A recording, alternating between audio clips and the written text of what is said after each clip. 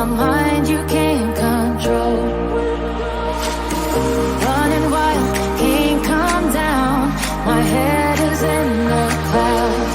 Let's go. Gotta keep this feeling, keep on breathing, even if we're slipping away. So I close my eyes and lose myself now, do it like it's only today.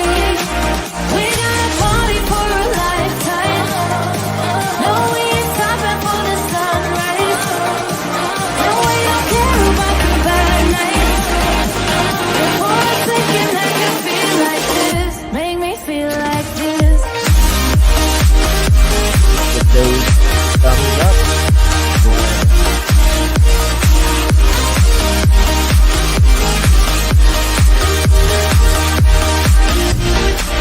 We got a party for a lifetime. No, we ain't stopping for the sunrise. No, we don't care about the bad nights. Before a second, I can feel like this. Make me feel like this.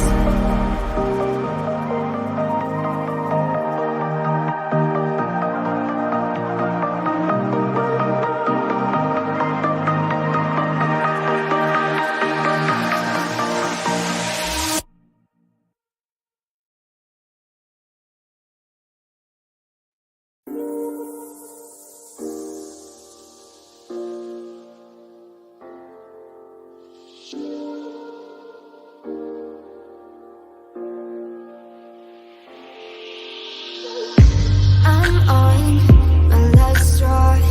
I'm broken and I'm woken up. I'm done feeding your lies. I've had enough. I can't run your place in this faulty game. And all the words you speak mean nothing more to me. 'Cause let's start over now. Rewind, and I won't let you go. I need you by my side.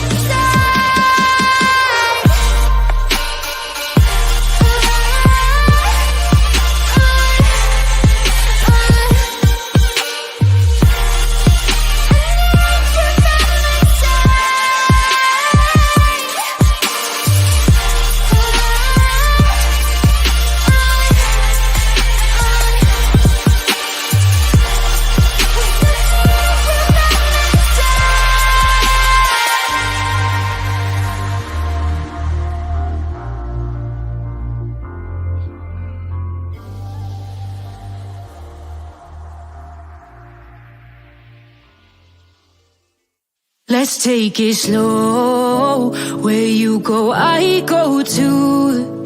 And if you hit the bottom, I'm going down with you. Let's take it slow. Who cares where we gotta be?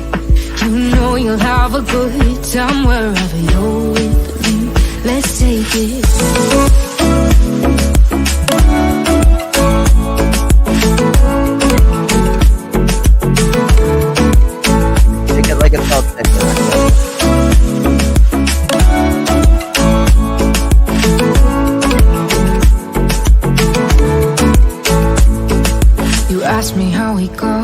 here, 'cause you don't know how.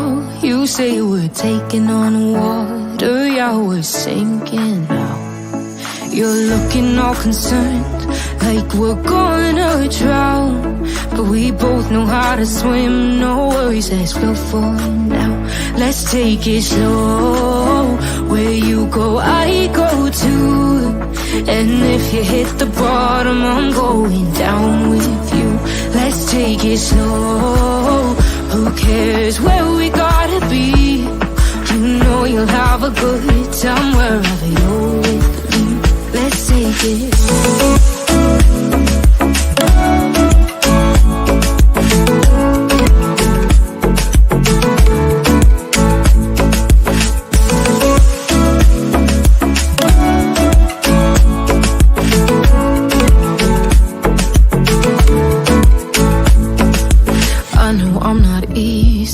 I drag you out your mind, and there are days I hate you, but baby, you're still mine. And now we have the best times, no matter what we do. And even when we don't, there's nobody I'd rather choose. Let's take it slow, where you go, I go too. And if you hit the bottom, I'm going down with you. Let's take it slow.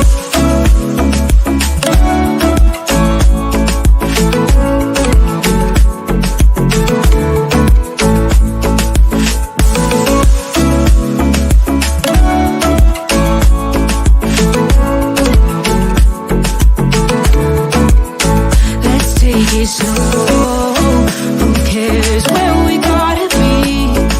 You know you'll have a good time wherever you're with me. Let's take it slow, where you go, I go too.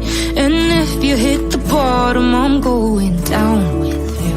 Let's take it slow, who cares where we gotta be? You know you'll have a good time wherever you're with me.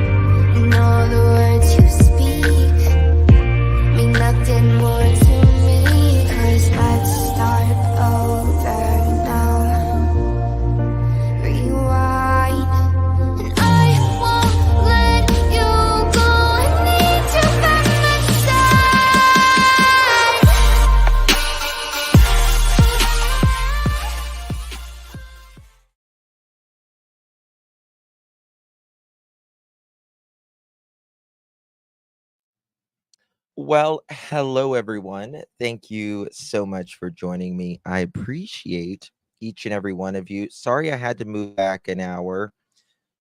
Things get a little hectic sometimes. I got other priorities. It's good to see you all. Thank you all for joining me. Happy Memorial Day to each of you, but mainly we need to remember what Memorial Day is for. Happy Memorial Day to you all. Thank you all for being here. Today is May 27th, 2024. It is 2 p.m., 2:10 p.m. on the East Coast of the United States. Now, there is something that I do want to do a moment of silence for those who have fought for our country, died. Freedom is never, ever, ever free. That is the absolute truth. Hold on, let me fix my camera.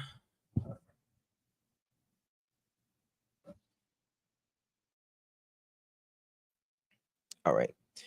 There is a poem, and it's called Our Memories by Lenore Hetrick.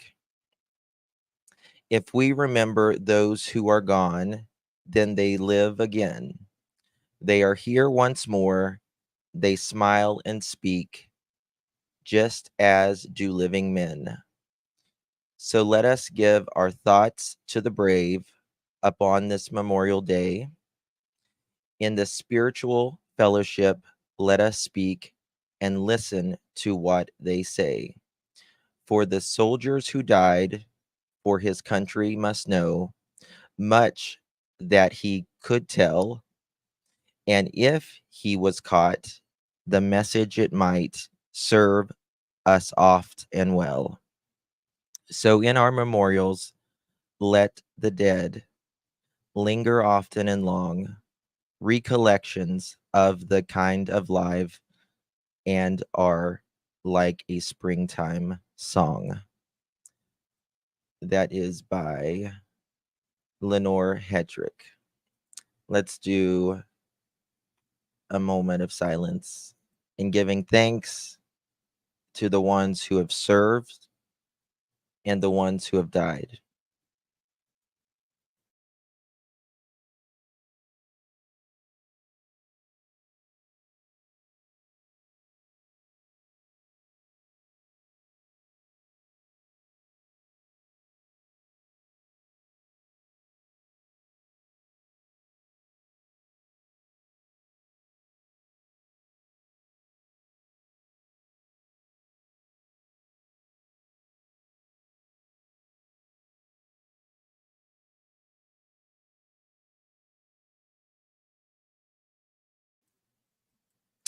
Thank you so much. I appreciate you all. Freedom is never, ever free. There is a cost to everything in life. Yeah, least we forget. Absolutely. All right, guys. So thank you all for being here. I appreciate you all. Do me a favor if you haven't yet, please hit that thumbs up button, as it is a way to get us out there into the web so we more people see the faces of the missing. Thank you, Grace. It's very kind of you. All right. So last night was eventful and it was a really good night for, in my opinion, learning more about the Proudfoots with the Chris McDonough from the interview room. And he had someone on, and I want to show you a little bit about Truth to Lies. Hold on one second, guys. I'm having trouble here. 1 second. Give me 2 seconds.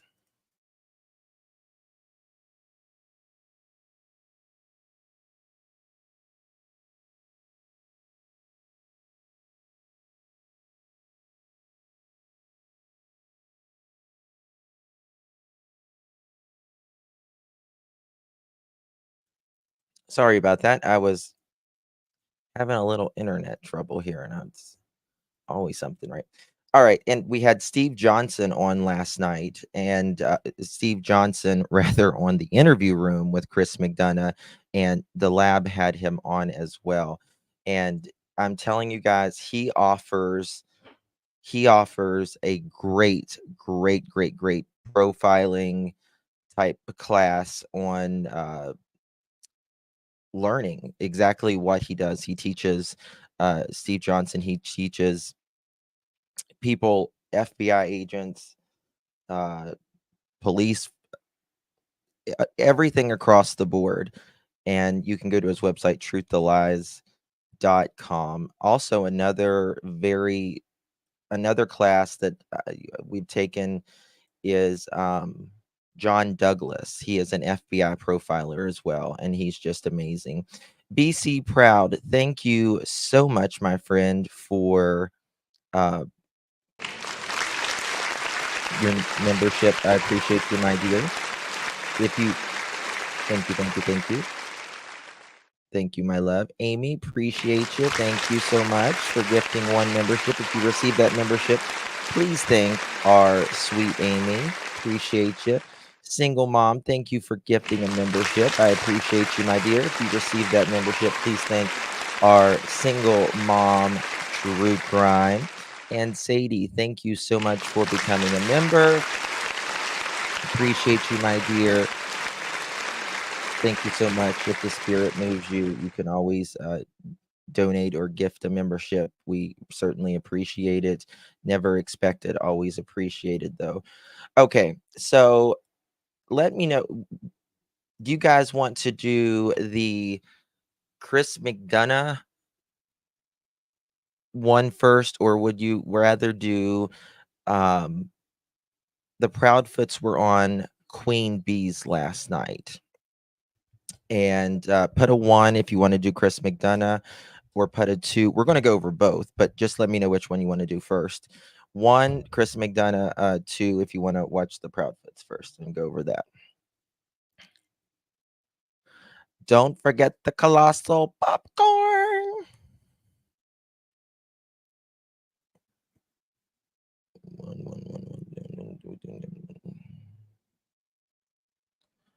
All right.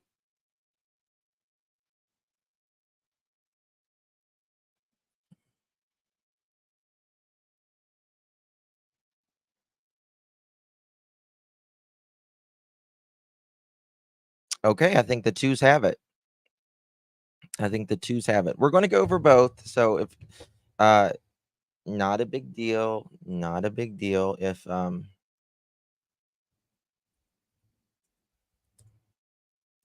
because I will say last night there was a lot to Queen Bee's live last night, and it was very interesting.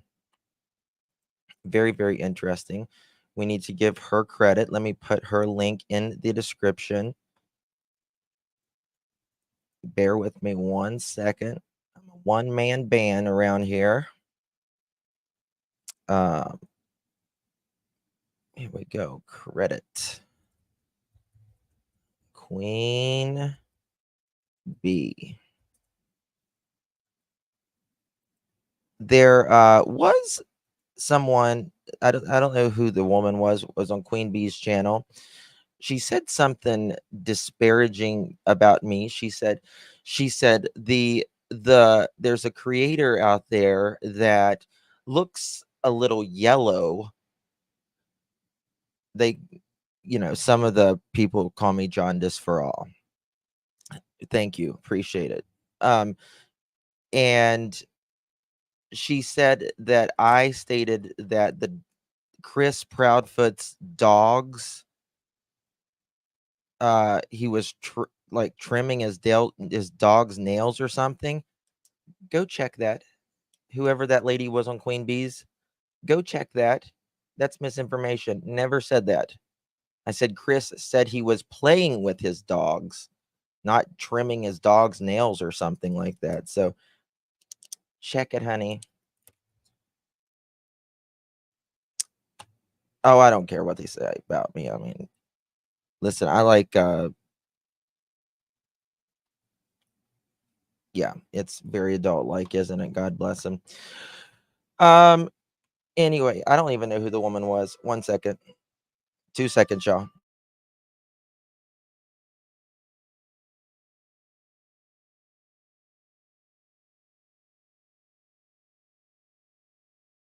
Um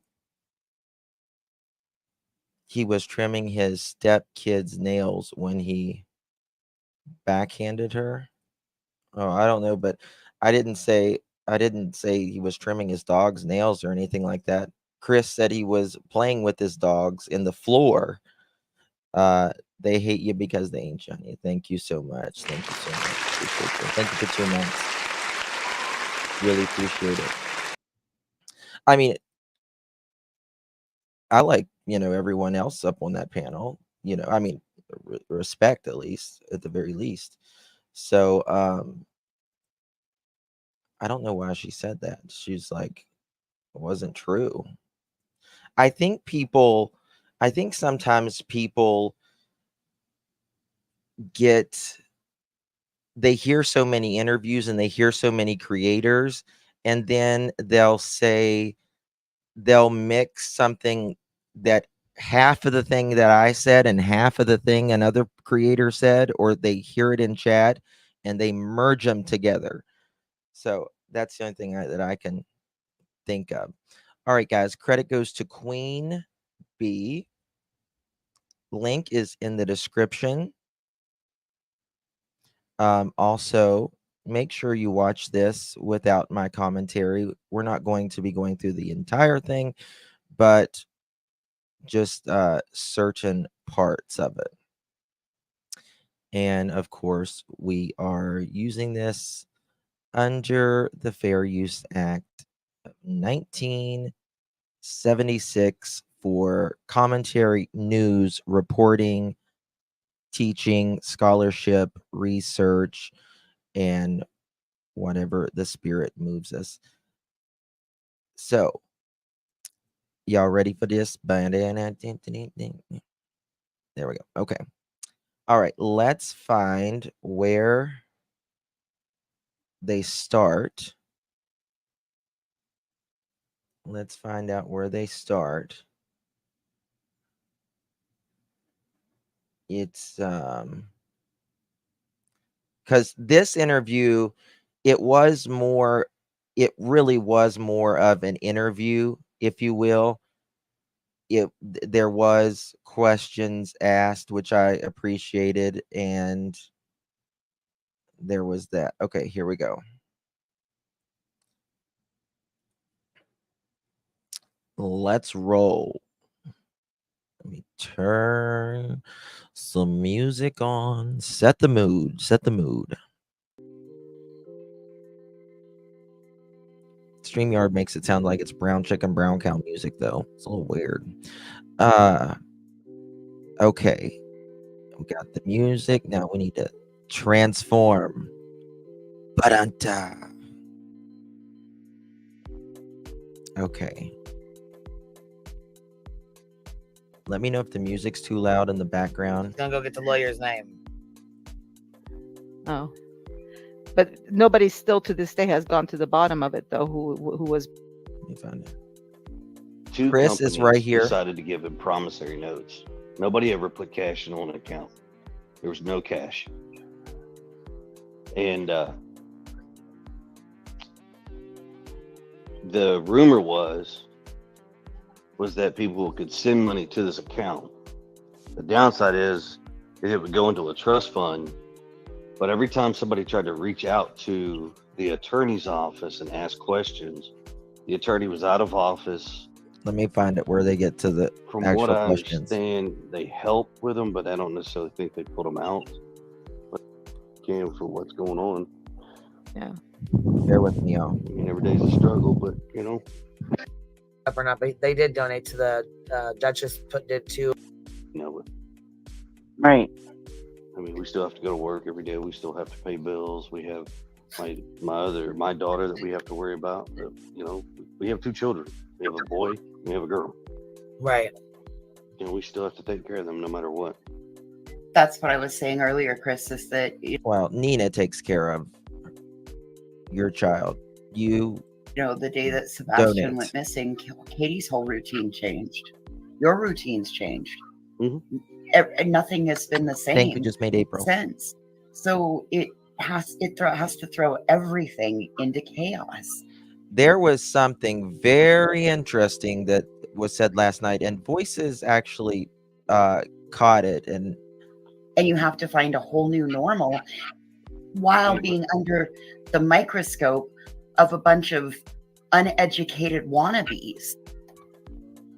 let me find it. Yeah. I hear a lot of music. Hey, Truth, how are you?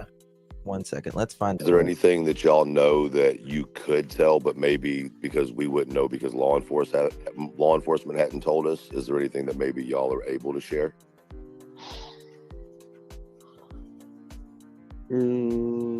I think so. Pine Needles. I'm pretty sure that he does. Not really. I mean, everything that could be said can be said. Yes, Amy, I have. Is being said.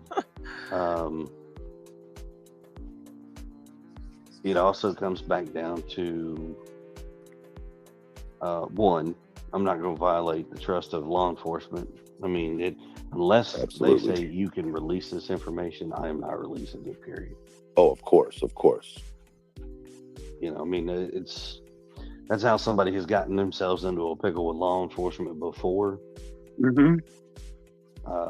They know who they are and has tried to get back in the good graces with law enforcement, but didn't do himself any justice, you know, not too long ago. I turned it down as low as I could, the music, So- but I have to transform it And people who really care about Sebastian just to respect be that. safe. I would hope so. I mean, to me, this is not a let's make money off of this thing. It disgusts me when people make money off of this.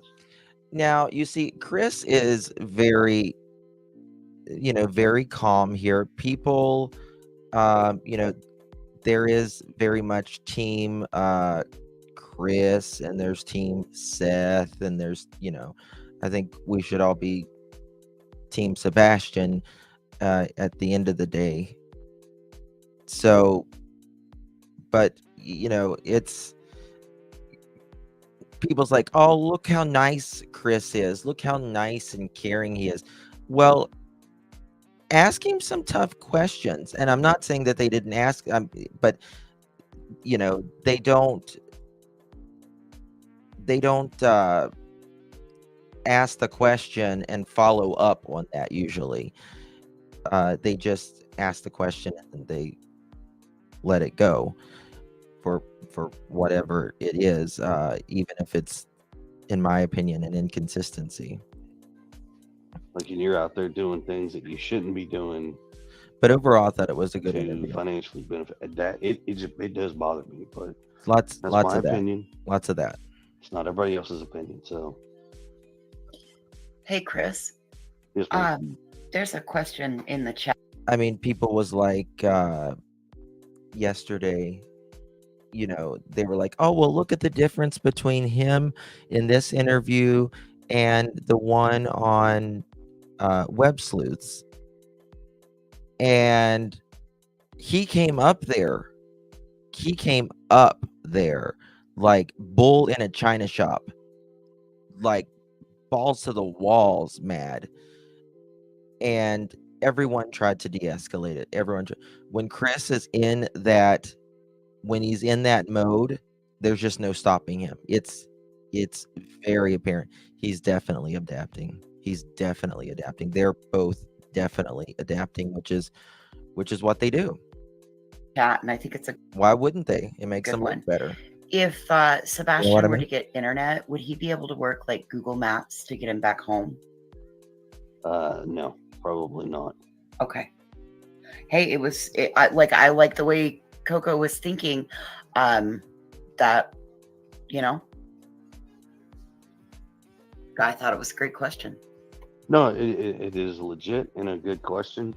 I don't think he would know how to Yeah, that was very go to distasteful, Google Mohawk. and type in the address and figure out where he's at the same time. I just don't see it happening. That's okay.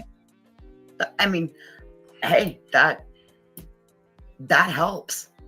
You know what I mean? Oh yeah. That, again, that's another information pack that's a little piece of nugget of information. Take that What I'm more afraid of is, no joke, is, if somebody has him and he escapes and gets out on his own and he runs and screams for help, that enough people don't know about the situation. And agreed. There's a lot of folks out there that don't actually know the whole situation. Well, I mean, Chris is like, well, if he starts running and screaming, there's a lot of people out here that don't know the situation. Well, I can tell you, like, if he escapes, there's good Samaritans everywhere. They don't have to know about the situation. Such an odd thing to say, Chris. They don't have to know about the situation. Most of us, if we see a kid screaming or in distress, we're going to pick up the phone and call 911 pronto is what we're going to do. Now he's pushing the hostage abduction. Alien abduction will be next. Well, that's what Don Wells said. Don said Summer may have been abducted by aliens. Situation or He even really though said it. Sebastian's missing. He's leaking like a sieve, Amy. I know Sebastian loved. I'm sorry. Am I still echoing, Like a guys? sieve. Badly? No, Am you're I- okay. I'm okay. Thank you so much, my love. I appreciate the support. Means so much. Thank you. I'll never support child abusers regardless if they had anything to do with their actual disappearance. Absolutely. Absolutely. And that's what I said with the Summer Wells case. Regardless of whether Don and Candace had anything to do with Summer's disappearance, which I don't see, in my opinion, I don't see how. But if let's say they're 100% innocent of not doing anything to Summer, there's not an accident or a cover up or whatever, they are not good people. You don't support good people, or you don't support bad people, rather, who neglect children, are terrible to children, who has a history of getting. I mean, Candace has 7 children, and all 7 children, 6 of them were taken away, and 1 of them is missing. Like, who in their right mind supports someone who is awful to children? Who in their right mind supports someone who has lived with Arkansas's 2 of the most awful child pedos? Just let me know and I'll jump off. I just wanted to know, like, is there anything he has a fascination with as far as, like culturally or Amish, you know what I mean? Like something like that he would have sought himself to a certain community that you can think of? Not really. No. No? Sebastian, he loves video games. He likes food, but he's very picky on what he's eating Mhm. and what he drinks. I mean, there's nothing culturally that is going to drive him to an area. Okay. I mean, to be honest with you, he probably doesn't even know about the Amish. Oh, okay. Because that was my first thought. Like we were talking, I think with Clue one night, and I was like, well, they're so close. You don't even know about the fucking. Well, they're close by, and they're very secluded, right? Oh, I So- know that. I'm just saying, like, he's so young that it caught me off guard too when you asked that. I'm not.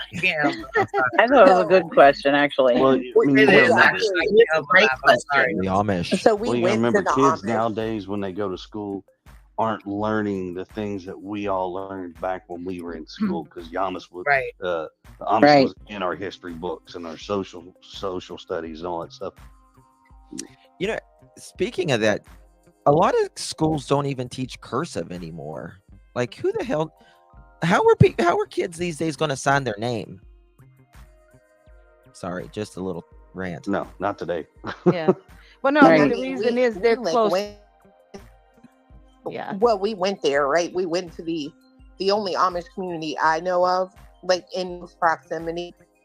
And one of the guys at one place actually had already heard about it. And we put flyers up there in that area. Mhm. So Marcy's asking she's here. She said voice for the voices, but Yeah, I saw it. they have thought. Okay, so if they've thought to put posters in bathroom stalls at truck Let me find it here. We Now, I learned will say this much: the idea of trying to get them in bathrooms probably will not happen, just simply for different types of reasons. Most truck stops will not put Right. that kind of thing in the bathrooms. They have their Right. sales ads in there because Let one, me export it a little bit until we're Yeah, there's like a bulletin board near. the flyers not near the bathroom. 1 second. Let's get it to where they're asking questions. But they are looking at every single one of them that does come in. So Mhm. they good creditable leads. Yes. But they are looking at every single one of them that does come in. So Okay. This one's a little invasive. not really. Chris, But keep trying. okay.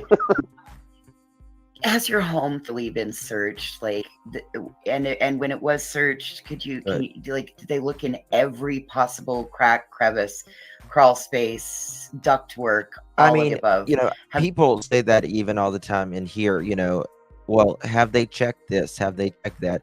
Listen, that house has been checked up, down, sideways, everything. I bet you they have been there and looked inside the freaking walls with technology. He's not in that house. Sebastian is not in that house. I think Sebastian is south, if you ask me. They like thoroughly gone through your home, Chris? Yes, my home was searched. I honestly can't tell you the number of times. I know it's been searched well over Several, I 10 bet. times, and I'm talking not from the same fucking. I'm sorry. No, Excuse No, me. you're fine. okay. Yeah. Oh, you're totally good, dude. From various law enforcement, not just one group, not Sumner County. It has been Sumner County, local police departments that are in surrounding counties, TBI, Department of Corrections brought in corrections officers just to get another grouping. I mean, you name it, they brought it in. What instruments they used? Infrared, night vision, heat signatures. They looked in the attic, the crawl space. Amish Chainsaw Massacre? I mean, my ductwork. No, if you're looking at my ductwork, you better be looking for a micro midget, because ductwork in my house is not that big. Okay, well, I mean, that just like people seem to think maybe law enforcement wouldn't do their job. You Right. see the question continuously in, oh, I bet they didn't look in here, or, you know, or you've got somebody who wants to put a drone up and look in the backyard. Do you honestly think that if that were the case, then Sebastian would be home? No luminol, but I bet, you know, I don't think this would have been. I think this is something, in my opinion, if they are involved, I think this is something that someone snapped. It got out of hand very quickly. Perhaps speculating hands were laid on Sebastian, and someone's strength was a little too hard. So I don't think there would be anything to check with luminol or anything, in my opinion. But still, you know. And Chris and Katie would be making, and Seth would be making a completely different announcement. Like, I guess people needed to hear those words come out of your mouth. Like, yep, they did this, they did this, they did this, they did this, to understand that So all of for those people to understand this much, if Sebastian was found in my home from day 1 to day 8, if he had been found in this house, I'll we text would him, not be on Randy. having these I'll ask conversations. him We that. would not be on a YouTube. We would not be part of social media. Right. It would have just have been a very wham bam, thank you, ma'am, quick cases solved and done and over with. They moved on. But that's not the case. It's truly not. Well, you know, that was one of Seth's theories. He thought that, you know, too much medicine. And that could be true. You know, he could have been just one of those kids where even with his medication, he didn't sleep, and she gave him too much, potentially. Who knows?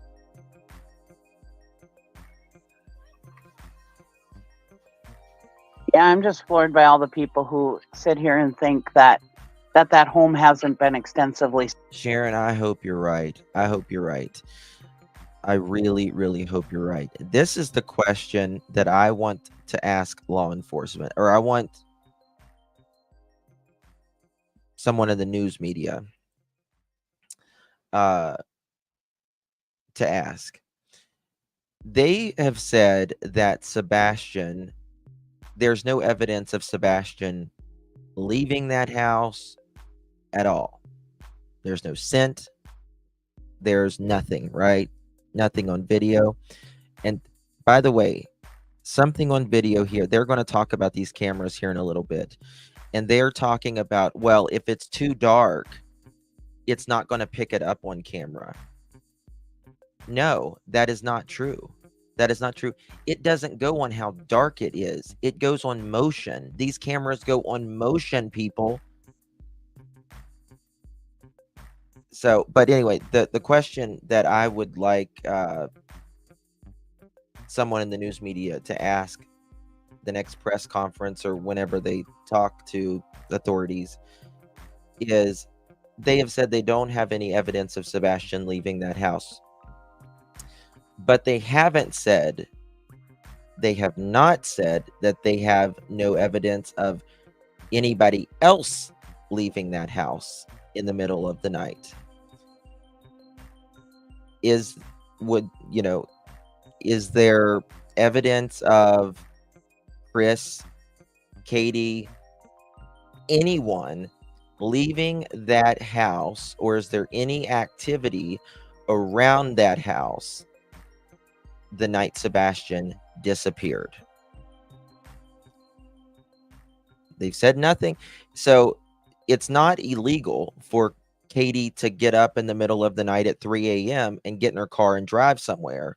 People do it every day. It wouldn't be illegal for her. The night Sebastian went missing, she can get in her car and she can drive anywhere. It's not illegal to leave at your house at any point in time. So I would like to, for them to ask authorities, hey, is there any evidence of anyone leaving that house the night Sebastian disappeared? Now, for instance, Katie could have left out of the garage and let's just say, for instance, in this theory that Sebastian, it was in the back of the car. Pray to God not, but let's just say in this theory that he was. They would still have no evidence that Sebastian left that house because they don't know. They don't know if he left the house. They would still say, oh, I don't know if so. There's still no evidence of Sebastian leaving that house. Yep, the garage was never mentioned. Why is Chris talking about money for children he doesn't pay? Oh, really? I thought he paid child support. Come on, y'all. Please hit those thumbs up. Come on, come on, come on. Searched. I'm like, are you guys completely stupid? Well, I mean, not only that, obviously, I'm sure you guys probably, how many times I'm sure Katie's probably went in his room several times. You know what I'm saying? Just because. I'll show you this. Hold on 1 second. right? Common sense, people. Come on now. Fuck. I think Well, that's just, as a mom, it's muscle memory to just go to your. Yeah, it is muscle memory to go to your child's room, especially when you hear a thud. That's what's you do, right? All right. We're going to get to this, but I just want to show you all this. Let me take this filter off for 1 second because I want to show you this. Because people's like, oh, well, if it's too dark, it won't pick up. It won't pick up. Bullshit. Bullshit. Not true. Do motion sensors work in the dark? And this is for like the Ring cameras.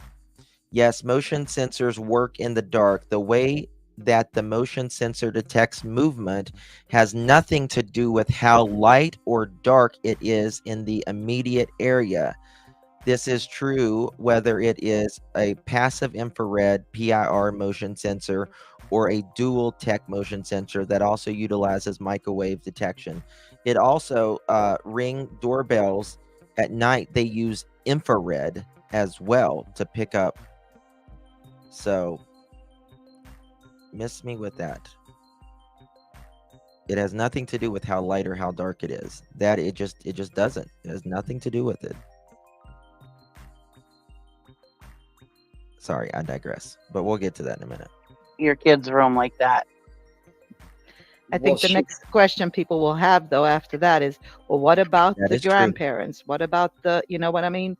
When we already talked about Mine will pick up a long ways. My Ring doorbell, like it'll pick up a long way. he's Yeah. answered those questions. He's not coming up here to be drilled. I know that. Yeah.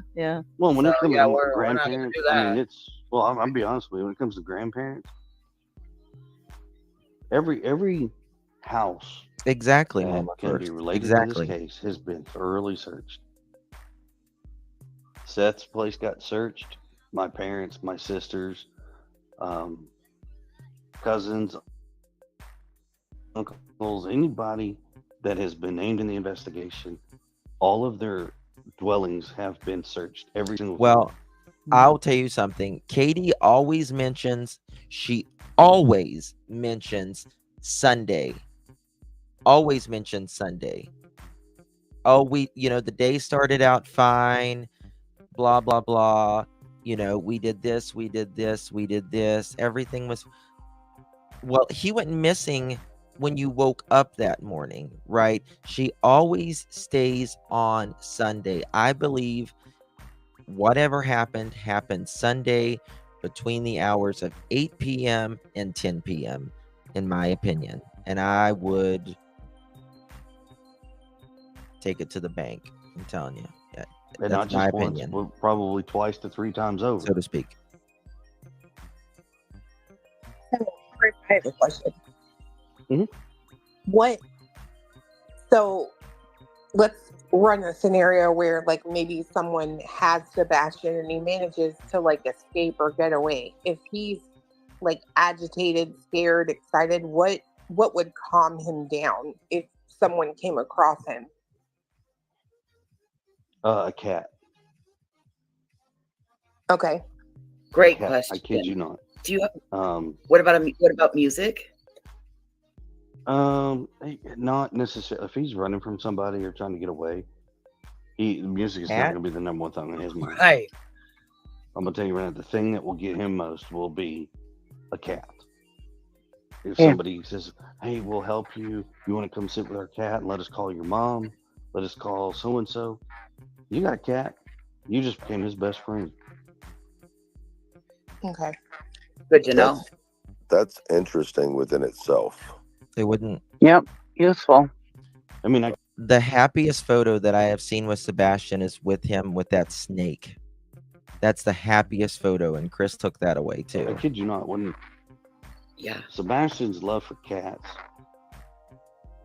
is so strong that still to this day, when me and his mom started dating, they had cats. And I am allergic to cats. So mom made the choice. They got Well, listen, there is food you can feed cats now that takes away a lot of the allergies. By the way, Purina makes it. If you're allergic to cats and you have a cat in your home, Purina makes it. And there's also this stuff you can put on your cat that helps with, and it significantly helps because I'm allergic to cats rid of the too. cats We have 3. so we could reject and keep our life moving forward together. And still to this day, Sebastian will never let me live it down.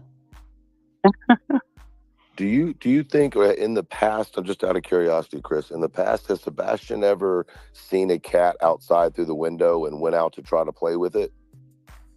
Not to go out and play with it. He has seen cats outside the windows. I mean, there's two cats that run around our neighborhood that we know for a fact. One of them, it started out as kind of like a feral cat, but we know who the owners are, and they call it Socks. But it's a gray cat, and it runs around. And then there's like an orangish yellow tabby cat, I think is what they call it. And it runs around the neighborhood. But I mean, that's it. He's seen them, but the cats don't come near him. Okay.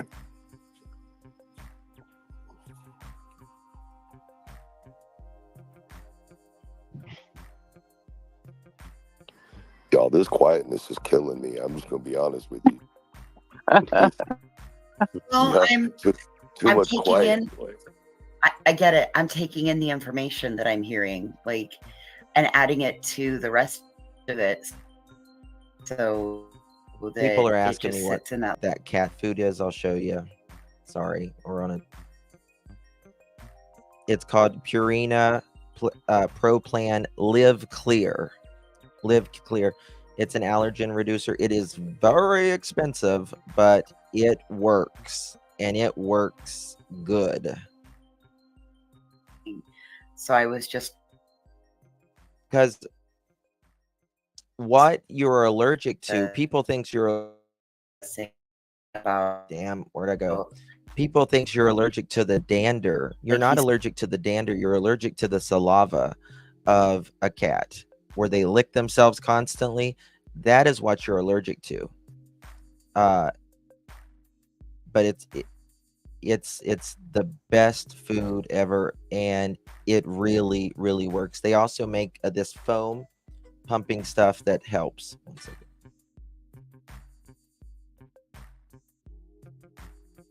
But they've never, like, he's not petted him or anything. But if you talk to him about a cat or something like that, it would make him, you're going to be your new best friend. So those are just really interesting facts. What a sweet boy.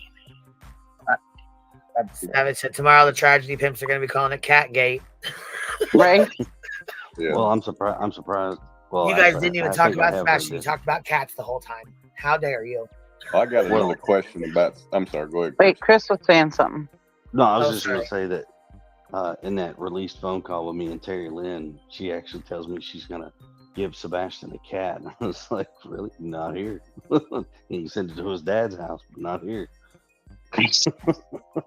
People ripped into that. Look, he'll kill cats. I was like, Larry, thank you so much. Chris has a meek and mild voice now. He's a fraud. Yes, because when he is on one of his, and people's like, well, they pump him up. Listen, asking questions about your missing stepson should not pump you up to be an asshole. Just shouldn't. Sorry. like whatever, people. Oh, Christ. Yeah, I'm allergic to cats too. We got dogs, but I'm not having no damn cats. My kids love them, but I ain't having no fucking cats. Nope. My husband's definitely allergic to cats. Yep. Oh, no. Let me fast forward here. No, that was not me. That No, I wasn't was me. bleeding. I mean, obviously, if you're going to try to get Sebastian to trust you, you would use a cat. So I guess my question is, would that be general knowledge for people to know that, or would only specific people know that? Everybody in my family knows it, and I'm sure anybody that Seth has an association with, they may know it as well. I mean, if he talks about his son, but I mean, as much as it's been put out there, it's general knowledge now. I mean, I'm sure everybody knows it. Right, Princess? I mean, if they don't, let's put it this way: if there's any other shows out there that can't say what Sebastian's favorite animal is, well, then obviously they're not paying attention to the interviews or to the things that people are saying. Right. So, one more question and I'm done, I swear. But, No, it ain't. all right. Christy. Oh my God. Well, You know how cousins lie. You know it.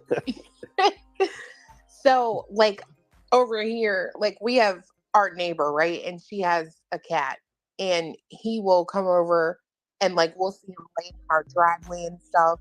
Like, do you know of anyone in the neighborhood who has, like, a cat that may go outside that maybe he would have seen? Yeah, socks. Guys, he went missing on a winter night between 12 and 6. I mean, if he's going to be following a cat around the neighborhood, he's going to be picked up on some camera. He's going to have some scent. Hello? There's nothing. So how did this happen? He wasn't following a cat around the neighborhood, barefoot, mind you. I mean, seriously. My neighbor Socks. behind me, it's their cat. Okay. Yeah, he walks through the fences and walks all the way around the neighborhood. He Does was seen Socks on walk? multiple Sock- cameras. Does Socks walk over to where the retention pond would have been? Do you know? Very possible. I'm not going to say he wouldn't, but it's very possible. Is Well, socks? my thought process is just like he was happening to like look out a window or something and saw like the cat and maybe he was like, oh no, you know what I mean? Or gonna go see it and it started running or something. Well, I'm gonna tell you now, it's so dark in our neighborhood Yeah, at it that would be time of hard. night. There's no way he saw the cat walking. Right. I mean, for Christ's sakes, the cops can't see an image Even Chris acknowledges that. on Yeah. cameras. Right. So there's no way Sebastian's got night vision and seeing a cat walk through the yard or right up against the brick of the house. There's no way. Is socks still coming around? Oh yeah, Sock is still floating around. Okay, that's all I was curious about. Chris wasn't home for a month. They could have put up streetlights and he wouldn't know, right, Chris? In fact, we're actually keeping our eye on the cat now. We're helping our neighbors. Because all these storms and stuff, kind of, everybody's Neighbors. watching everybody's pets and stuff just to make sure You trust Chris Proudfoot with your cat? everybody's animals are good. Right. Hey, JP. I wouldn't trust him with a parakeet, let alone a cat. I was listening earlier. I heard y'all talking about some other folks. Uh-huh. And I guess some of the things that they were saying. Yes, sir. and I just kind of laugh at all of it, to be honest with you. Okay.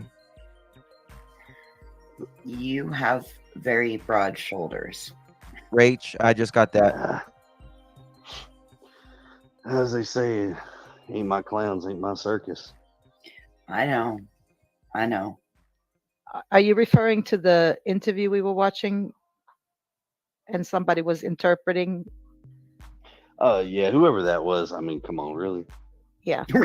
Well, I was just gonna say, stay away from Chris McDonough. yes, please. If he Do ever not- comes to interview, don't do it. Hey, I'm gonna tell you right now, and this is Chris is a professional, like a real professional that none of us are. And he works for the Cold Case Foundation. He's been law enforcement forever. So please do talk to Chris. Absolutely talk to Chris. Absolutely. I mean, you say you want resources, Chris, Katie, Seth, there's your resources. Speak to him.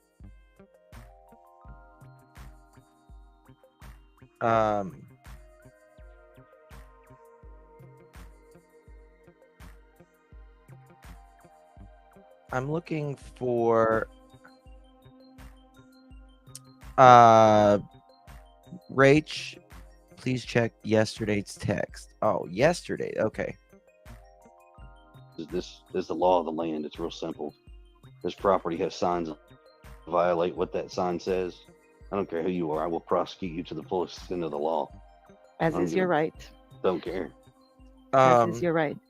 I mean, Yeah. there's only certain people allowed on this property, and if you don't have that permission, Yeah. well, It's just that he's retired law enforcement, so sometimes people Also, trust him more than they someone- should. So no, I don't care who you are. Someone just messaged me and said that Seth has an interview coming up with WKRN. Has anyone heard that?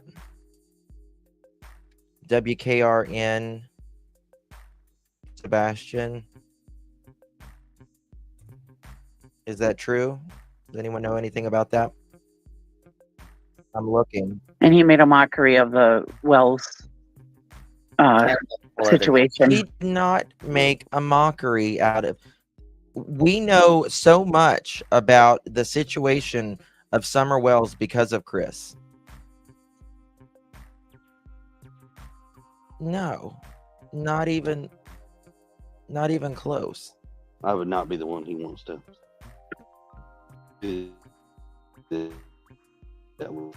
I think that was a brave warning because you also own the airspace over your home too.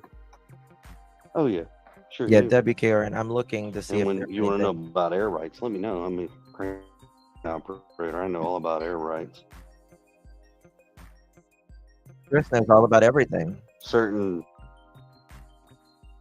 footage above your house that is your space, and nobody's supposed to interfere in that space. Well, in Tennessee alone, it's a misdemeanor to do that for the purposes of stalking or I don't see anything surveillance. yet, but I'm looking on the Facebook too. Well, it's also if you have a drone or you want to fly some type of aerial equipment and you don't have an FAA license and you're doing that, I will let everybody know we don't live in the city limits. We live outside of the city limits. So discharging of firearms is very common outside of city limits in Tennessee.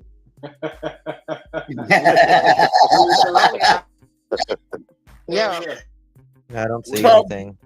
Angel, solve that problem in a heartbeat. We literally have targets set up against almost every tree in the yard, and we go outside out front. Thank you, my love, shoot. Tiffany. Why wake him at 6 a.m. if the bus comes at 6:18? Most kids on spectrum need prepared. I have wondered the same thing. Like, I don't know about you, but I mean, my kids need more than 18 minutes or 30 minutes to, I mean, you got to make them breakfast, right? You got to make them breakfast. You got to get them ready. I don't know, like, I don't know, even, well, I mean, like, if he takes that medicine every night, he's going to be very groggy when he wakes up. Wouldn't you think he would be like very groggy? All right, thank you. Hey Jude, I don't see anything either. Bus is at 7:15. Okay.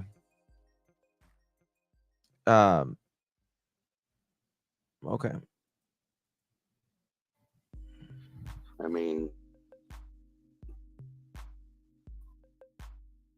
Oh, that's going to be turned in. about it. I mean, well, here's what people have to understand. One, Oh, Chris definitely isn't worried about it. Neither are Katie. They've done nothing.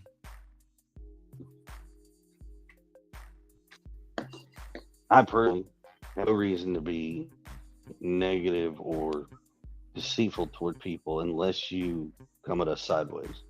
Chris went up on Web Sleuths. Nobody was going sideways at him. He came up there. I mean, a caged bull. We haven't given you a reason other than your personal opinions of what you think about this situation is your personal opinion. Unless you can produce Trish facts. was up there. The first thing he's like, "Oh, I'm mad," and Trish is like, "Well, we don't want you mad. Like, what's wrong? What's wrong?" Oh, he was unhinged. And if Yes, you have any, please unhinged. return them to law enforcement and provide them those facts so we can get some momentum on this case here. That would be amazing. We'd love for it. 1000%. But if you have an opinion, just keep that to yourself. That's probably best for those who are best kept. Yeah. And I have to say, I apologize on behalf of that team over there who did that video. And they, you know, when they call it a homicide, because that cannot be easy for either you or Katie to listen to. Well, So- here's what I would let them know. if you're calling this case a homicide and you're wanting to call me or my wife a murderer, you should probably think very close and careful about the words coming out of your mouth, because that could very easily lead to a slander and defamation case. And that's right. That's right. Nobody should be calling, and that's Chris is absolutely right on that.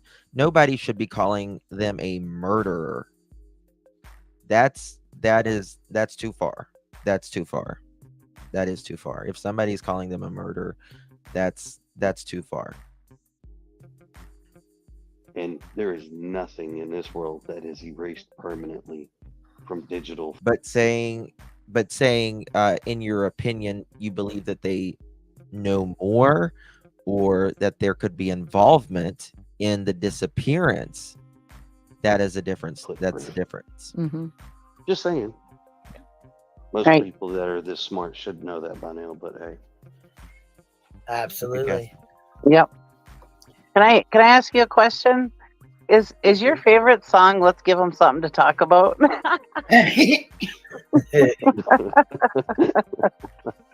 I like you. You're fun. Hey, I saw a good question roll by. Is Sebastian afraid of the dark? No, Not afraid of the dark. Perfect. no. We've taken him to haunted houses.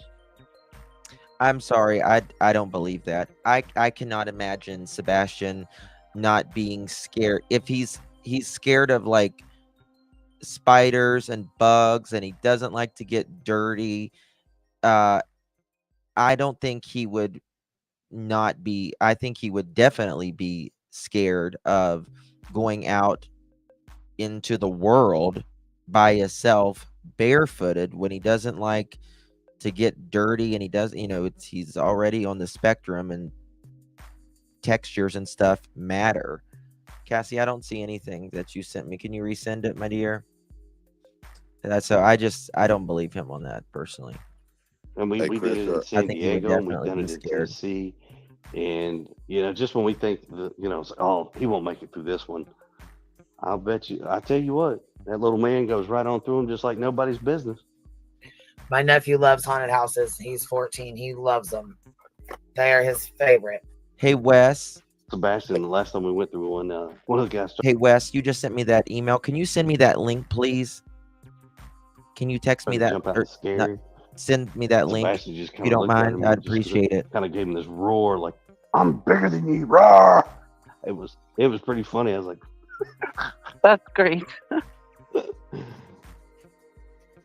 Yeah. Hey, Chris, Great I was applause, wondering but not if you dark. will Exactly, Brittany. sign my petition for justice for the mouse. "Oh yes, let me get on that Okay. one." Thank you. I'll send that over to you. Justice for my. I mean, listen, he's the one that said that his neighborhood is so pitch dark you can't see anything, right? You don't think Sebastian would be scared of not being able to see in front of you? Of course. Of course he's scared. Who wouldn't be? For mice, you know it. Mice on a stick. I'm gonna have a restraining order remaining Against the 500 mouse yards with away the from stick. all mice. Well, they're gonna like. Don't worry. Nonsense has been getting in trouble for torching scorpions, so it's okay. You can come sit in our crowd. You can Fuck. sit in. I thought they were gonna lose their shit over her torching a goddamn scorpion. I'm guessing they're all friends of a certain organization about animals, I guess.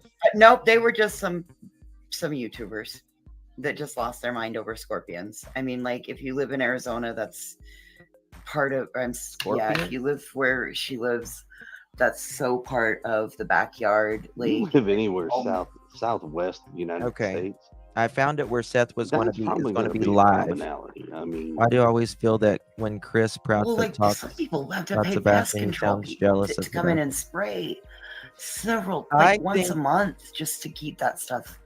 Oh my! I think there was this very big tug of war between Sebastian and Chris, and I think that Chris was may have been a jealousy, or you know, it's a dynamic. There was definitely a dynamic there that something was off, very off, very, very off.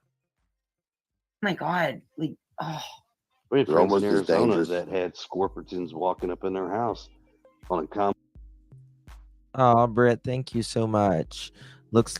Looking good like Beyonce as always, my love. Thank you.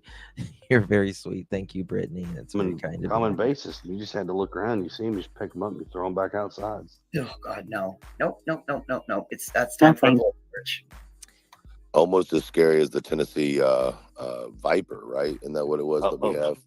No, the cobra, the Tennessee Cobra, the Tennessee cobra. Yeah, Thank you, that Yes, Ramona. cobras. Jesus Christ. Hold on, let's get to where they're talking And about real And you, I'm sitting there, I'm bullshitting with some people, and all of a sudden something hits me. A bug hits me in the chest. I'm like, what's the? It's like, Yeah. oh, ish. They are everywhere. because it gets really good up here. Finding a footprint. Do There we you go. finding a footprint? Do you remember hearing that part of the radio? There was a footprint and a boot print, and the footprint is not Sebastian's. Tracy, thank you, my love. Not trying to be disrespectful, but who is these people throwing out the questions out? I'm sorry. This is embarrassing.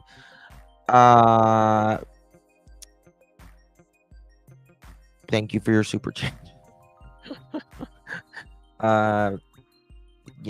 These some of these people believe Interesting. Are very supportive. And what about the mannequin? Because that's is that still there, or is that something that was? So that mannequin has been in that barn. Hold on.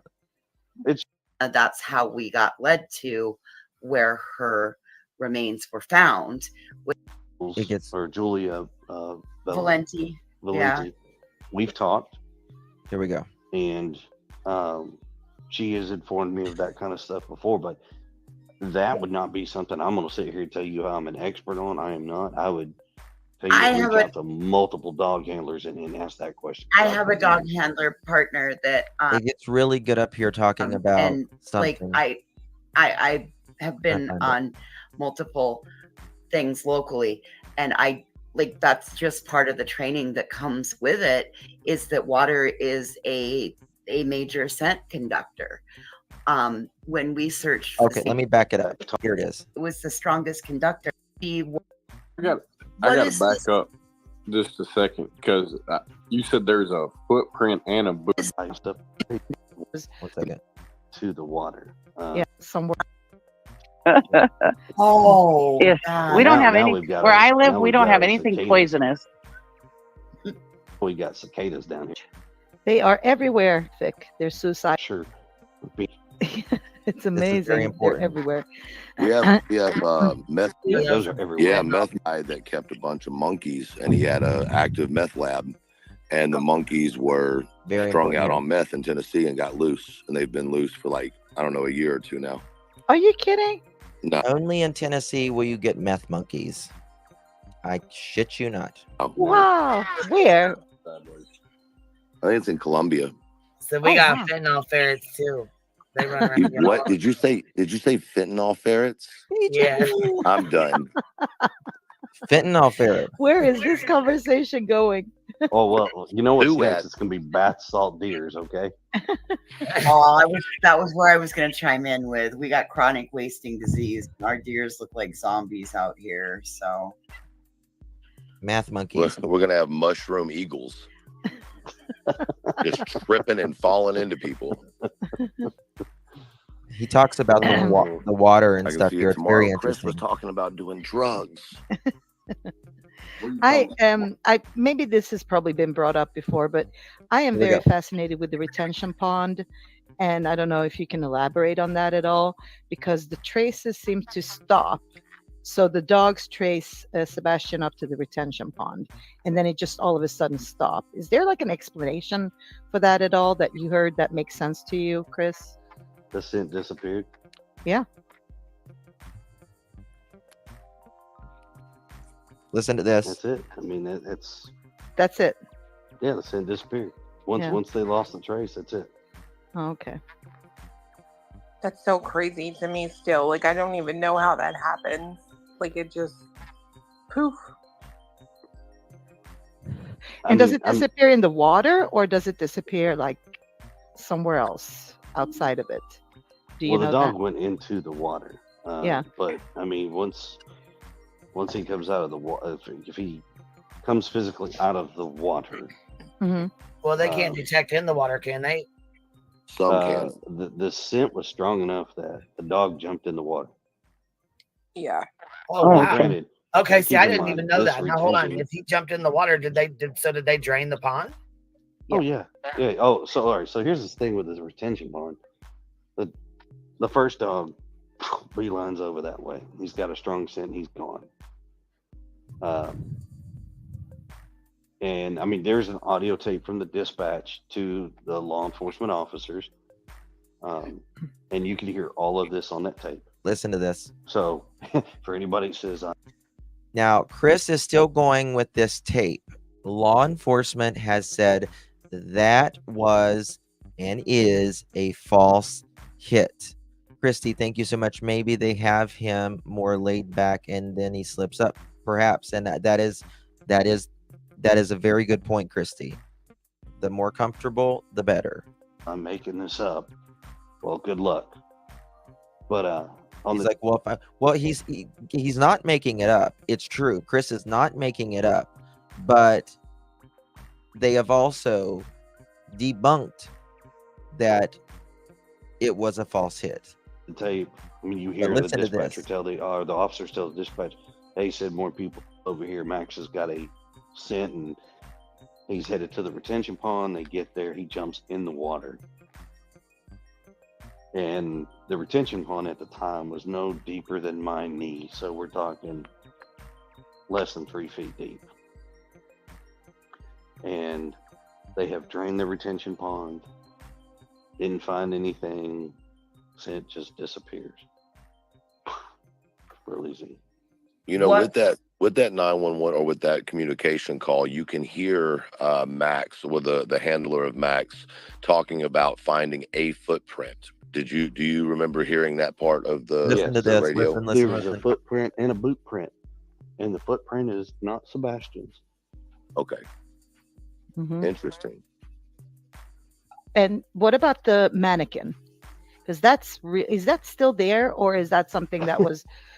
So that mannequin has been in that barn window since I was a child that went to Beach Elementary School myself.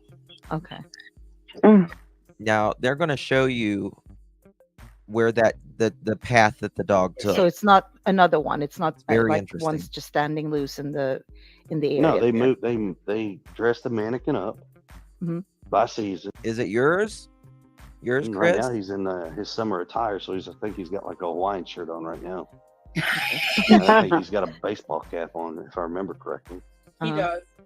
Yeah, see? And then in the fall, Okay.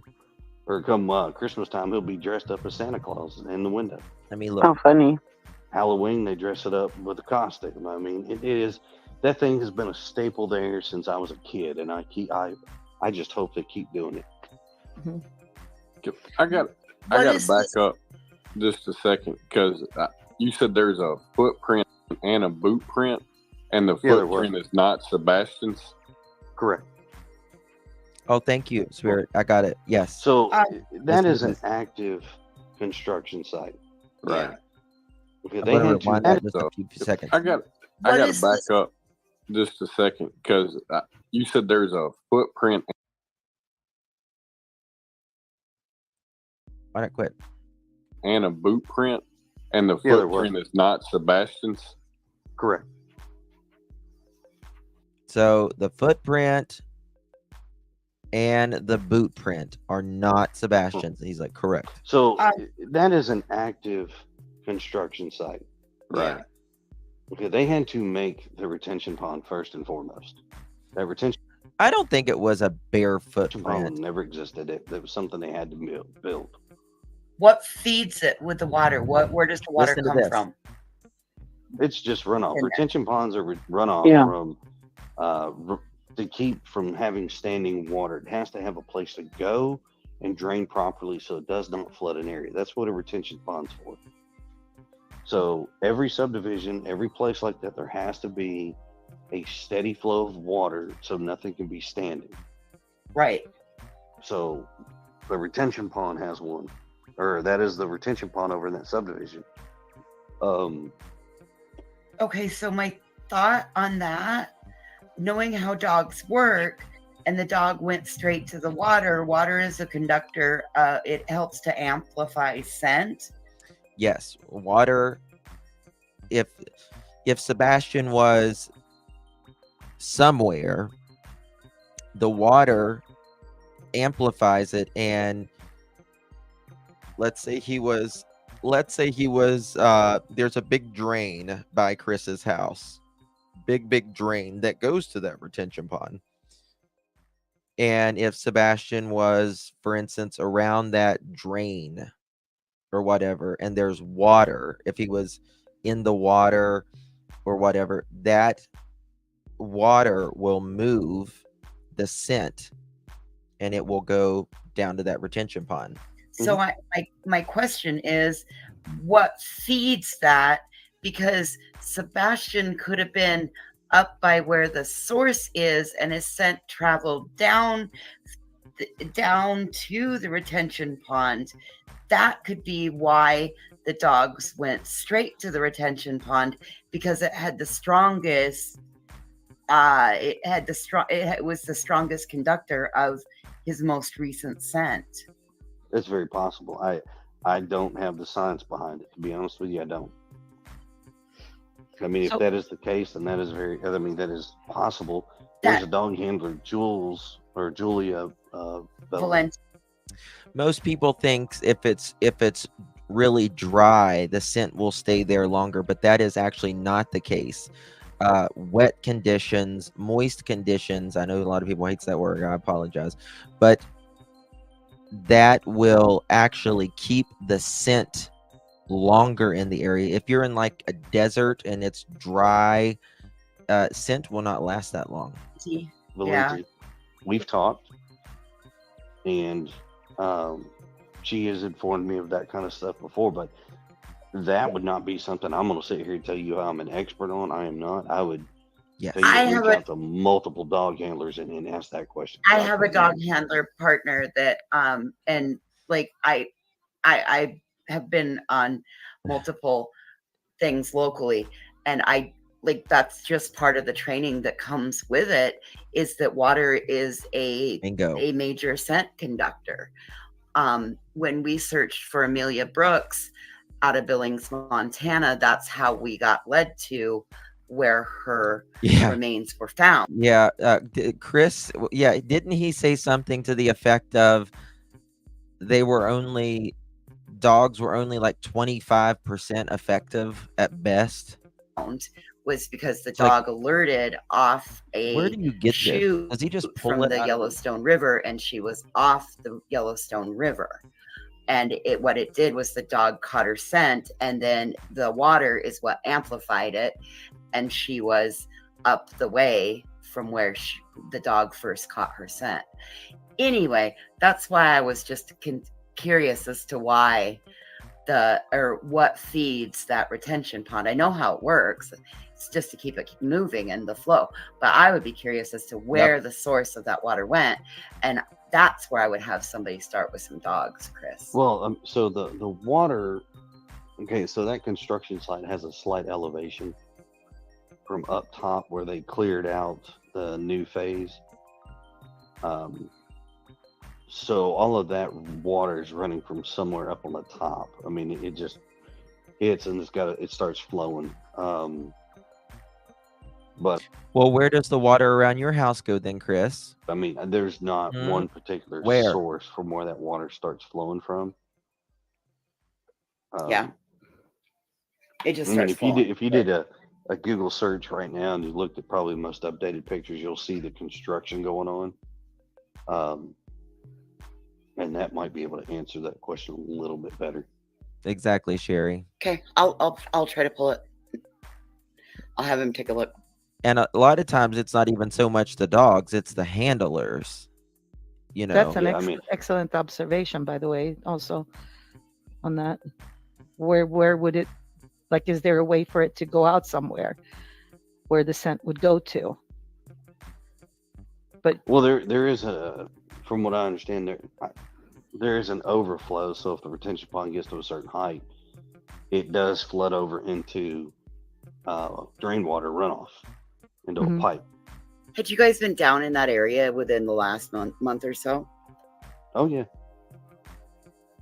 I mean, I live right next door to it. I mean, So Chris he says he's been down there in the Makes last sense, month or so. right. it's common for us. Like, I will go through every so often and just look. I mean, it's just weird. It is It weird. truly is.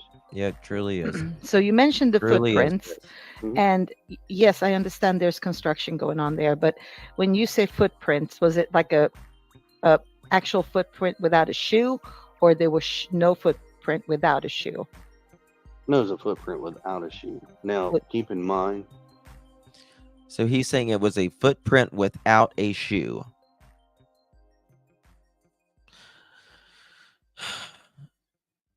Why is there only one footprint if there is a footprint without a shoe? And who is walking around a pond in February in the winter barefoot? I don't understand that. And who told him that this? there are already families in that subdivision living near that retention pond, and there are children that are running around there. So I guess maybe kids. the I don't know. footprint did not Weird. meet the size of Sebastian. Okay. Saying the foot is not the size of Sebastian. Is it not odd that it would be one boot on and one boot off, though? That's what I thought, unless you got a boot stuck in the mud and then were there Well, tire just- tracks on the print? We were told that there was a boot print and there's a footprint over there. I never said they were side by side. I didn't say where they were. Right. Okay, got you. So I don't want people to start thinking that, oh my God, no, I didn't say that. I just said that there was a boot print over there and there was a footprint Here, over we're there. gonna listen to what was said about that footprint. Give me 1 second. This is what they actually said, so we can be very clear, so we can be very crystal clear, because that's the way Chris likes it. Crystal clear. 1 second. No. Right there where you're standing. 1 second. I do have some footprint. Right there where you're standing. Yeah, leading right over here to the retaining. No shoes, just footprints. He literally dove into it. Next led me straight to the retaining pond. He dove into the water. Got you see any prints around it? There was a few footprints in some of the softer dirt. Headed straight this way on the track that he was running. Do we have a picture yet? That's simple. What was that heat signature at? Where the riprap is, where the trees are. 25 feet maybe out in the middle. Hey guys, the construction zone, there's another pond. There's somebody standing in the woods. It looks like a person. It is a person, we know, but there's another pond. He's standing back there by himself. That was the mannequin. So we know that that is not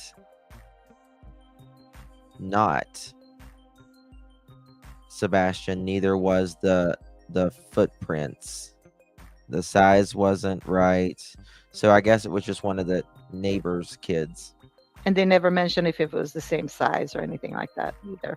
The boot print was way too big to be the footprint. Yeah. Okay. That way. Okay. And that's true. At that time, they didn't even have Sebastian's scent. So they didn't even know at that point.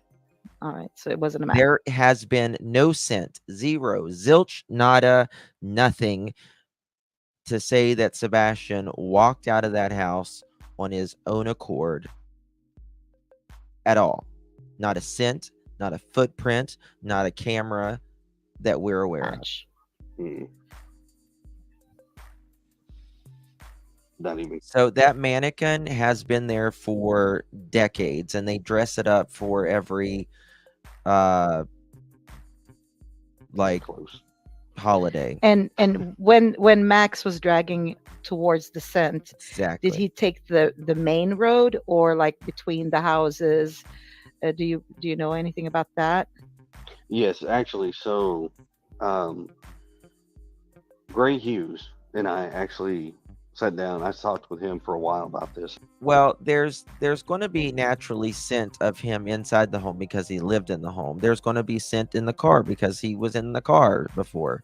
So you really can't. And he pulled up some pictures and things like that. I would definitely go if you could find that where he actually posted the pictures on his stream or whatever. He has a very detailed, like from the house to where the pictures to where it follows, where it goes over. He did a very, very good job.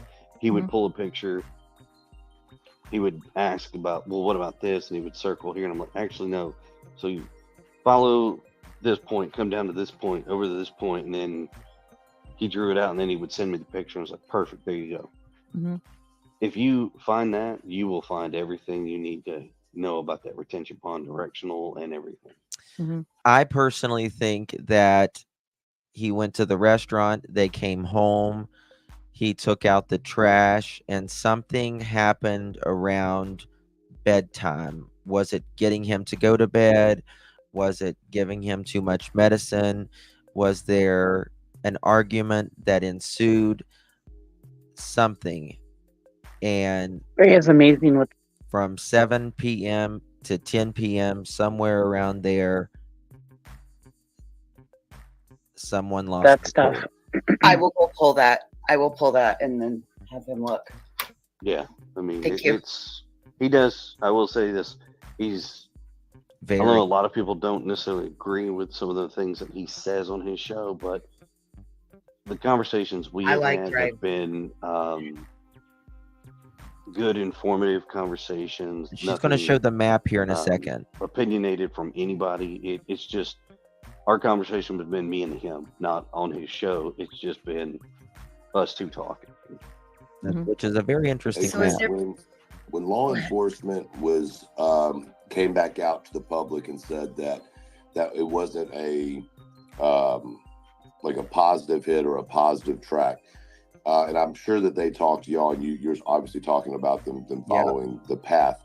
Is the reason why they said what they did because it didn't lead to finding Sebastian, or is it because they're saying the dogs didn't have a track at all?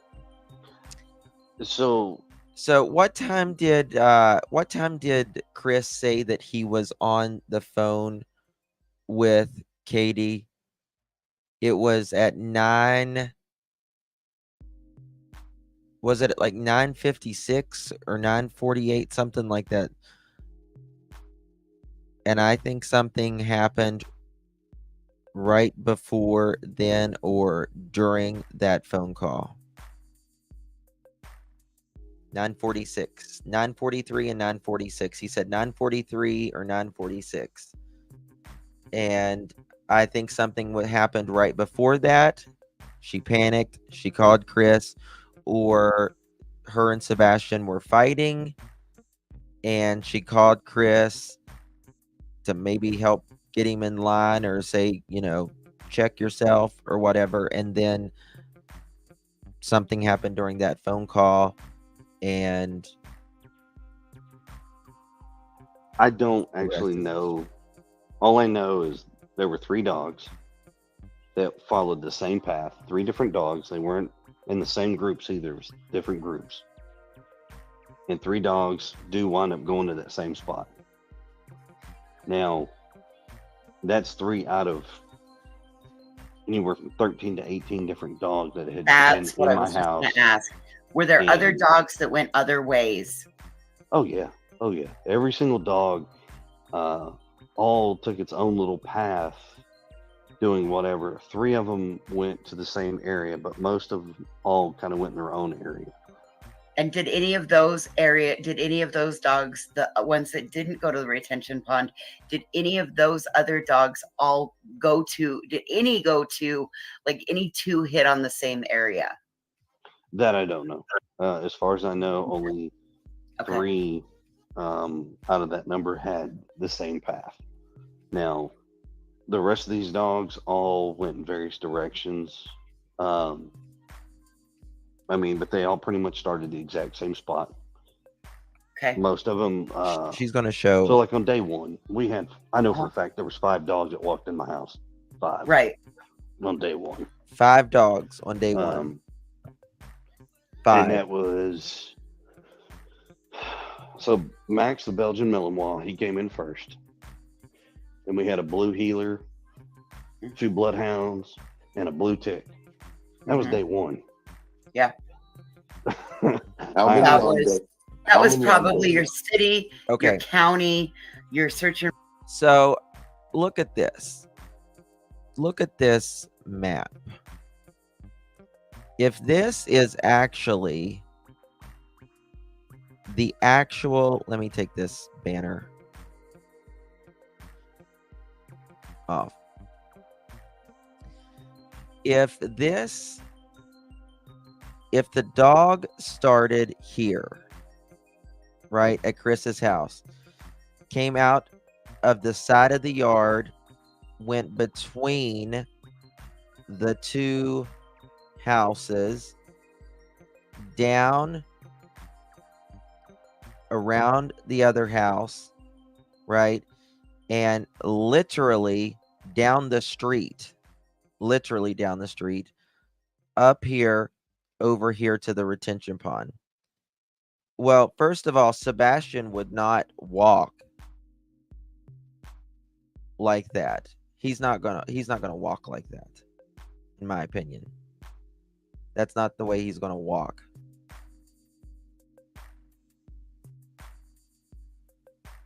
If that's the case, it looks like someone intentionally did that, if you ask me.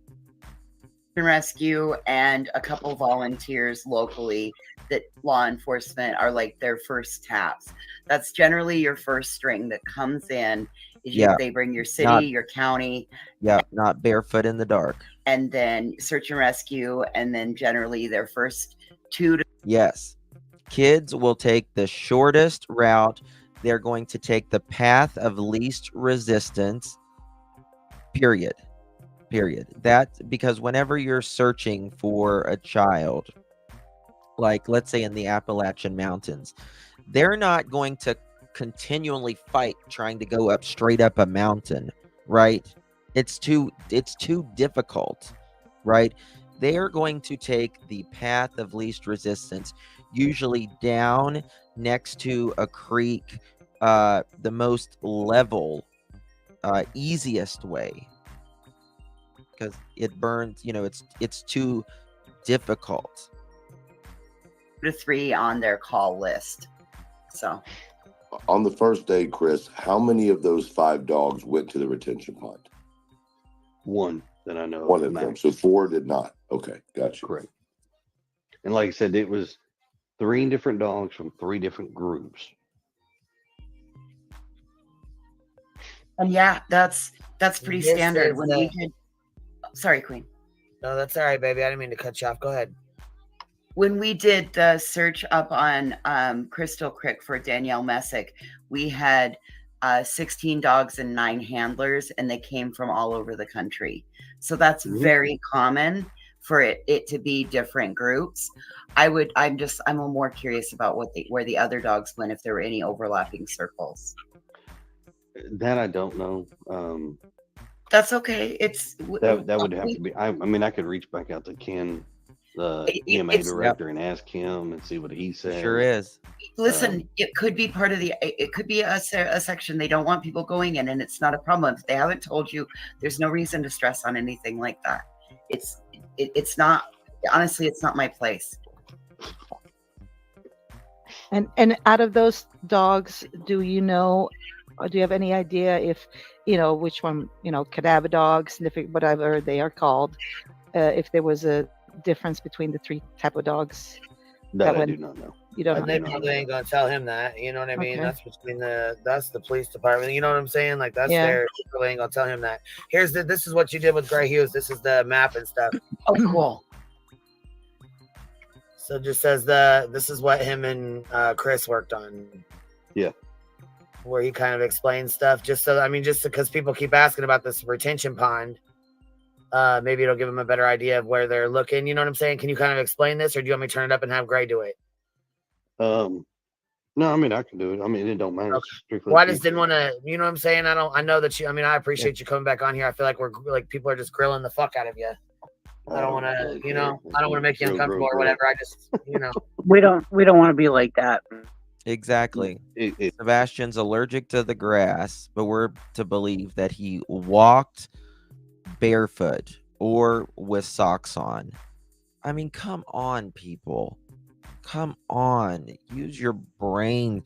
I mean, does anyone think that a child that has autism is going to leave in the middle of the night without shoes, but take a flashlight whenever there was, according to Chris or Katie rather, there's nothing that happened that day, right? And you see nothing on camera. Something, in my opinion, happened in that house. It is, in my opinion, crystal clear, as Chris would say.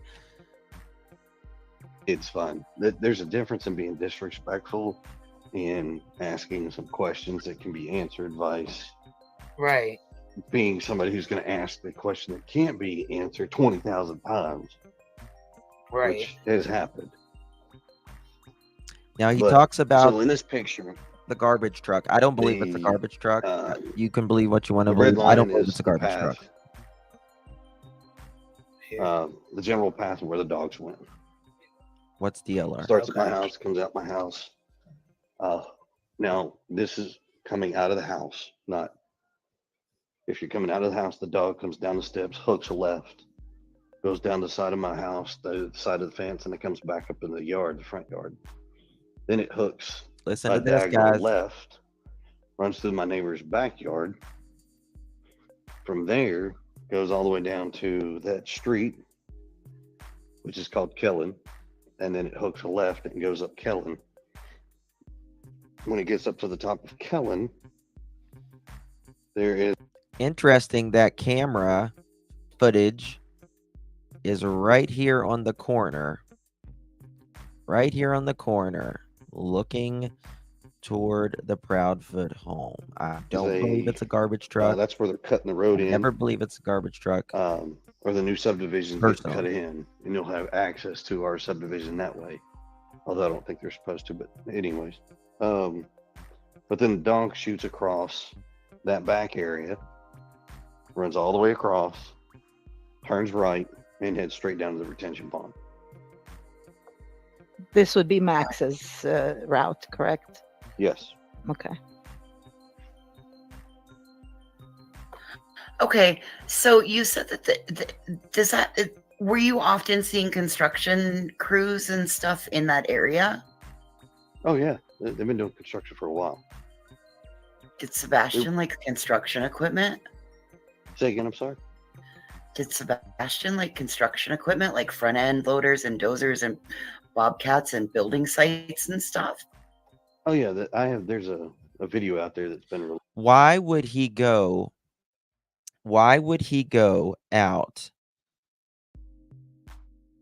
on February 25th between the hours of midnight and 6 p.m. according to Chris and Katie, whenever he has been left home alone by himself before?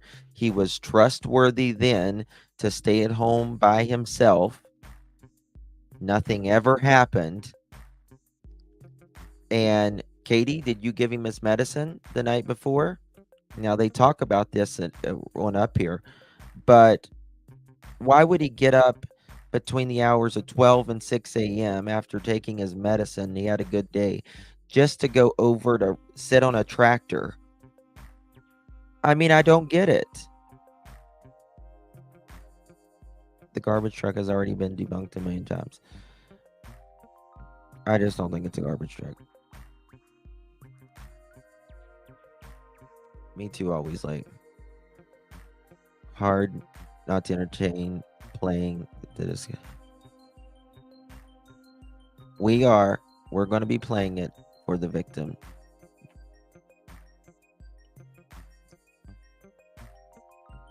Police that we let go.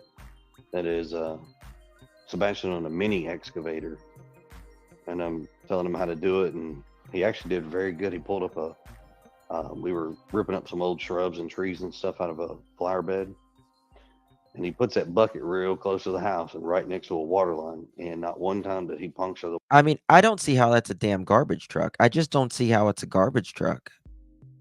I just don't see it. water line or cause any damage.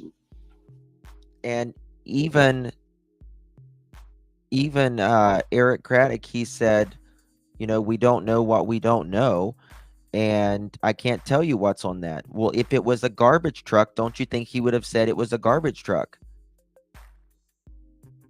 He said, as of now, it's no evidentiary value, but it could be in the future. Well, if it was a garbage truck, why didn't Eric just say, hey, that's a garbage truck? He didn't say that. He was good at it. He was comfortable. But no, Sebastian's not the type that would run over and jump on a piece of equipment. He knows better. He knows to respect that. Did he maybe like construction workers? Did he make friends with? Well, I guess that, I don't know. That's silly. Okay, never mind. No, understand something. There's no silly question. No. Cassie just said, I don't think it's a garbage truck that early, but I bet their trash was picked up before they called 911. Probably. Well, Sebastian was never, to my knowledge, ever over there by himself alone in that area. Okay, thank you.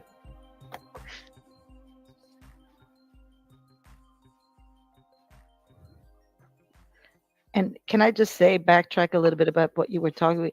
I hope it doesn't feel like we're. Yeah. Someone literally called the waste management company and they don't pick up until 6 at the earliest. I've heard of locals saying that they've had their garbage picked up. Grilling you, because I think this is what it should be like. We're focusing on where can we focus our attention on finding Sebastian, right? I hope that's okay. So we're not like I'm overstepping or anything like that. Then I apologize. That's the last thing I want to do. If you were, I would have taken you down already. I think you've been pretty nice, pretty respectful, pretty nice. Especially for being your first time up here. So here's the funny thing. So the questions you're asking, yep, I've been asked these questions before by other YouTube creators on their shows live. And answered them. Listen to this. There's no difference. There's no different answers. Just the same across the board. Well, the truth is the truth is the truth, and it never changes, right? Yeah, that's right. And these are the facts we know, and yes. I like to go to the facts and look at that, and that's the only way, if we're going to be able to help in any way finding, is to get to the bottom of the facts. Mm-hmm. And there is some information I cannot release. Of course. Period. I don't believe that. I don't believe Chris. I don't believe him when he says there's information that I cannot release. Well, he says he can't release days in February that he may have came to the house to visit. Bull crap. Bull crap. Okay, Miss Kirby. Bull crap. Why can't you tell us that you were at your house days and weeks before Sebastian went missing? Tell me why. Give me one reason why. because that is hogwash. First of all, law enforcement is never going to tell you what you can or you can't say. They're not attorneys. That is not the way law enforcement works. They're not going to tell you anything more than they're going to tell us, because you, Katie, and even Seth are technically suspects. We've And then- and asked, we've we don't always want asked you to people do just that. to respect that. We don't want you to do that. That is the one thing that we've had some great questions. Chat's been amazing again, because not once have you had to say to us, I'm sorry, I can't answer that question. That's the best part about this, right? So far we haven't hit anything like that. And I appreciate it so much. Well, and I will say there might be some questions like if people have asked about my house. I don't care if law enforcement says I can't divulge it. I'm still not going to tell people, just because, one, it's my house. It's a safety concern. You have to Oh my God. Saying that you have cameras in your house or outside of your house, it's not a safety concern. That's not a safety concern. That's actually a deterrent. That's why you have the little signs outside that says protected by ADT, Brinks, those type of companies. That is also a deterrent. So I'd been like, yeah, I have cameras everywhere. But he doesn't want to talk about that. It's very interesting. live there. Yeah, no. Very I interesting. don't blame Nobody you. should be going to your house. I wouldn't let anybody in my house or in my yard or around my yard. No, fuck that. Especially after we've seen everything that's been done to these families. And no, absolutely not. Yeah, they could try to plant something or do anything. I mean, you don't know what they could do. Keep Oh, them I'm people sure away from your house. Absolutely Yeah. not. And that's one of the things that I know some people have ridiculed us over, like, oh, you won't let people. No, I'm not. I'm sorry, I wouldn't. No, and I wouldn't. Mm-mm. Unless They- you show up here with law enforcement in hand, and it has to be one, somebody we know that's involved in this case. Right. If you're not, I'm going to ask you to leave. Well, and They did this to the wells too. You know, the wells were very, very open, and oh yeah, anybody can come. They were letting YouTubers up there and everything. Nope. And then all of Very a sudden they criminal. were like, okay, this is enough. This is getting Wells are crazy. very This is criminal. enough. And they stopped letting people up there. And then all of a sudden, oh my God, they're guilty. They're not letting anybody up there, blah, blah, blah, blah, blah. And it's like, well, I don't blame them one bit. I mean, your life has been totally turned upside down. Every piece of your life and Katie's and all the information. And I mean, just everything. They've delved into everything in your life. And I don't blame you one bit. It's like, God, give these people some privacy. Fuck. Sorry. Well, a lot of what I have noticed when it comes to creators and questions that they want to know, and they're like, well, they're guilty because they can't answer, or they dodge this. I mean, there are creators out there saying that, and unfortunately, maybe those creators should step back and think Yeah. of it from. That's exactly right, Miss Kirby. There was creators up there partying with the Wells. The law enforcement perspective of them telling us not to answer those questions. Right. And they don't. They just feel like we don't have these answers. We need these answers to make it. Like, no, you don't. You don't need anything. Well, that's why they had to cut Seth off, right? I mean, because he kept telling things he shouldn't have been saying. Yeah. He kept, so even if it was a slip up, even if he didn't mean to, I mean, he was. I mean, guys, look at this. Look at this right here. Look at this path, right? Down here, over, straight down the road. That's interesting. Very interesting, if you ask me. Still slipping up and saying things I'm he going shouldn't to have tell been you saying. right now, and no, I'm not being bashing when I say this, but Seth is not saying anything as a slip up. Oh, yeah. Right. They were up In his there. head, he is meant to say on purpose. Sure. just openly. There was creators up there spending the night, bringing alcohol, sleeping. There was a creator that was sleeping in their cars out where the wells was. It was really bad, really bad. I Outing believe that. information. But I Well, mean, and there at you go, at and the that's same another reason time, why. I mean, do I it agree got with what he's he's doing? not the only one that No. Well, I don't agree with what he's doing, but at the same time, he's a grieving father who wants an answer. He just wants an answer. However, any which way he can get an answer, he wants an answer. Right. That's where he's at. And I don't blame him for that. You know what I mean? I've And I'm not saying he shouldn't be like that, but I do feel that that could be a dangerous and a very vulnerable place to be for folks to take advantage. Yes, Cinnamon. Right, I agree. I agree with that fully, because he will go to no lengths, and it could put him in a compromising position. Very much I mean, so. anybody that promises him that they're going to help him find him, he's believing him. Well, everybody out there can make that promise, and they can help find Sebastian in ways that they say they can, but as long as they're doing it legitimately. Gray, he comes up here in a little bit, and he said even if the Proudfoots ended up doing something, he would feel no different. And legal. That is the key thing. Don't be out here doing something illegal. Don't be doing something crazy that that can potentially jeopardize the situation or anything. Don't do that. I mean, that's just wrong. I mean, you could obscure the investigation, and God knows 3 of us do not want that to happen. Right. Right. They're not working with Chris Proudfoot. They're not working with Chris Proudfoot. They're not telling him anything that they're not telling us. They're not. They're suspects.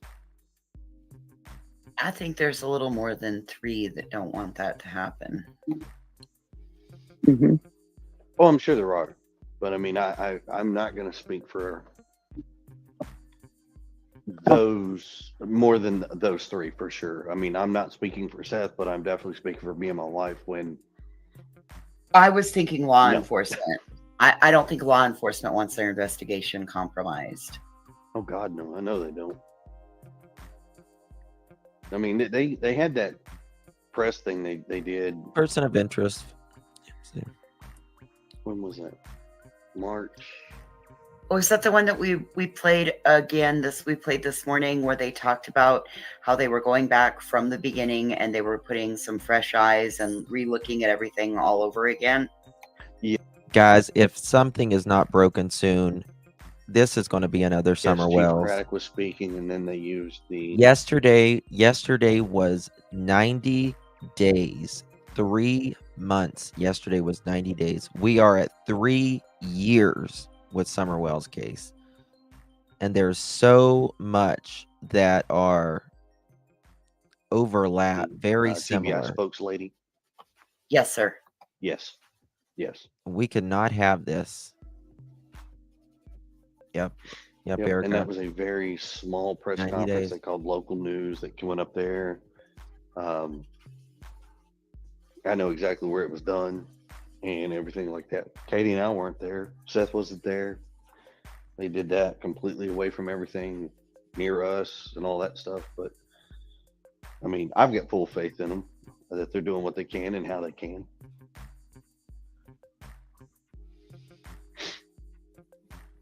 That was going to be a question I had that I wanted to ask. Chris says he has asked full the other faith night in law was, enforcement. do you feel like they're doing everything, and I mean, are you confident or comfortable with what Ellie is doing?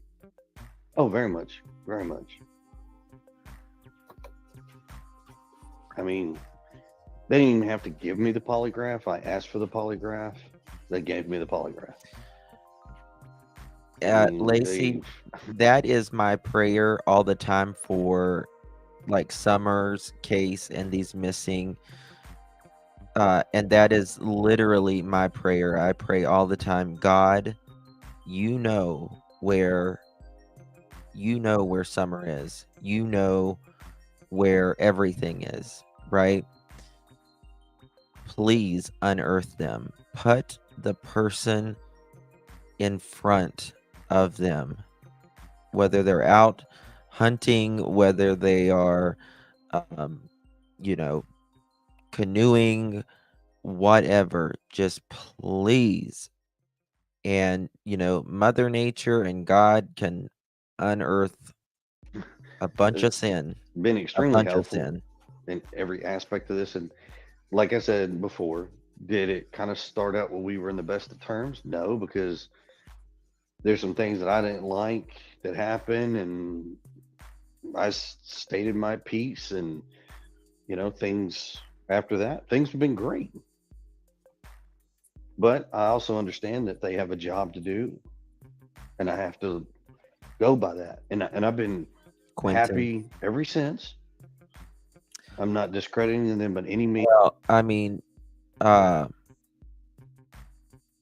look at Suzanne Morphew, right?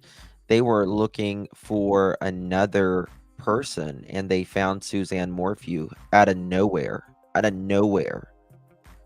Means, shape, form, or fashion.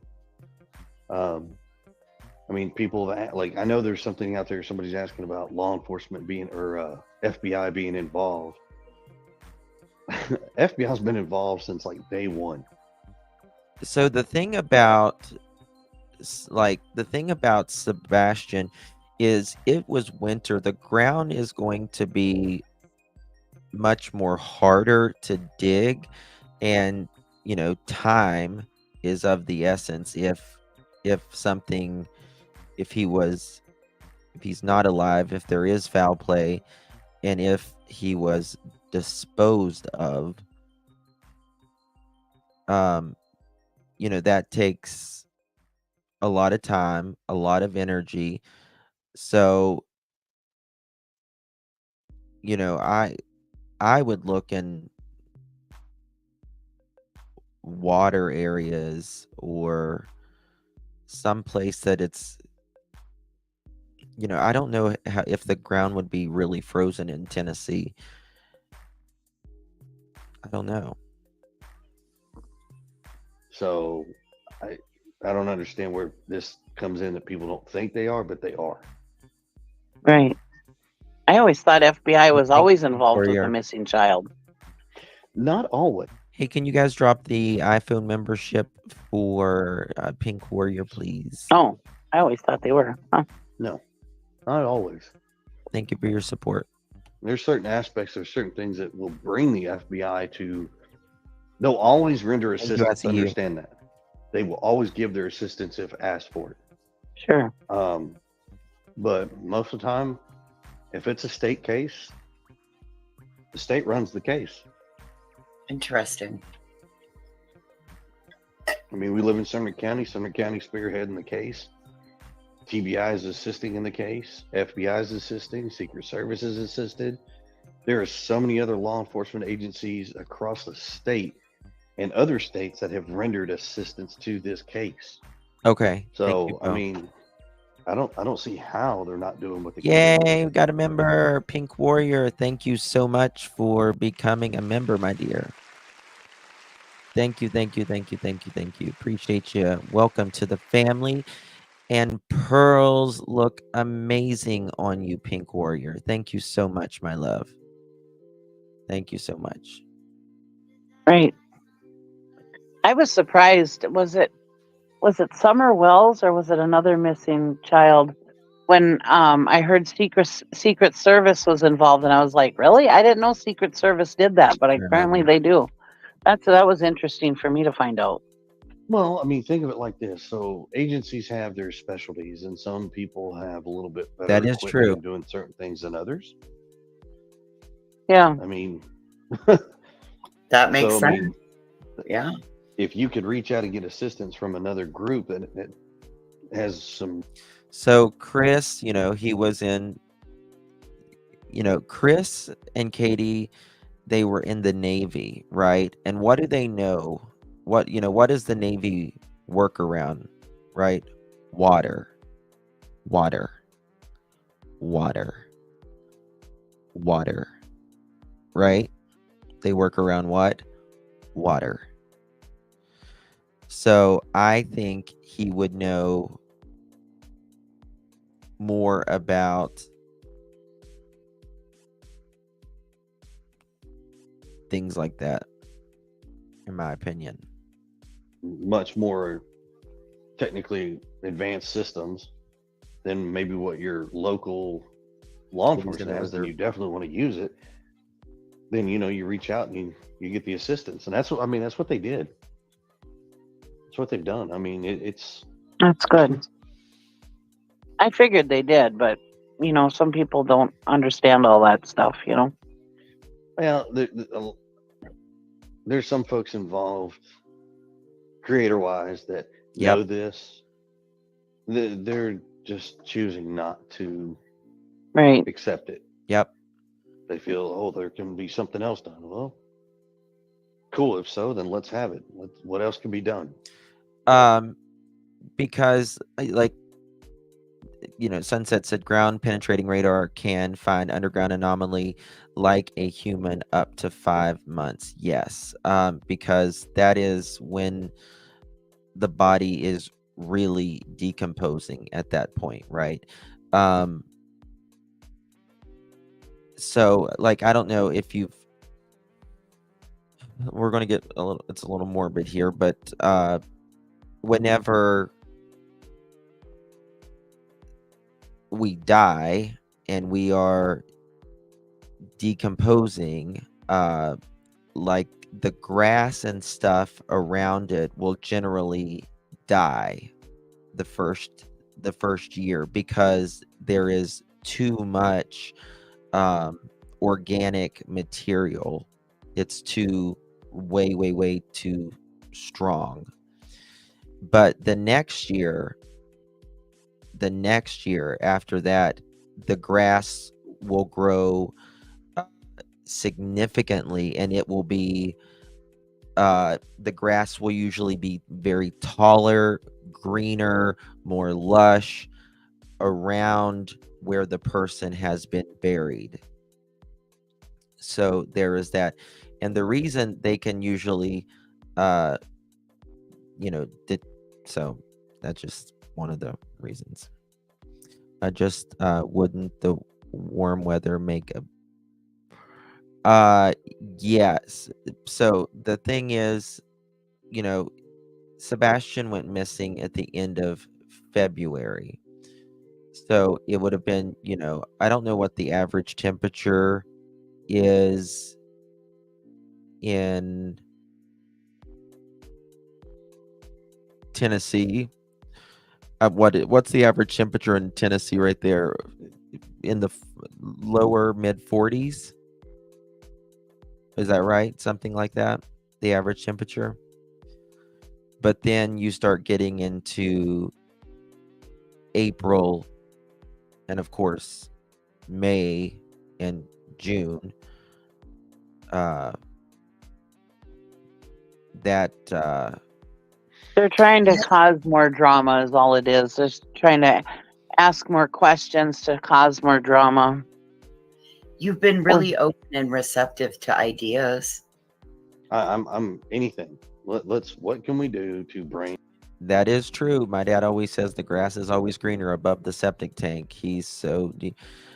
That is true. That is true. If you have a septic system, you will notice the grass grows really good around it.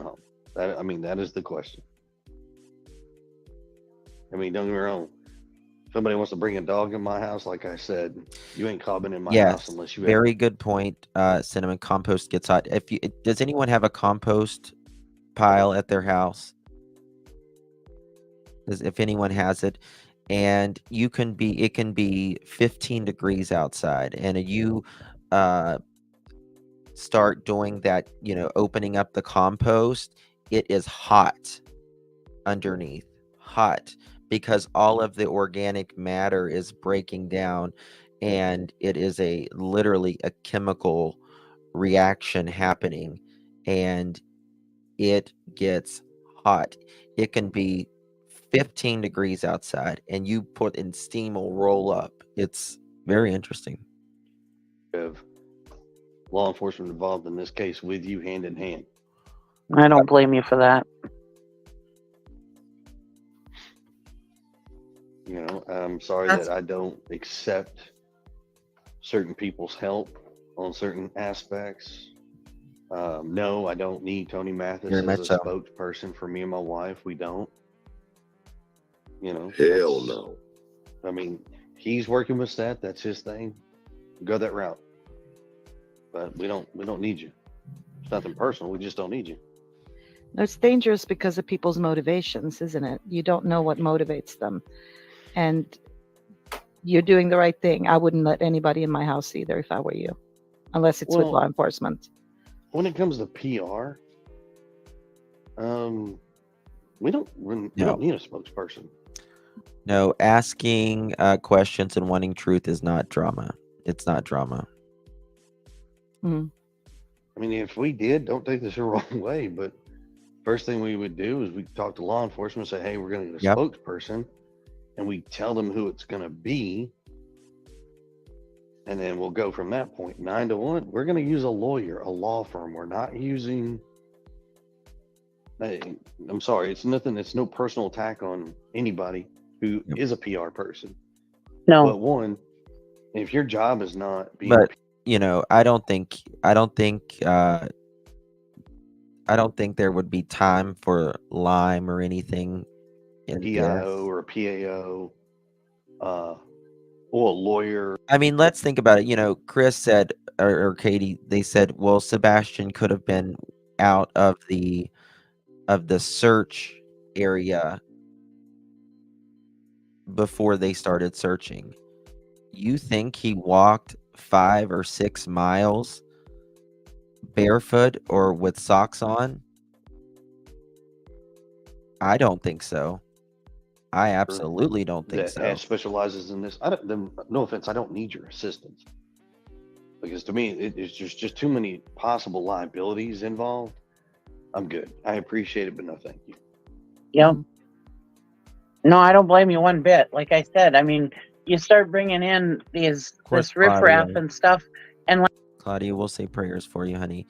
Can you place concrete with a crane? Do you mean like blocks of concrete? Yes. But I don't think it's anything that elaborate, guys. I know a lot of people will give these very elaborate stories on what they think happened to Sebastian. It is usually Alchem's razor. It's usually the most basic, simple of the answers. Also, keep Mary T, one of our mods, in your prayers. She had surgery day before yesterday. They found a mass, 4-centimeter mass in her skull, and she needs your prayers. Of course, JLR, and then Lisa Thompson, who is another mod of ours.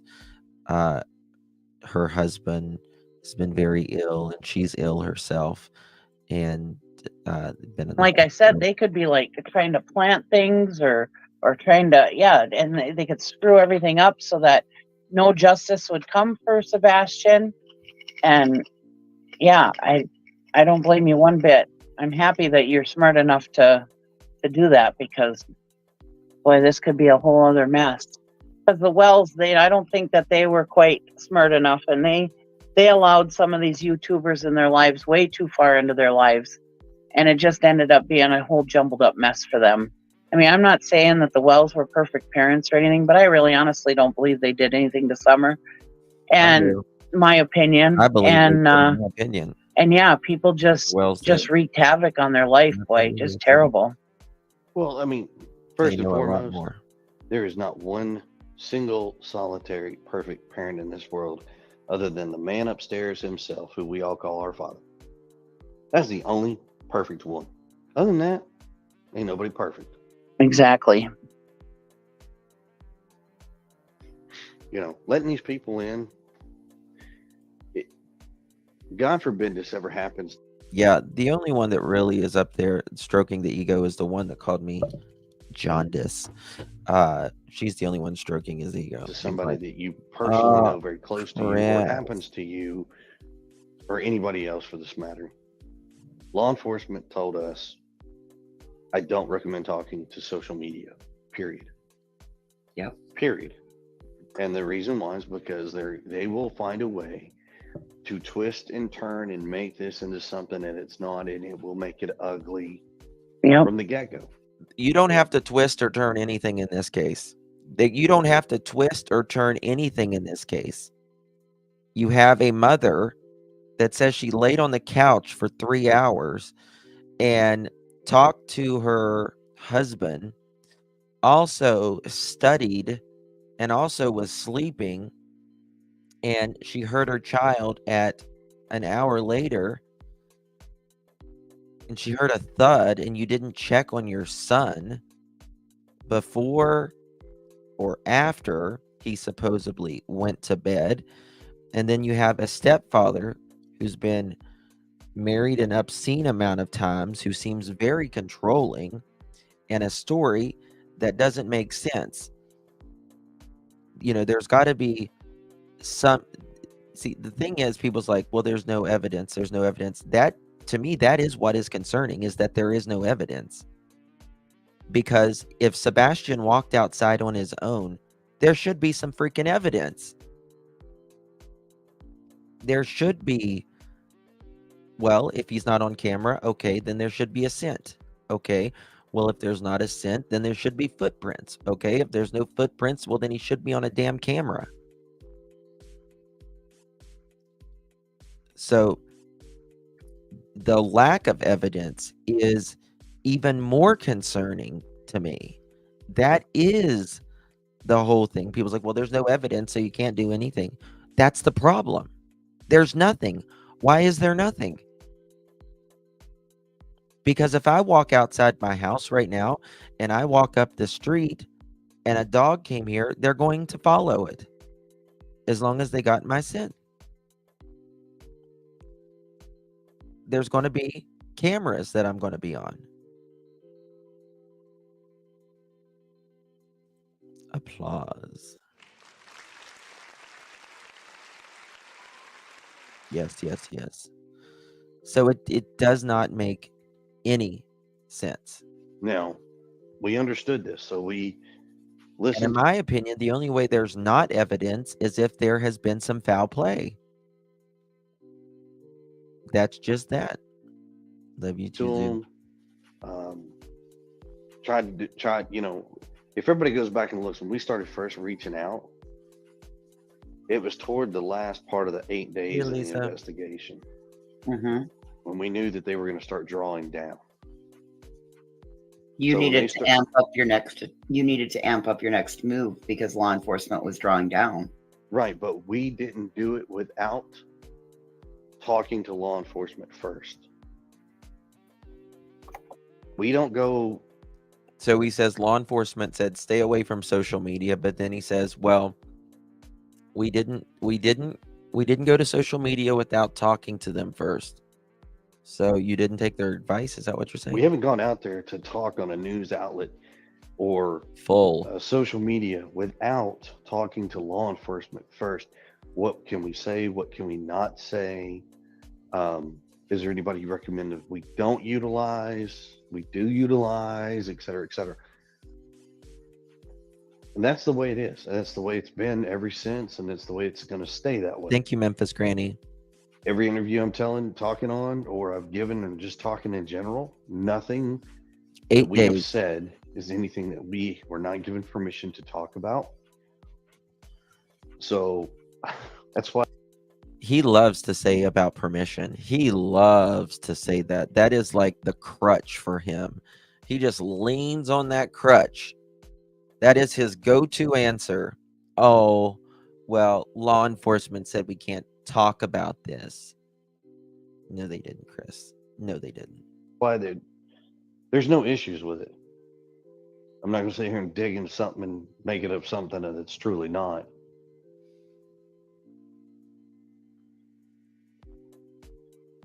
Right. It is. It is. I don't know why anybody needs a PR person. Nobody needs a PR Are person. you guys receiving any sort of assistance as far as like from law enforcement advocacy groups trying to help Hold on, I'm you gonna as far fast as forward you this know what real to quick. do, and were you Like I said, it's their opinion, and that's fine.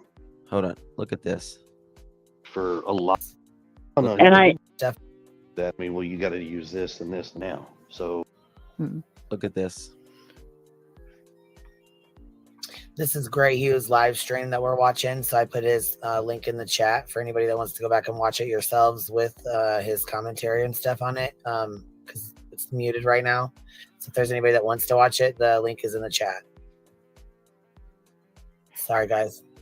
no, no. and I recommend watching it. I watched it and it was very interesting. He's such a smart man. I mean, he just knows his stuff, especially with Yeah, these he really maps is. And and stuff. with Chris here to help kind of break it down, I think it's, you know what I'm saying? It's kind of interesting. Right. Let me find it Panels the here. last few days have, you know, that's going to get you somewhere. Not all this screaming and theatrics and all the other shit. Right. Well, my biggest thing is if you're gonna when you do your shows, there's a difference in opinions and facts. There's a difference in Well, but this is the thing. When someone says what Chris and Katie says are facts, they are not facts. Those are not facts. Chris and Katie are suspects. Suspects cannot give you facts. They are giving us statements. Okay. Law enforcement gives us facts, right? They are giving us statements. We are getting Chris and Katie's statements. Thank you, Diane. So, yeah. So that's just it. People's like, oh, well, Chris, Katie, Seth didn't say that. Well, that's their statement. So people get that twisted too. if you want to What they say is not what they say. Shit, all three of them could be lying to us, right? I'm not saying that they are, but I'm just saying they are giving us statements. They're giving us their account, right? Criminals give us their account all the time. But law enforcement says, oh, contraire. this word over that word. Are you truly kidding me that you want to play? And I don't believe Katie. I don't believe Katie when she says she heard a thud and she didn't go in there and check. What parent doesn't check on their child? We have a fight or flight innate built in us, right? When we hear something as human beings, what do? Our head goes that direction. It is instinct. You hear something in around your house. What do? Open the blinds, right? What do? Stick your head out the door, right? When you hear something in your house or you fear that your kid is hurt. Justin and Mods, it's been a real pleasure, but everyone turned their membership only. I can't afford a membership. Oh, R. Taylor, we don't have memberships on right now, honey. You're welcome to be here. We appreciate you being here. No, those who can donate, I really appreciate the support. But you don't have to donate to be here, honey. That's not a problem. You don't have to have a membership to be here. There's people out there's members here. I appreciate every single member here. That's what keeps me here, right? There's the donations and the memberships. But it's if you can't afford it, honey, don't you worry about it. I just appreciate you being here.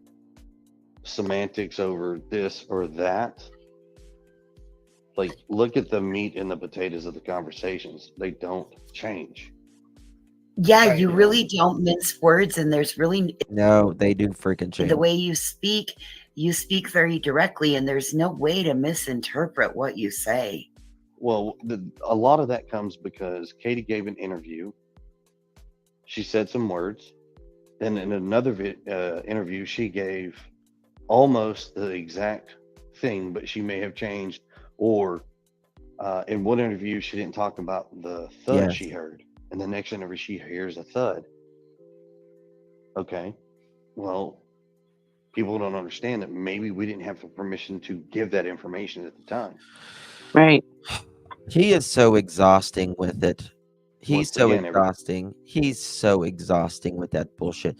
They are not going to tell you to give information Can out, we Chris, or you can or you give can't. People don't take that stuff into consideration, though. They're just like, "Oh my God, she didn't say that, so she's a liar."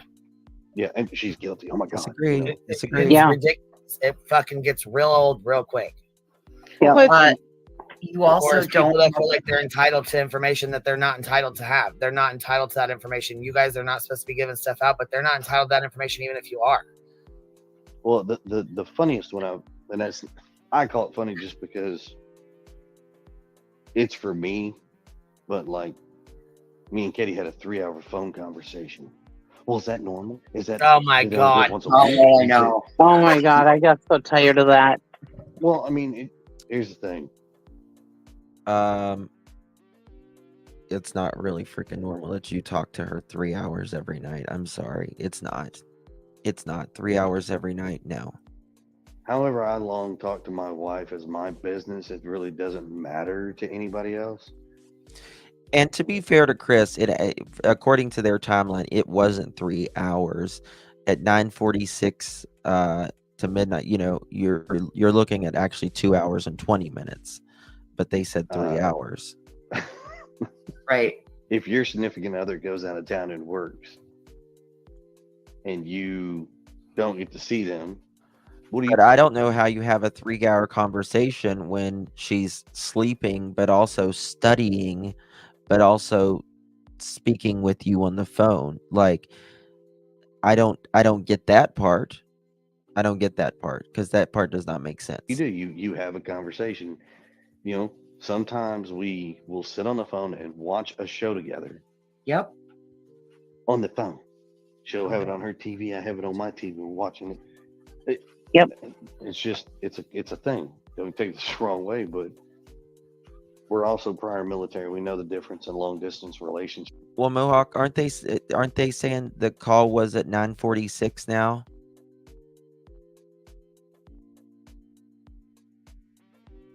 Yes, thank you, Senator. True long distance relationships. Right. Mm-hmm. Not my husband's 50 miles down the street and I can't spend the night with him. No. Right. Like all the Yeah. way deployed across the country, all the way deployed across the planet. Yeah. Yeah. Thank you, Lily. Oh yeah. What I don't like is how they goat you into certain conversation. And I think that's not fair, because they have a motivation to get you to say something or get you to talk about something that, They're trying, but they're not Yeah. very successful. well, and then I have to say you've been very composed Yes. as opposed to how I would have been. If I learned somebody, recorded me on a conversation, that would have been like, I probably would have reacted a little bit stronger than you. So all kudos to you for that. It's crazy. Well, here's the thing. Any of these conversations that they have that's recorded, That's it. Call 9:46, and recently Chris said it ended just before midnight. It was actually a 2-hour call. Exactly, Addie. Yes. But in the beginning, they said 3 hours, which was... I don't care because you can release them.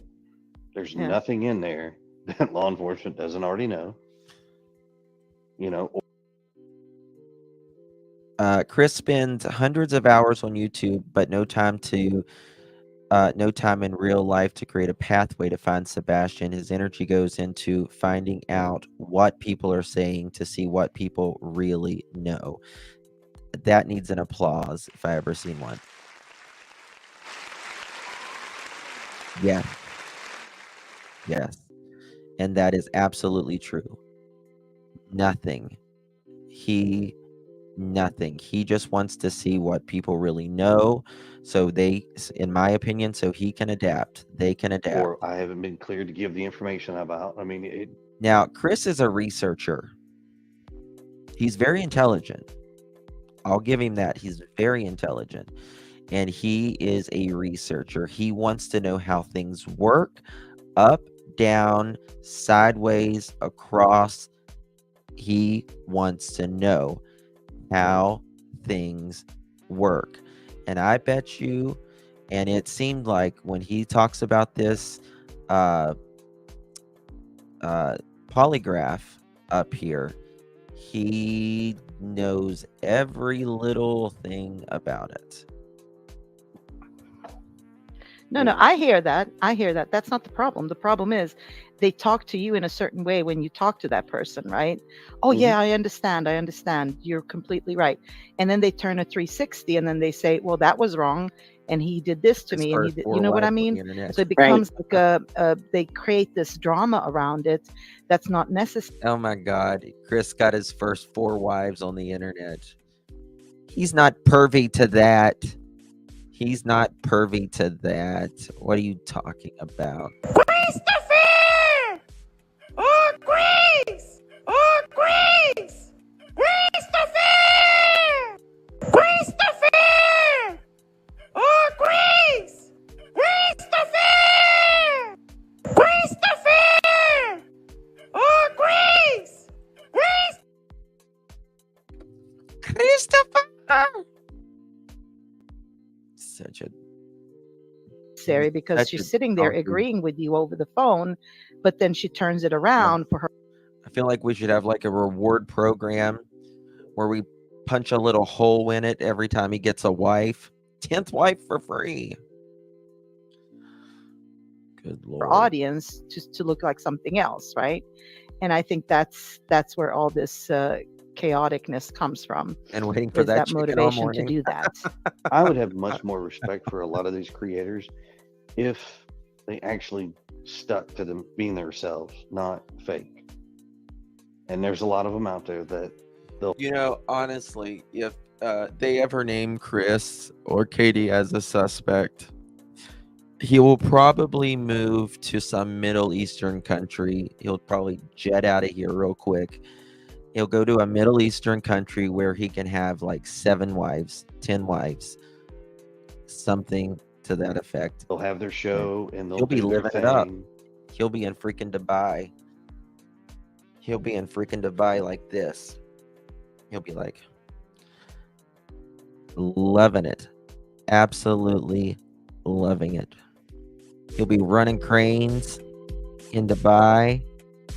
Let me find it. I can't see without my glasses. 1 second. Let me see if I can find it here. I got it like a red. I came in like a rainbow. I never get home with love. Oh, no fun was the great. Oh, you ever did love. Yeah, you. That's what it'll be like. Guaranteed. Freaking-teed. That is exactly what he's going to be. He's going to be in freaking Dubai, building the sky towers with the crane. They'll be his wives will be down there looking up at him. Christopher, hello. That's what he's going to be like. Guaranteed. They'll talk smack or let everybody else do it, and then you go on their show and it's like, mark my words. How are you doing? Yeah, it's been super nice, blah blah blah. You're being very helpful. And then the next day they turn around and start running you right back through the mud. Mm-hmm. Like, are you kidding Like me? Smiley did to y'all? Yeah. She ain't the only one. There's many of them out there. But that shows motive in what they're doing. That they're not out to help Smiley did that. Sebastian. That's just creating something out of nothing, right? They're trying to create something out of nothing. Fattening their pocketbooks is Yeah. exactly what it's doing. So I hate to do this. Is there any way, and I'm so detailed oriented and I'm sorry, and you can say no. Is there any way we can talk about that garbage truck that comes in the middle of the night, is that something that's been overtalked? Listen Ladies, to let this. me know if it's too much. Here we go. What do you want to know? Gray Hughes Every- talks about it. Let's talk Whatever about he's this. comfortable with, you know what Yeah. I'm saying? It's completely up to him. Whatever he's comfortable answering, you know what I'm saying? I mean, I just don't want to do drama. I like It's facts. not drama. I mean, Yeah. trust me, I'll let you know if we can go down the road or not. I mean, Yeah. Called him on the No, I mic. want to know, like, because okay, I'm just fascinated by what we have and what we don't have, right? And Okay. so when you go down and you look at that footage, I had to stop it my looks portable like AC and it stuff. cuts through the neighborhood, but because it's not like an aerial, it's from somebody's point of view that we see that camera footage. Very good correct? point. Very good point. He insisted Smiley went live with him. He wouldn't come up there with Josh, myself, Trevor, and Smiley. He wouldn't do it. That should tell you something, people. That should tell you something. He would not come up on my panel whenever Josh, myself, Trevor, and Smiley was up there. He wanted Smiley to go live immediately because we triggered him. We absolutely triggered him. So there's that. Who's Are you talking point about of the garbage one truck? footage that everybody says was flashlight? Yes, with the yes, lights. yes, Look, correct. with this Yes. right here, Right, you mean Mohawk. right here. These lights Correct. here. Correct. Yes, So I that's, know. I they, told him to start out with me. You know, let me be your gateway, Chris. Let me be your gateway. Okay? That's too dark for this. Let me be your gateway. A little lighter. Start out with me, Chris. Okay? Start out with me. Wear a little lipstick, little makeup. Start out with me and work your way up to the big boys, okay? I mean, you know, just saying. that's been debunked. I mean, listen. You have been interviewed by some women that is a lot more masculine than me, Chris. So it shouldn't be that big of a deal to let me interview you. Gray Hughes did this. This is his video, but he debunked it with Chris. Him and Chris both did. okay. So basically, that's just Some of these women have a lot more testosterone than I ever thought about. Just saying. the garbage truck because it's in the middle of the night. Did they really come that early in the morning at your house? I mean, it's like I'm living. ridiculous if that's the truth. I'm living. So no, it's not ridiculous. You got to understand something. We're not in the city. Right, they're outside of town. So I live outside of city limits. Yeah, you're not in Davidson County, right? Yeah. No, I'm in Sumner County. Yeah. Please don't jeopardize Sumner and Davidson is the same county. God, please don't. Oh, come on now. Don't do No, me I like live in Davidson. Come on. that. I know the difference. He's afraid that I would virtually fuck him up in an interview, in my opinion, allegedly. I would him seriously. That's why he will not come up here. I know the difference. My father lives in Davidson County, so Yeah. I've lived there. I'm too scared. I went to Hunter's Lane. Because I don't give them leading questions. You don't give them leading questions. People need to know how to interview, man. They answer the question for them. Like that woman who gave the first interview, she was leading on the questions the whole thing. Yep. Had a live scheduled interview. He was a no-show. Christopher. I ain't Shame scared on to say you. it. You went to Hunter's Lane?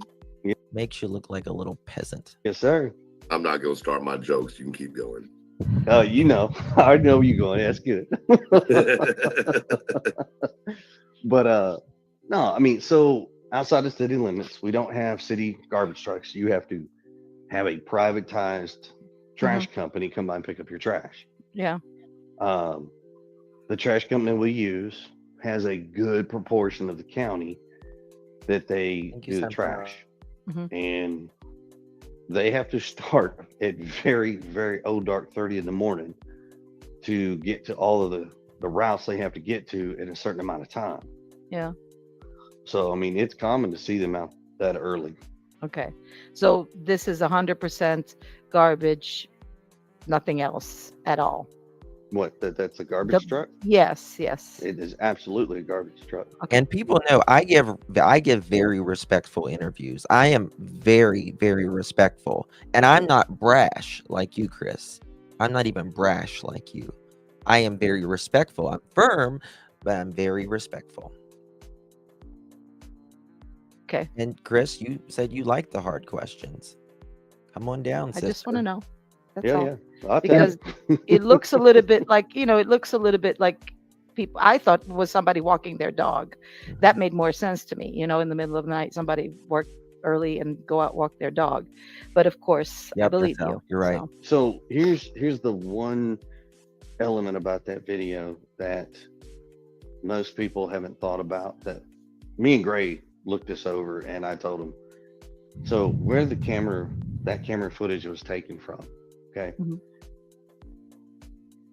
If you look where you see that flashing light at the top, Mhm. okay, that's on another road up on the very top of a hill. That's not even in our subdivision. Now everybody's like, well, you can't. He says that trash truck is up on top of a hill. I just don't think it's a trash truck. No, there's no way. Actually, if you think about when this was taken, Eric Craddock would have said, well, it was just a freaking trash truck. Leave it alone. there was no He leaves wouldn't on say the that. trees. Mhm. So nothing had blossomed. Yeah. Yeah. So you can see clear up on that ridge line, that road. I mean, you can see the houses. And he Mhm. picked up the trash, he went through it, turned around, and went right back through it. Is it cut down, this version, or is there like a better version of this that you've seen, or is it the same? All right, so the video that you guys see is actually a video clip that Nick Burris took. So the camera can pick up truck from miles away? Good point. Good point, Merge. So it picks up that? But, yeah. Bullshit. Okay, of a video. It's the upper right-hand corner of the actual video. It's not even the whole video. Mhm. Like, you're not seeing everything that's in the picture. You're only seeing the upper right-hand corner. Yeah.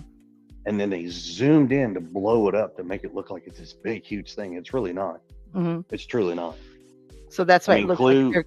Yeah. Sorry. Go ahead. Clue has seen our subdivision. She could tell you. Thank you so much, Sonia. Appreciate you, my love. A real man doesn't bully a child. Love you, Justin. Amen. And they don't. They absolutely don't. Why would a man want to bully a child? You know, where the camera was. No, Thank you, my it's love. not. Appreciate your You're support. not seeing the whole video. Yeah. No, he just clip. He just made it really one section of it. Yeah, you weren't kinda even there, crazy, Chris. just to start some drama. He clipped Thank you, parts that Sonia. had meat to it. How about that? Yeah, there you go. Yeah, because it doesn't give that full picture, and it tells not the right story, right? Right. Okay. All So right. Yeah, lot of that's people why. are That's why asking- that caused so much uproar, just because of the way he. Do the Cut that garbage video trucks have for- cameras? I don't know, but I mean, garbage trucks are going to flash, and the lights are going to presented it be and breaking flashing and news. all It's of like, it's that. not I don't breaking see news, any dude. flashing lights. Like, there's no video out there. And tell me how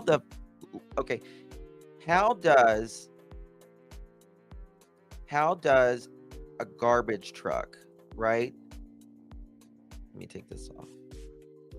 How does a garbage truck? How does things go this way and this way?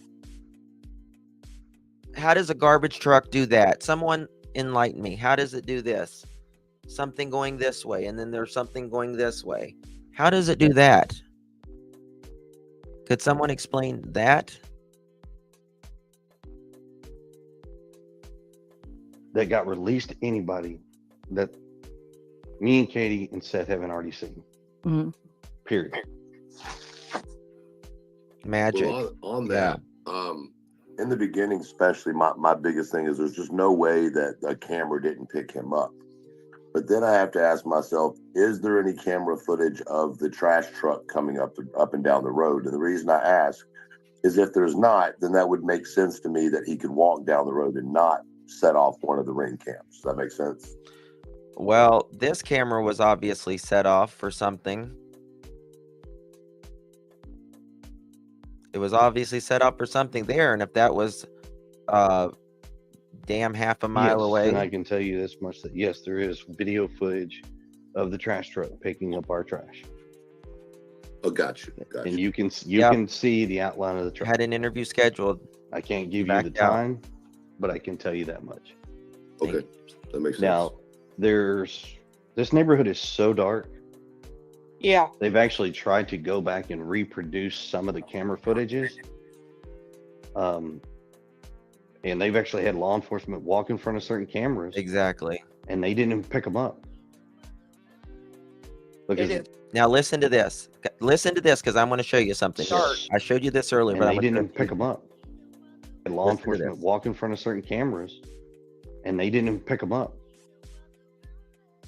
Because is it's dark. so dark. Yeah. It's super Probably dark. also depends on the phase of the moon at that time, because the moon, if it was like full, it's going to give more light than if it's a night without the moon. It has nothing to do with how light it is. Well, and to the question or to the statement about, the trash truck was caught, can you say if it was or wasn't a motion activated camera that caught it? Yes, it was. It was my neighbor's camera across the street. Okay. I'll go ahead and give you that. That's nothing new. I mean, that is the camera. But you're thinking about a truck versus like a Well, person. You know what I mean? my question's more: was it something that was recording all the time, or did it detect the motion of the truck, or do you know, or can you even say? I guess 3 questions in one there. I can't really disclose what kind of camera system he has. Can't really disclose that. Katie's out there unplugging stuff. I'm just joking. So if the ring camera picked up the trash truck with lights, then wouldn't have those cameras also picked up Sebastian walking with a fucking flashlight on?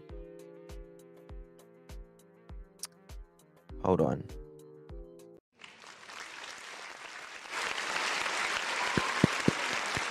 And the crowd goes wild. And the crowd goes wild. Absolutely. Absolutely. So let's do a little class work here. Do motion sensors work in the dark? Yes, motion sensors work in the dark. The way that a motion sensor detects movement has nothing to do with how light or how dark it is in the immediate area. This is true whether it is a passive infrared PIR motion sensor or a dual tech motion sensor that also utilizes microwave detection. These cameras have this, and it is clear as day that it has nothing to do with how light or how dark it is. This is technology. I mean, it's insanity here. I don't know why people's like, oh, it was too dark. It has night vision. It has motion sensors. It also has infrared, which will kick on whenever it is night if it's really dark, and it will also turn it to daylight even though it's dark. That's not fair. No, especially not without having his permission. Yeah. Right. Yes. But I mean, his camera's the one that picked up the footage stuff that people have talked about being leaked, minus the trash truck that came from a totally different house. Okay. You ruined it What? all night. There had not been a question that he couldn't answer, and there you go. Well, I'm just trying to.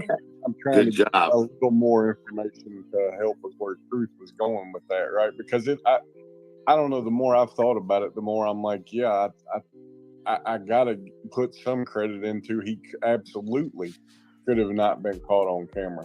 No. So you know, I mean, I can answer it like this. There are cameras out there that you set the parameters on, Yeah. that the sensitivity, aka parameters, on how they operate, yeah, and how long they record.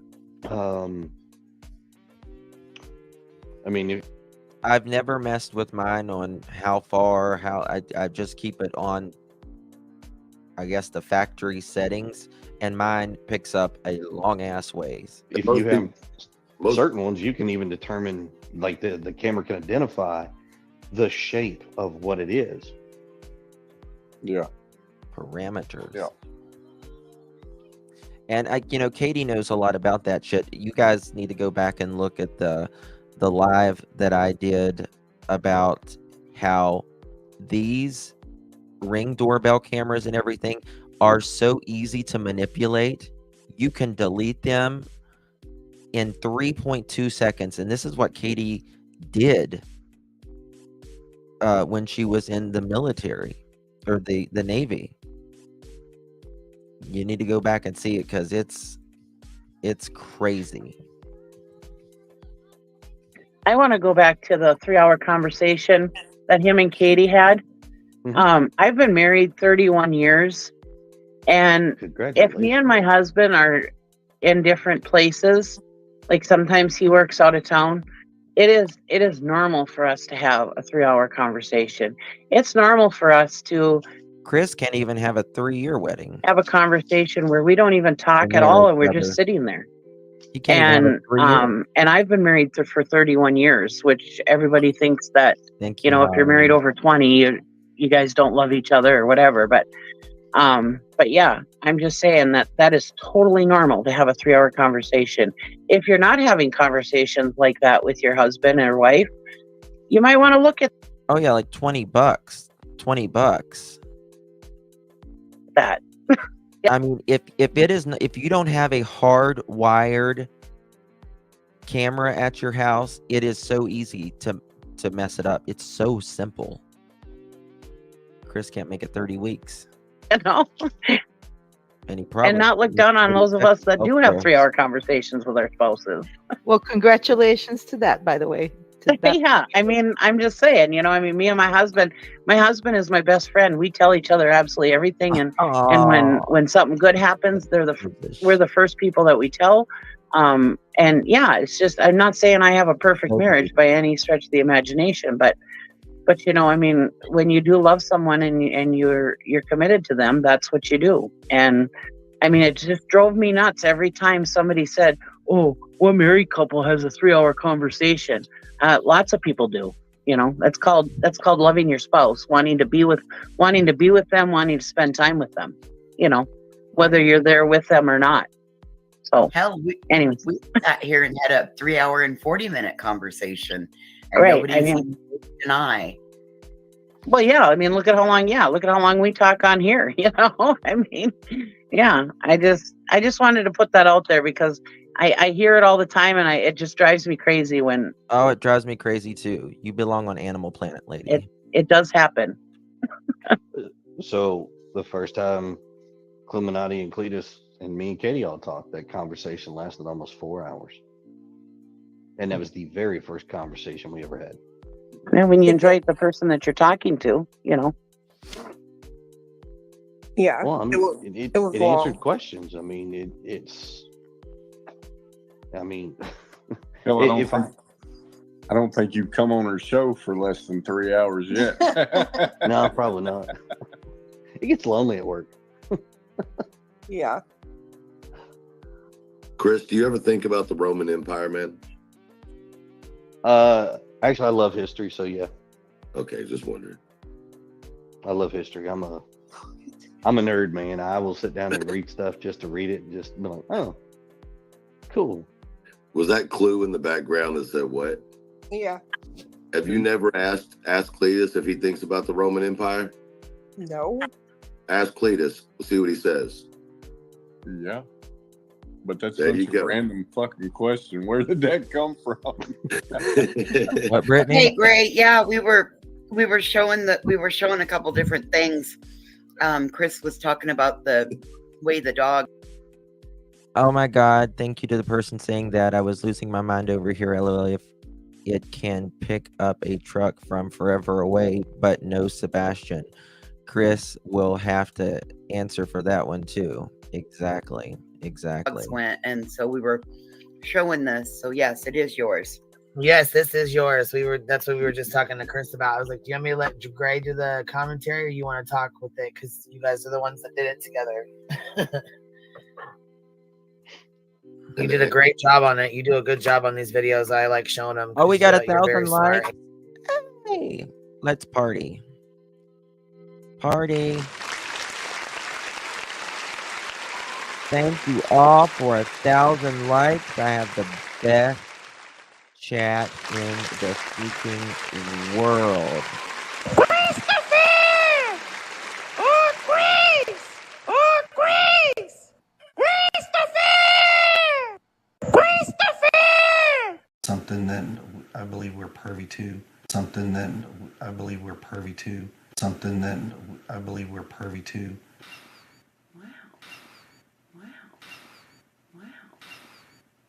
Okay. I mean, yeah. Even a fly, and he's like, oh! Okay. I mean, yeah. Even a fly, and he's like, oh! Snacks, because, you know, he's 15, and snacks. Oh! Snacks, because, you know, he's 15, and snacks. Snacks, because, you know, he's 15, and snacks. All right. Thank you for the 1,000 likes, my loves. I really, really do appreciate that. Thank you so much. Thank you for meaning the world. Thank you for Brittany for noticing that too as well. Appreciate you. Christopher.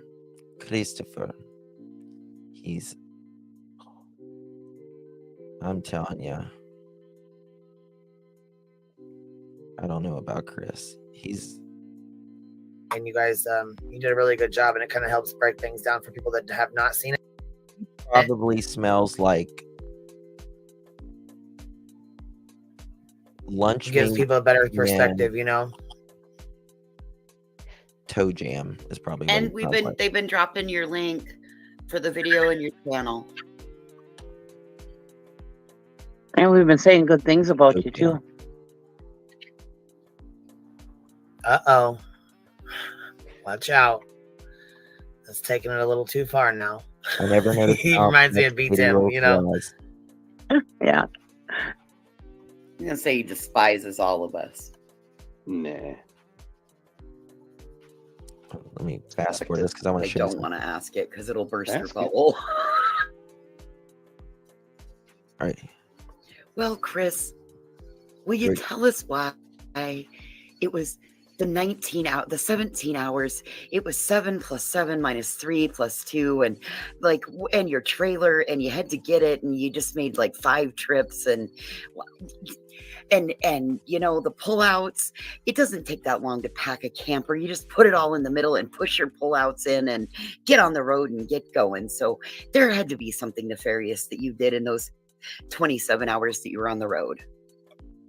See, I'm trying to understand the 27 hours. Like, where's the 27 hours? I don't know. I don't know. This is The her person story, she's not talking mine. about. The person she's talking about doesn't do math very well.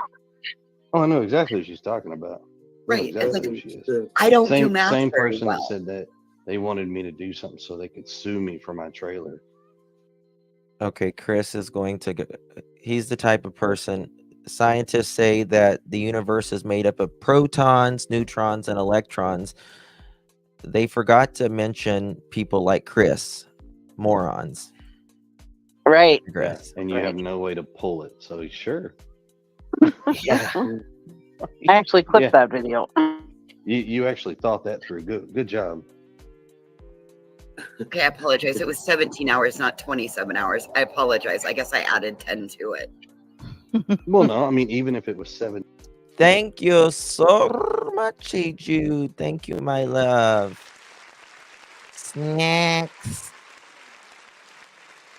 Snacks. We need snacks. Thank you for the snack money. 17, I need some understanding of where the 17 comes from. Honestly, I think what she's meaning is that it'll take you 3.5 hours to get there and like 2 hours to pack up. That makes 7 hours. And then, one way, and then you had to go back and get your trailer, and then 7 hours. Then it would make it 7. So let's look at this for a moment. So, yeah, we're going to do the interview room. So let's talk about this for a second. If Chris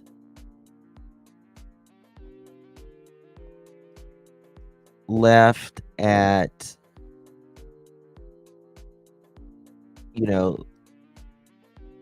let's see here.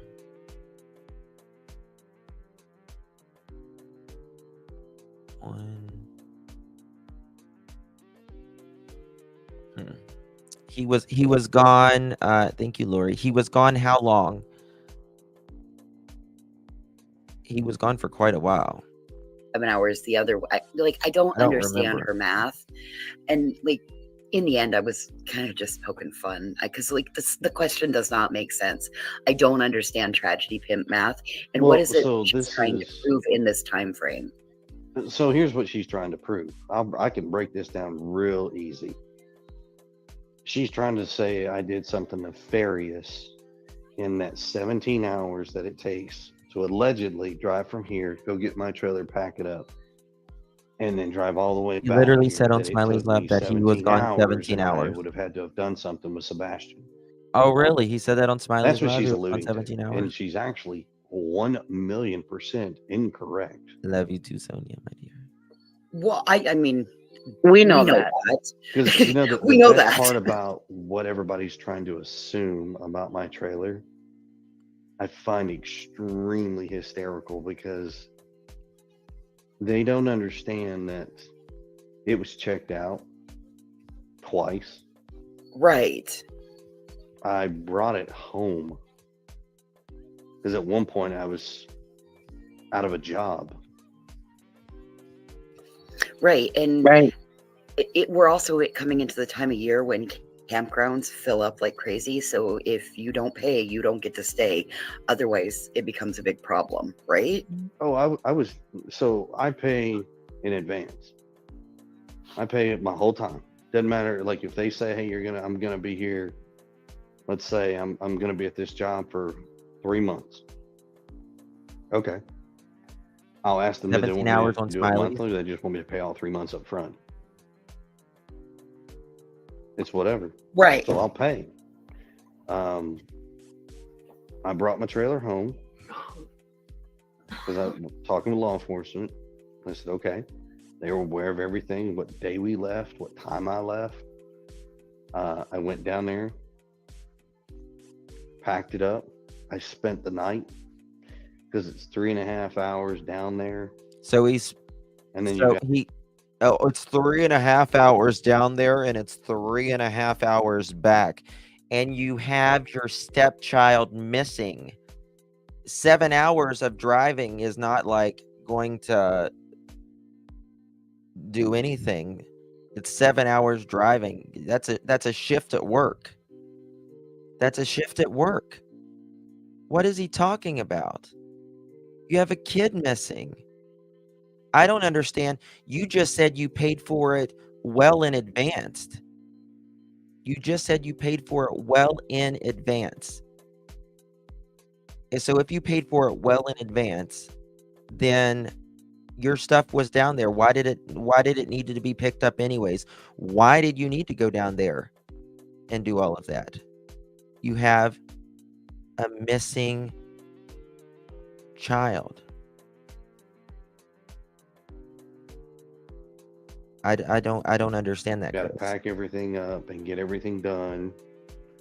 And I'm sorry, but I'm not going to pack my trailer up, Listen to this. drive down there, pack it up, and then try to race back home like that. That's Yeah, you're not going to go down there, drive down there, pack it up, and race back home, because it's not like, you have a missing child or anything, right?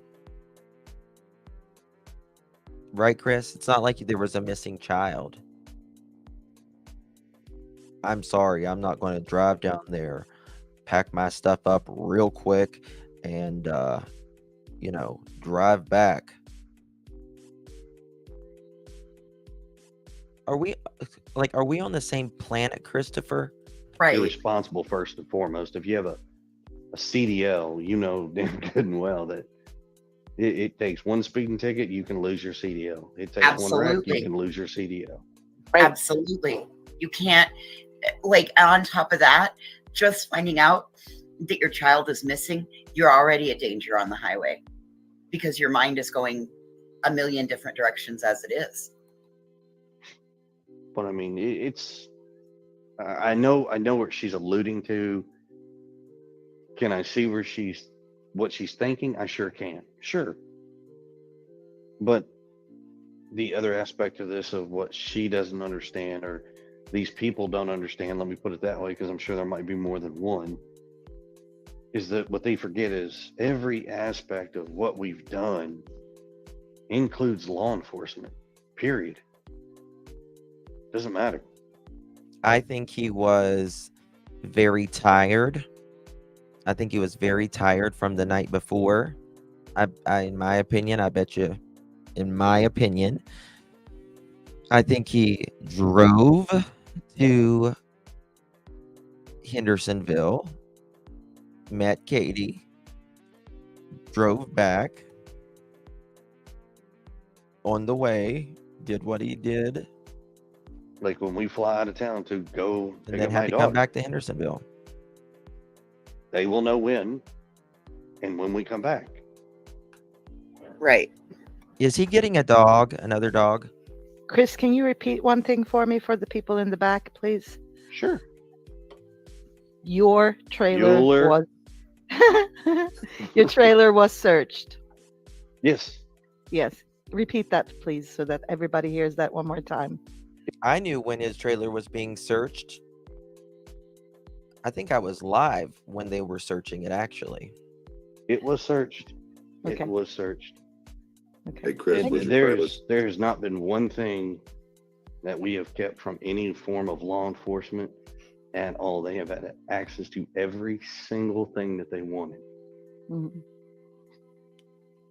I know. I used to laugh when Katie first went back down to the job with you, and they were like, I wonder if law enforcement knows that they're leaving the state. It's like, do you not think that they're letting law enforcement know, or that law enforcement has no clue what they're doing? Do you think they're actually on the run?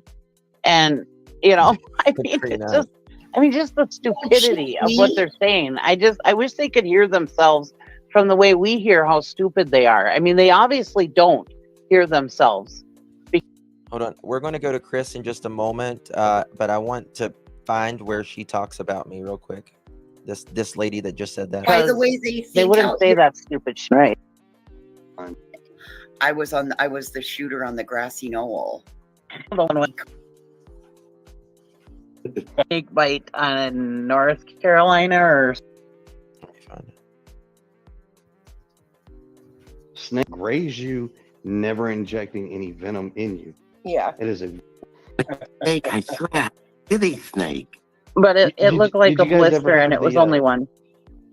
No, y'all never had the little silver snakes that used to put. Let me find it because I want to address this. Have you ever been to a yes, snake it handling did. church? Do what now? Have you ever been to a snake handling church? It's right up here. And he was just clutching onto them so hard, Jesus. Squeezed him so hard he was. You guys come or the live where you and Katie came up. They're Mhm. so fucking ridiculous. Some of them we went back through and read some of them. They're like, you didn't ask. Breaking news. What Get real what tired kind of of it. gum? What kind of gum? Fug 'em.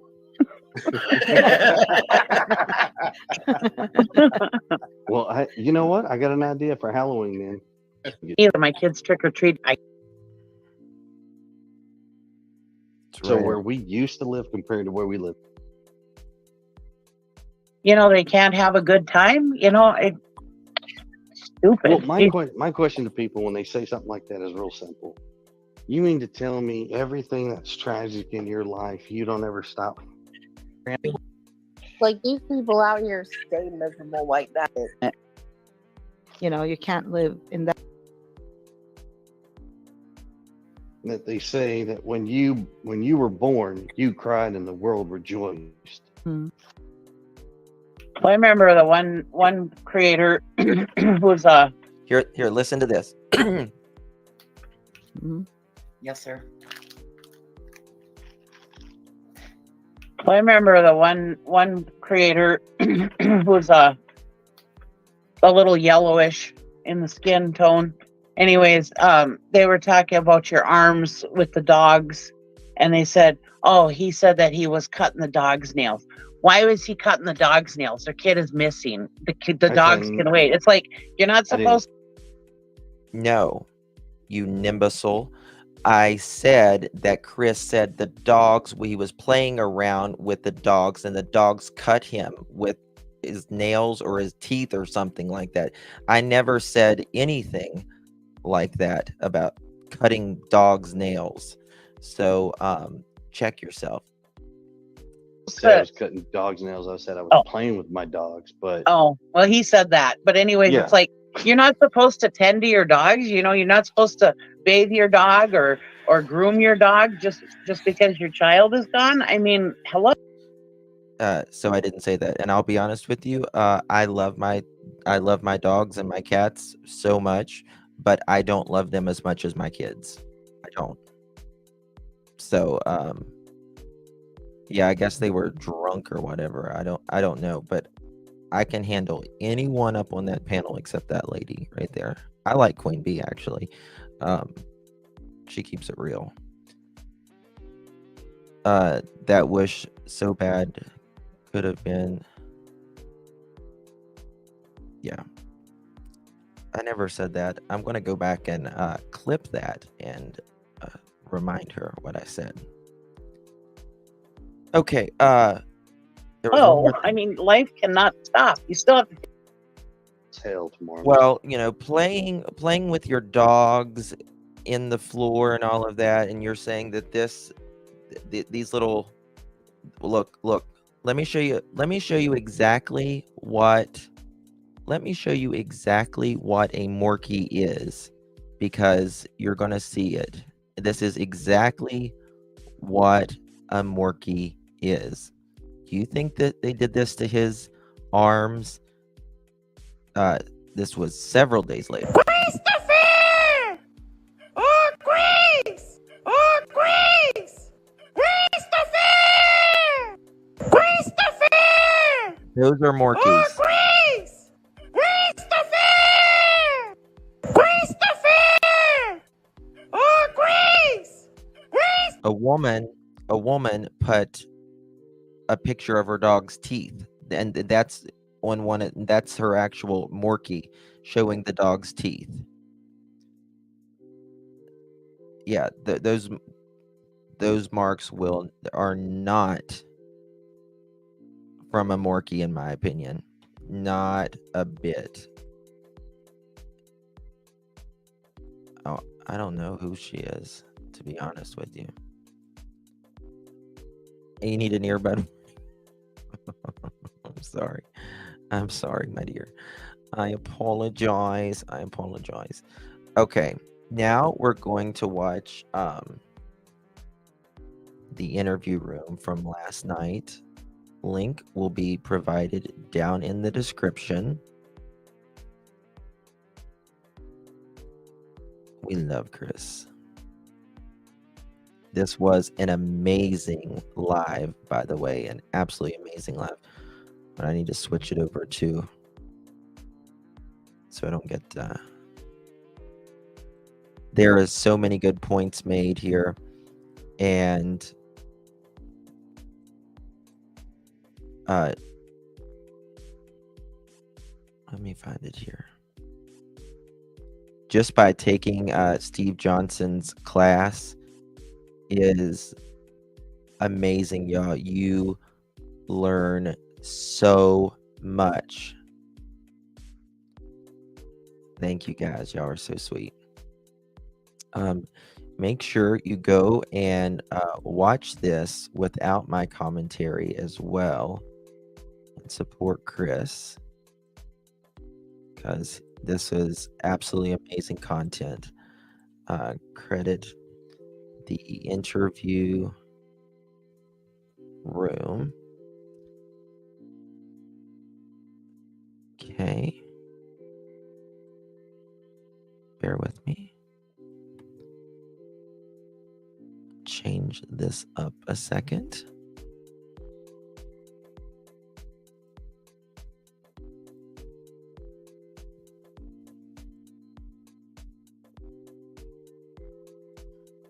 All right, here we go. I have purposely, laid low. I've done made a couple. Let me find it. In his mind, next of lot, Tennessee. He was last seen by his, and they also. Opening thoughts, Steve? Now, I want to tell you that the volume is low in this recording, especially in the beginning. It's nothing that I can help. We're on a constant roller coaster ride of helpless and hopeless and many other emotions all in one, and it's a never-ending roller coaster. It doesn't stop. It won't stop until he walks through the door. I wouldn't wish this on anyone. Let's hold it right there, Chris. Okay, so a couple things. First thing is that stepdad, his name is Chris as well, so stepdad. Thank you so much for your support, my dear Chrissy. Chris, and didn't he cut Nina's kids' nails? Chris Proudfoot, and didn't he cut Nina's kids' nails? Shudder. It was something, she said something about the nails, didn't she? If I recall correctly. Yeah, I'm pretty sure.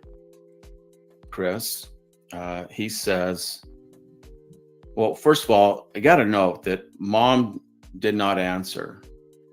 And I'm wanting to hear certain things from mom as a biological mother. I want to hear right away her expression of concern about her son and what he is experiencing at this time. He's been missing for 8 days. And I know that the reporter, she targeted, that question to what they have been feeling, but the feeling of any parent, the grief over their missing child is going to override anything that they may be experiencing themselves. That feeling of what is Sebastian going through? What is he experiencing? Did he find some? There is an innate. I can't explain it to you unless you have been a parent. But before you're a parent, you don't have this. You have it in you, but it's not activated until you become a parent. And the moment they lay your child on you or in your arms, it is this thing that is instantly activated in you as a parent.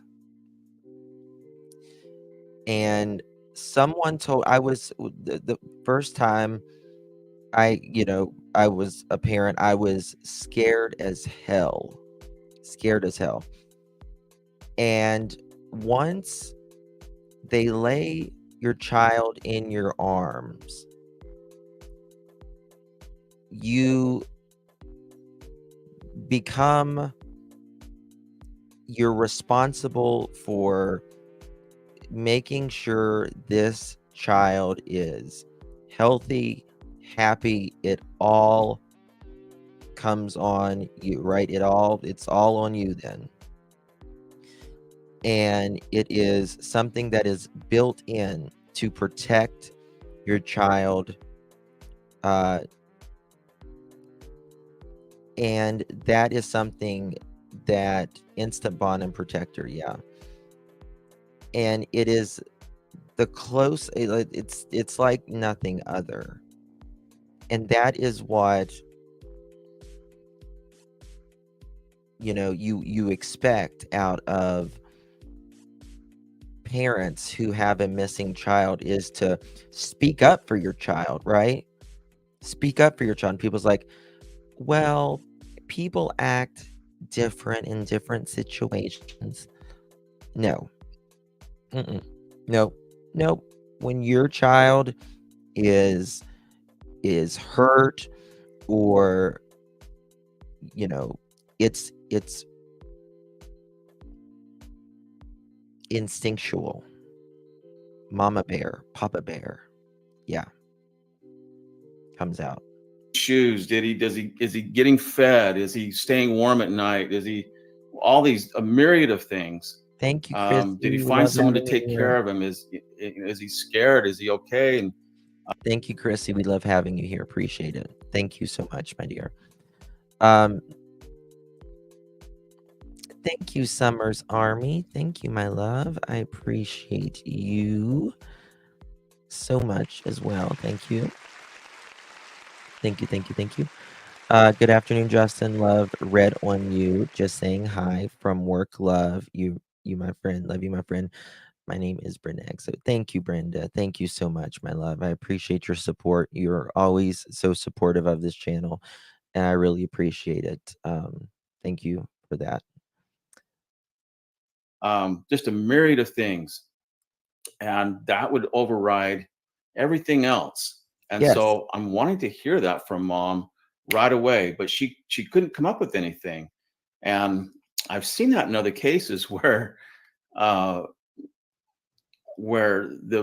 and I should say cases where the parents actually had some guilty knowledge of the disappearance of their child, and when they don't come up with it right away, it's almost as if they were asked something that they weren't expected. Oh, thank you so much, my love. Y'all are so generous. Thank you. You're a part of each other, and they 100% come first. Absolutely. Very well said. Very well said. I just don't know how a person cannot know if their kids are okay, right? If where their kids are at, right? And when like people, like Brandy, Neil, and Tyler, they genuinely did not know where Michael was, what was going on, and that's got to be a hell. But then there are people like Candace Wells, who has given 7 people life, which is the greatest gift you can give someone, but doesn't know anything about her kids, what they're doing, anything. And that just stuns me. To be asked, and then because lots of times parents will go into once they're asked questions, they have a narrative, and that's what they think is just enough. Whatever's in their head, they think it's enough to suffice the questions that they will be asked. And if it's if they're asked a question that doesn't quite fall in line, they're kind of at a loss of what to say. And so I'm wanting to hear Mom express things about Sebastian, and she couldn't do it. What she did say is, I wouldn't wish this on anyone. Chris, there's no eye contact with, especially with Katie. Katie has oh, thank you so much, Summer's Army. Have a cold one on me. Thank you so much, my love. I appreciate your support. I really do. Thank you so much, my dear. Love you. Very detached. Katie has which is very telling with people who are lying, right? They can't look you in your eye. Your eyes tell a story. Our eyes tell a story. You can look at someone in the eye and know a lot, right? Know a lot. And Katie will not look Seth in the eye. She won't even speak to him because he's was with her, right? They had a family together. And he's got a bullshit meter. And she knows that. So she will not talk to him or look at him in the eye. Katie will not even look the camera in the eye. Now, if you and I had a kid missing, we'd be like looking in the camera, honey, we're going to do everything we can to find you. You know, mom, dad, we're out here doing everything we can. You know, if someone has you, tell them to please let you go. No questions asked. We'll do whatever they need. We're here, baby. Not like, yeah. Doesn't feel right. It's not normal. refers to what she's going. Aaron, thank you, baby. Thank you so much for being so generous. Thank you. I really do appreciate you. Thank you, my love. Thank you, thank you, thank you. Oh, thank you. You guys are awesome. Thank you, September Rain. Thank you. You are amazing. Thank you so much. Thank you for your generosity. I'd be a loss if I couldn't find my daughter grandchild. That's hell. That is hell on earth. There is no greater love than your kids. There is nothing. Not even close. You love your mom and your dad to the end of the earth. You love your husband, your wife to the end of the earth. But your kids, it's beyond that.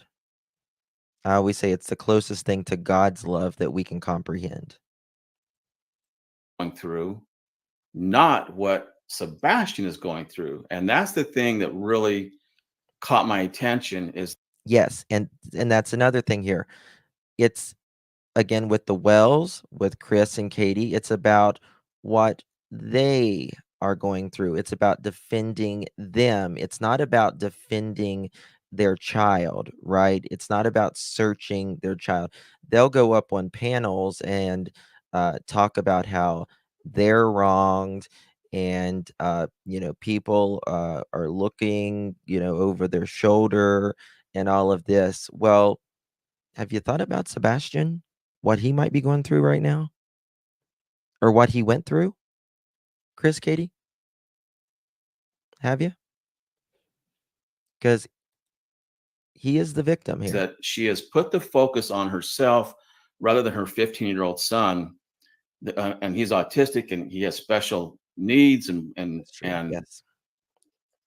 I just don't, that just was abrasive to me. It struck me as not what I expected to hear from biological mom.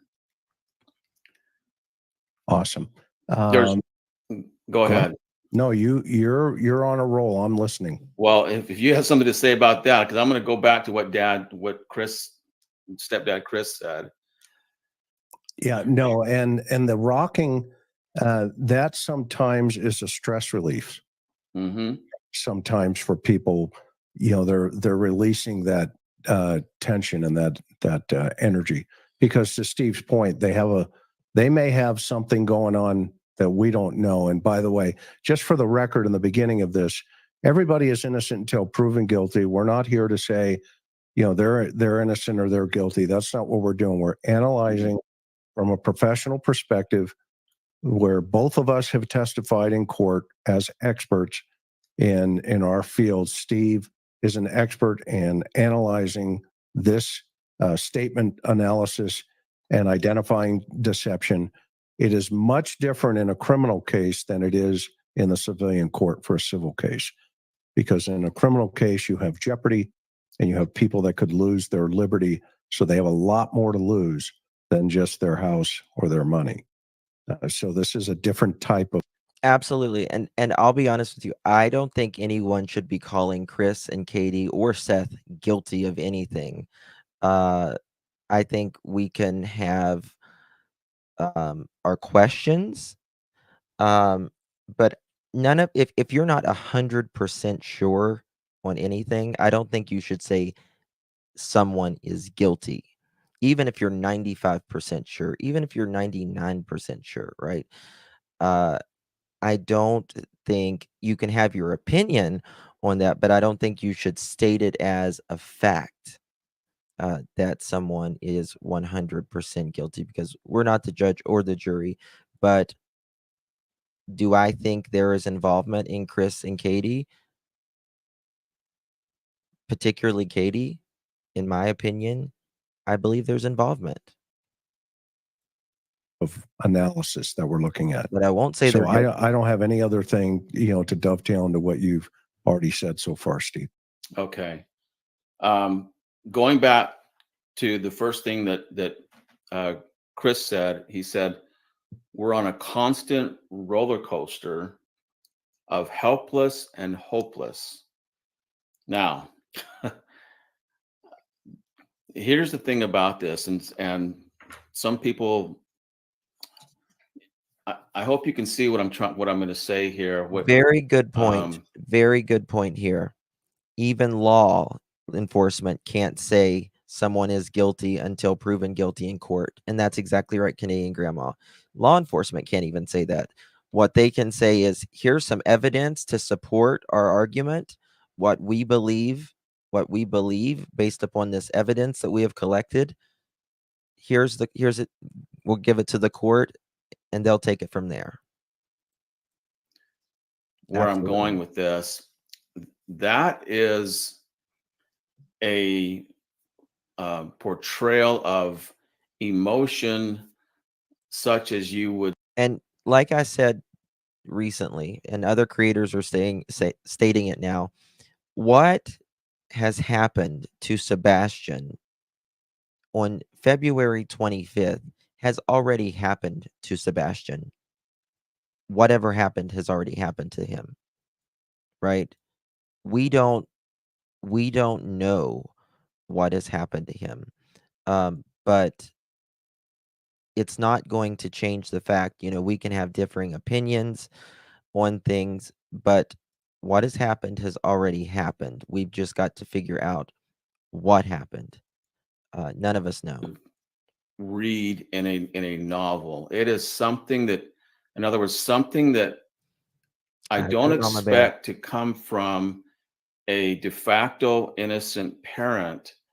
It is something that would be said to cover, because it to cover up some guilty knowledge. Let's say it is something that appeals to the emotion of the listener, of the interviewer, of everyone out there listening to the news. Chris is appealing to that emotion, and I almost feel bad calling him Chris, because I like you so much, and I'm saying Chris, and I'm referring to this guy here. So call me Mac. Okay. Mac. And we'll differentiate the two of them. How about that? Hello, Chris. No, So the important thing is that the first thing that he went to was helpless and hopeless. And Chris, it's just that a de facto innocent person is going to have hope. They are going to hold out for hope. I know of cases where a child disappeared, and the parents held out for hope that that child is going to return Yeah. for over 20 years. Yeah, I don't think this was premeditated at all, personally. I don't think it was And premeditated at even all. when investigators finally discovered that the child had been murdered, the parents refused to let that into their vocabulary and declare the child deceased. They, for 20 years, they referred to him in the present tense and as alive and going to come back. And my point is that it's very difficult for them to let go. Now, this is a stepdad. It's easier for him to let go, for sure. And men in general can also let go easier than biological mothers can. But mom didn't answer, and so he went to helpless and hopeless. Yep. And that is not only an appeal for listeners to believe him, but it is an indication that there is no hope in his mind that Sebastian is coming back, and they're helpless. And I'm in my mind, I'm thinking, are you kidding me? You're talking to the news right now. You should be portraying. Yes, you're talking to the news right now, 8 days, and if Sebastian's out there helpless and hopeless, why are you helpless and hopeless? It's been 8 days. You're hopeless at 8 days? There's parents that their child's been missing 30 years and they still carry hope. What the hell is wrong with you? Begging for your son. Why is the hope already gone? Why, Chris? I can understand the helpless part. You feel helpless, but the hopeless? No. No. This. You should be so happy that we're on the news and hey, everybody, that we're getting the word out. Here's what he was wearing, and let's go out and find him. And it would be like that. I would be very hopeful at that point that I'm getting it way out there to everyone. Now, we learned that this interview came 8 days into the disappearance, and I'm wondering, what is the holdup? I agree. Why hasn't this happened before? And it's my understanding that the parents wouldn't do an interview. And is that correct to your knowledge? I do not know that, Steve. Okay. Yeah. So I won't touch on that then, but I would like to see the parents right away coming out and saying, hey, our child is missing and this is who he is, and let's get the information out. But that didn't happen. And instead we have this portrayal of helpless and hopeless, and mom not telling us the things that a de facto innocent biological mother should be telling us about the concern over her son. Instead, she's focusing on herself. So that's that's what we got.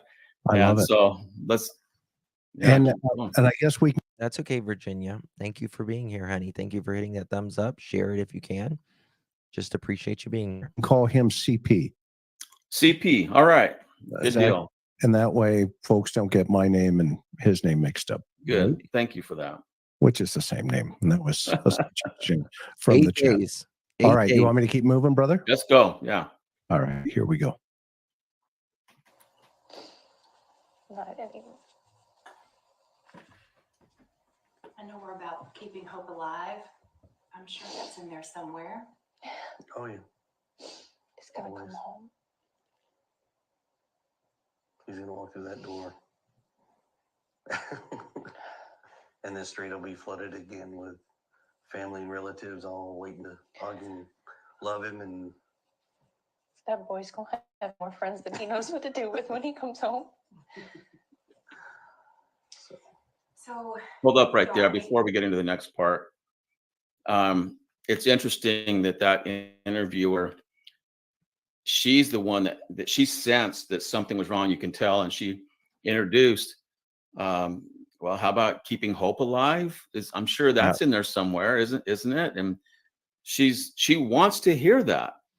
She's, as an interviewer, as a working for the news, I'm sure she's interviewed a lot of different people and watched a lot of interviews, and she knows what comes out of the mouth of a parent whose child is missing. She's wanting to hear certain things and she didn't hear it. And so I'm sure that she's helping him out here. And it couldn't come out. Mom couldn't get it out of her mouth. Again, why aren't we hearing that type of language out of her mouth? It's void. She's void of it. Yet at different times, we're going to see during this interview that she's very teary-eyed and she's sad and I believe that she is. You know something? We're talking about Andy Neal, whom I consider her a good friend now. Mother of Michael Joseph Vaughn, Fruitland, Idaho, affectionately known as Monkey. She still sleeps on the sofa every night, waiting for her child to come home. And to be honest with you, to be real with you, we know what happened to Michael in a backyard by 4 monsters. She still sleeps on the sofa waiting for her kid to come home. Still.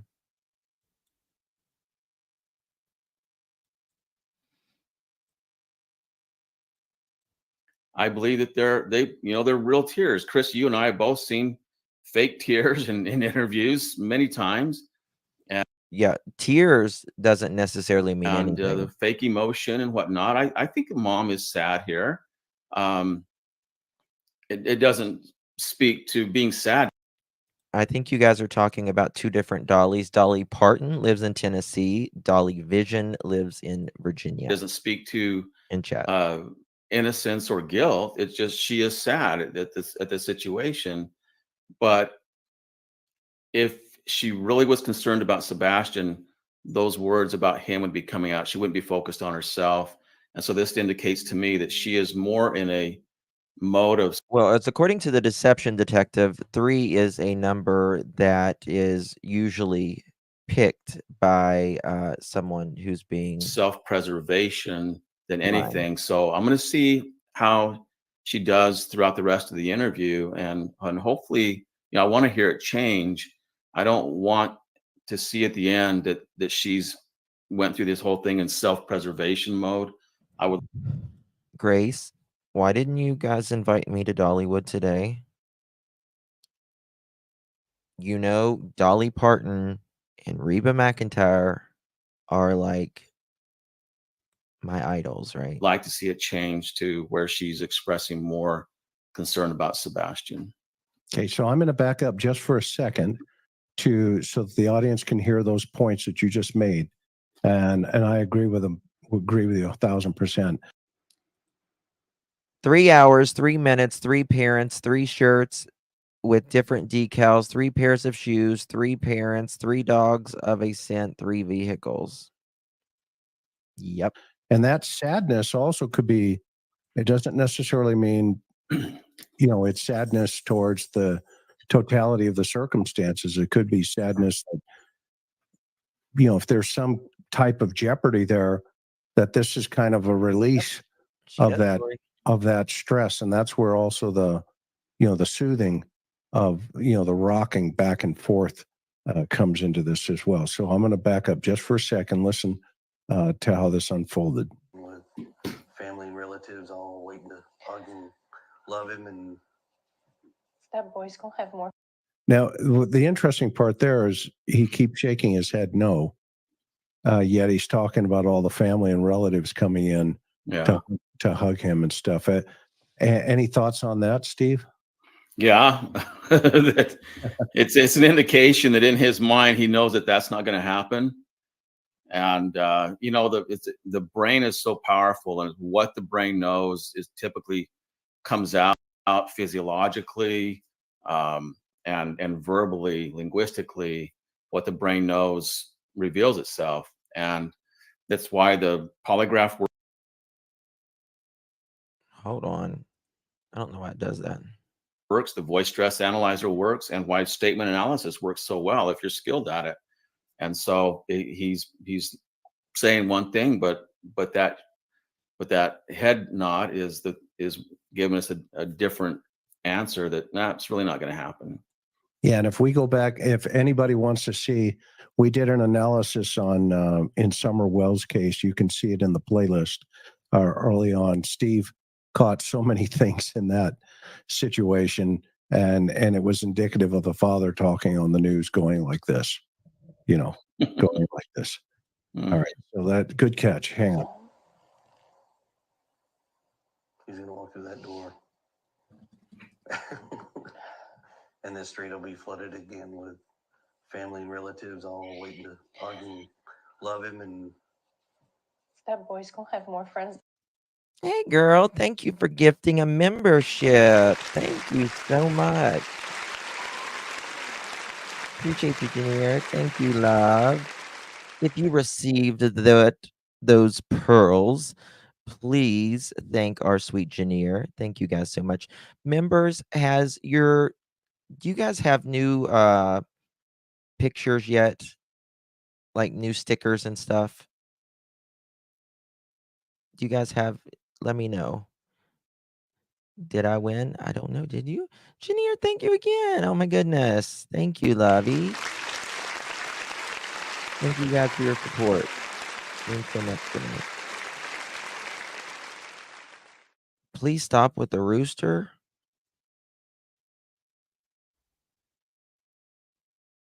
No. Christopher!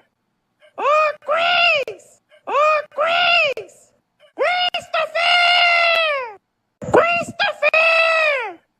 Oh, Grace! Christopher! Christopher! Oh, Grace! Grace! Hey, you're getting cocky with my rooster. With what you're saying about my rooster. That's Brewster the Rooster. Christopher Brewster. Christopher! Oh, Grace! Oh, Grace! Christopher! Christopher! Oh, Grace! Christopher! Christopher! Oh, Grace! I'm gonna fucking do it twice as much now. You leave my. I was going to say COCK, but my rooster alone. You leave my little rooster alone. I like Christopher. Yeah. Don't be the cock blocker. Rude.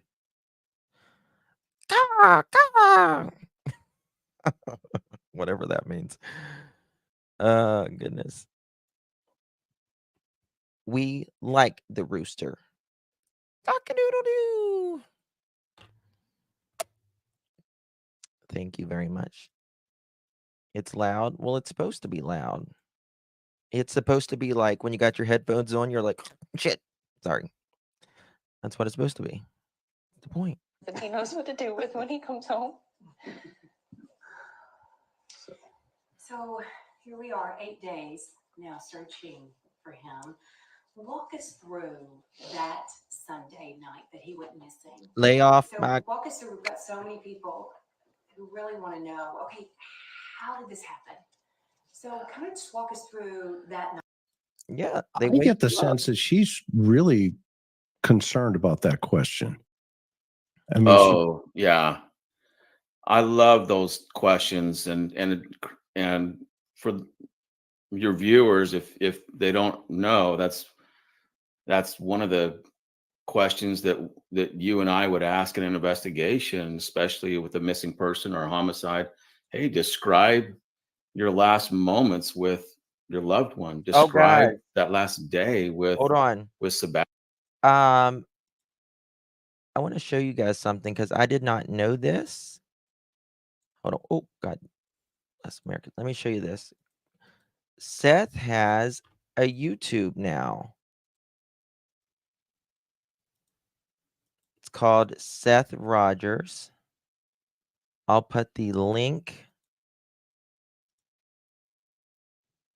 in the chat here. Try to remember to put it in the bio or the description as well.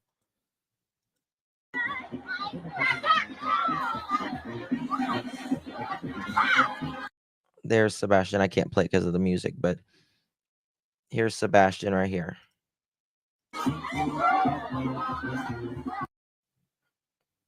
Just a very average, very, yep, that's Sebastian.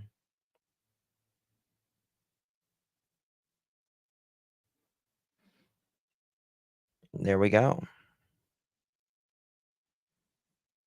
Look, I mean, he was, I mean, does he look any different? Does he acting any different than any other kid there? He's not. He's very well socialized there, right? Right?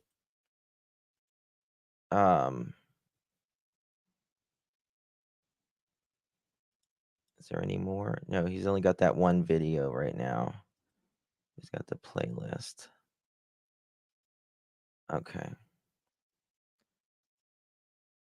Just a love the rooster. Thank you. I like my rooster too. Thank you, thank you, thank you. Ooh, what happened? All right, now back to our regularly scheduled program. Oh, thank you, my dear Dana. Thank you so very, very much. Let me find my applause. Thank you for all you do to support these kids. My youngest granddaughter, Chloe's birthday is tomorrow. This is in her honor of her sweet 16. Oh, that's so sweet.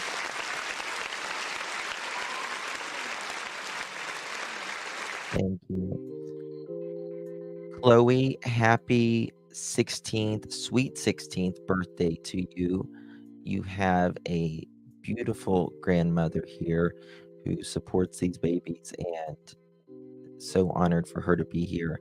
I hope you have such an amazing sweet 16. Enjoy it. Enjoy it, my dear.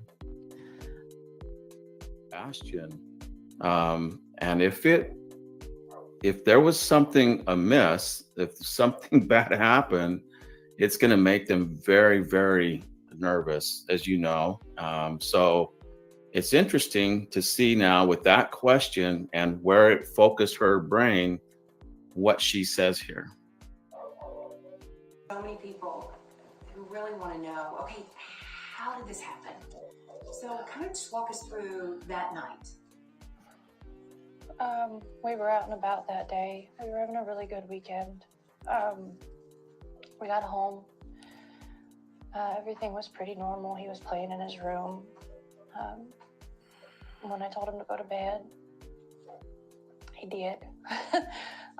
He said, "Good night, Mom. I love Prophets you." talk about the Said limitation. good night to his puppies. Yeah, he talks about it here how they A kind of little bit later, I disparage wound up going to Sebastian. bed, and when I woke him up for school, he wasn't there. It really All is. right. I'm trying to stop vaping. I need to stop vaping. By the way. So there's actually a lot in that. She doesn't realize she actually skipped over. I mean, she described that day and evening very succinctly, but skipping over a lot of information. What they did that day, other conversations. Nothing about it. She Nothing. didn't say a whole lot, but from in my perspective, what she did say was actually pretty revealing. So the first thing that she said was, one of the first things was that it was pretty normal. Now, whenever I hear somebody refer to the day as being pretty normal, I'm on alert right away for it not being a normal day. I hear this most of the time when I hear the portrayal of normalcy, it has turned out to be anything but the norm. And so I'm on high alert now. Why would she say this? And I want to hear other things about in experiential language from her. We did this. We went here. We went there. She's not going to tell you that. I tried to get him to wear his new shirt. He didn't want to. He said, "Mom, I'm going to wear this one instead." You know, little things, little nuances about the day. But we didn't hear those things. She skipped over a lot of those things, which is more times than not, when somebody portrays the day as normal, it's a way of saying, hey, you should believe me. Yes. That it was a normal day. Yep. Everything was normal. Everything was beautiful. Everything was fine.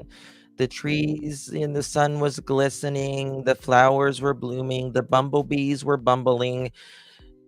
It's a way to make, believe me, everything was great. And not ask me any details about the day. Just accept that it was a good day. It was a normal day.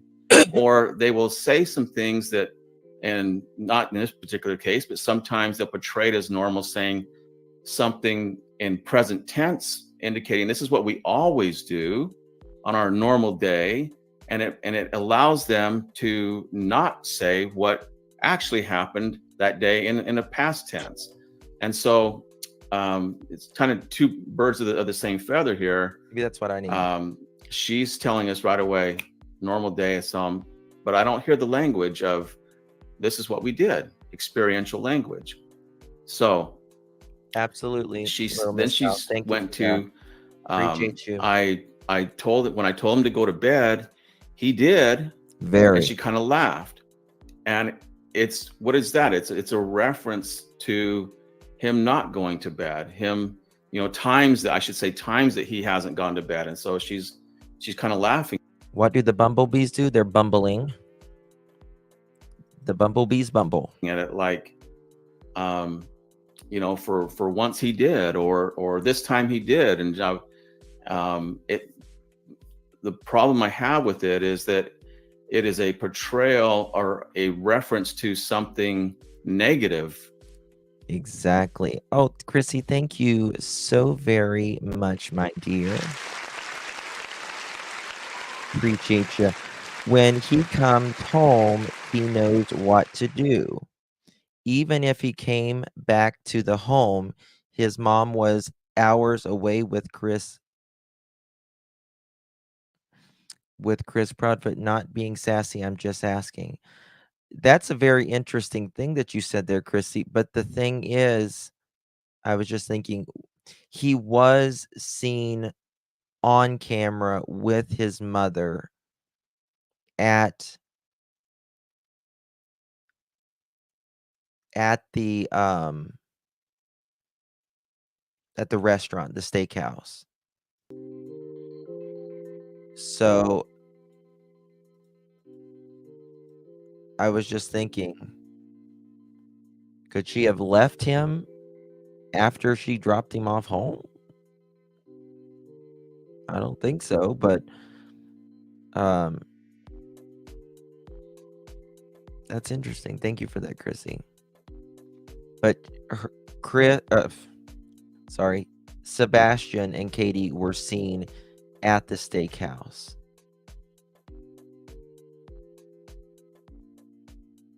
So there is that, right? Meaning after this interview. Yeah, thank you so much, Chrissy. Thank you so much. I appreciate you. What do you mean, meaning after this interview? I don't know what that means. Hold on. When he comes home, he knows what to do.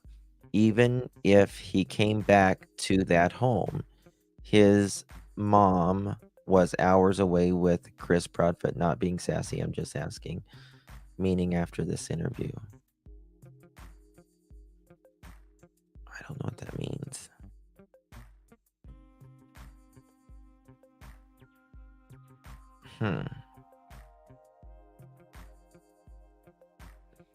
Look like it. Yeah, me too. Me too. Because I'll be honest with you, Pink Butterfly. To me, this is not the most suspicious interview. To me, this is not the most suspicious interview. To me, the most suspicious interview is actually probably Chronicles of Olivia.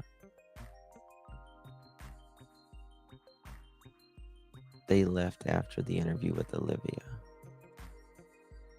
Oh, like, do you mean like her being gone and like if Sebastian showed up, she wouldn't be there? Not snacks, funny honey bun. Start taking Katie and Chris. Start talking Katie and Chris, please. I don't know what you mean by that. I'm sorry. I wonder if the traffic lights actually caught Katie's route in home. I would think so. Yeah. Evil Exists found a video on YouTube with the name Sebastian Rogers. It was started in January, and it's a weird video. He thinks it's Sebastian getting on the Wi-Fi and watching KP. Okay, we'll watch it. Let me find it. That Sebastian could have done. So I'm now on alert, and what she says next kind of seals the deal for me, and I don't like what I'm hearing here because she says, Okay, we'll look at Evil Exists. Let me give Evil Exists some credit here. Maybe if it'll work. There we go. Credit goes to Evil Exists. I'm going to pop this in the description.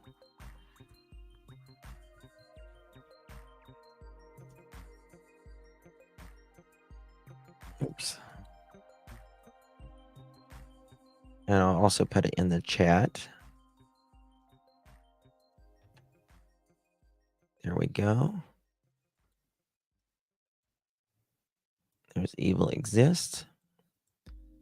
All right, let me put on my banner here. 1 second.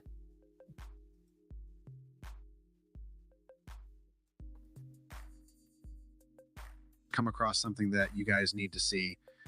I want your opinion on this. Very, very interesting. Firstly, let's talk about Sebastian's online activity. Katie and Chris say Sebastian never played online at their house. They're not sure what he did at his father's house, though. Seth says he allowed Sebastian to play Warfare, but with selected people like Seth's friend and Chris, too. Chris denies ever playing with Sebastian, though. Anyway, look at this that has been going around since yesterday. Now, this may be reaching... So this says Sebastian Rogers, 11 subscribers, 1 video, joined January 15th, 2024. But I still think it's worth sharing. This channel called Sebastian Rogers was created on the 15th January 2024, so about a month and a few days before Sebastian vanished. The video was posted on the 16th January. There is only one video on this channel with no title. My first thought, someone that is not used to using the internet and can only sign on certain times or something like that, maybe being a bit sneaky. Here we see this person logging onto their Wi-Fi. Now it also looks like whoever is taking this video is hiding under something. Under a house? Or what is that?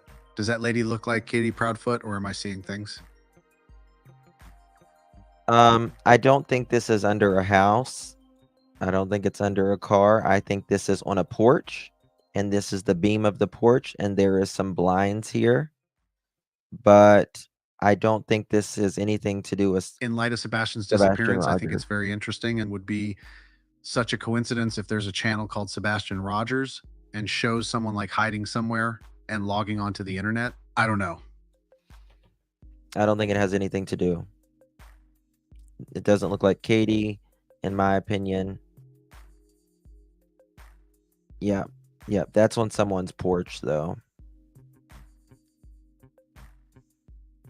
Yeah. I don't think it's anything relevant. But it's interesting. I mean, law enforcement We'll, I'm sure, check that to see if it was his. Justin, there is a person on the right hand side in a red shirt. It looks like Sebastian. In that video?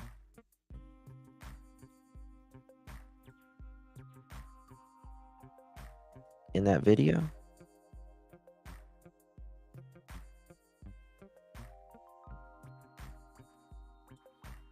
It also looks like whoever is taking this. I don't see anyone in a red shirt.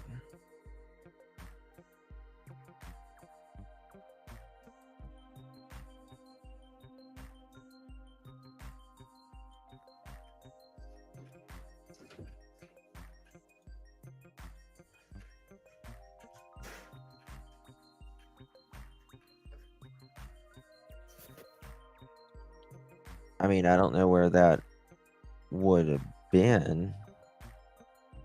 She looks like Katie's mom.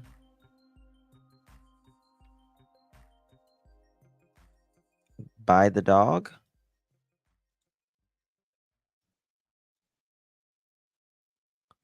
Okay, there's the dog.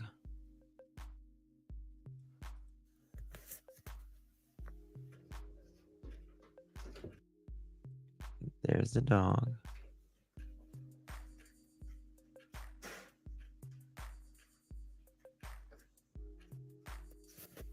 I don't see it. Still don't see it. To me, that looks like somewhere in Appalachia. But where, I don't know.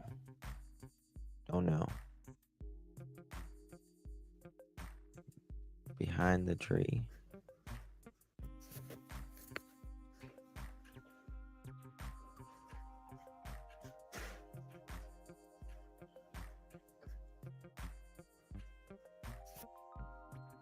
I don't know. To me, it's still not.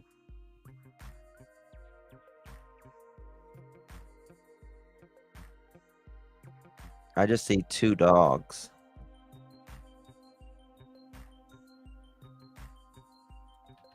That's the only thing I see.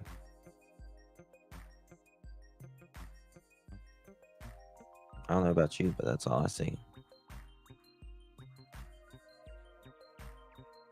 Maybe I'm wrong, but He said, "I love you, Mom," and he went to bed. I mean, unless, it could have been, could it have been, where does Seth's mom live? Where does she live at? Because honestly, I think probably Sebastian was more likely to have that kind of freedom in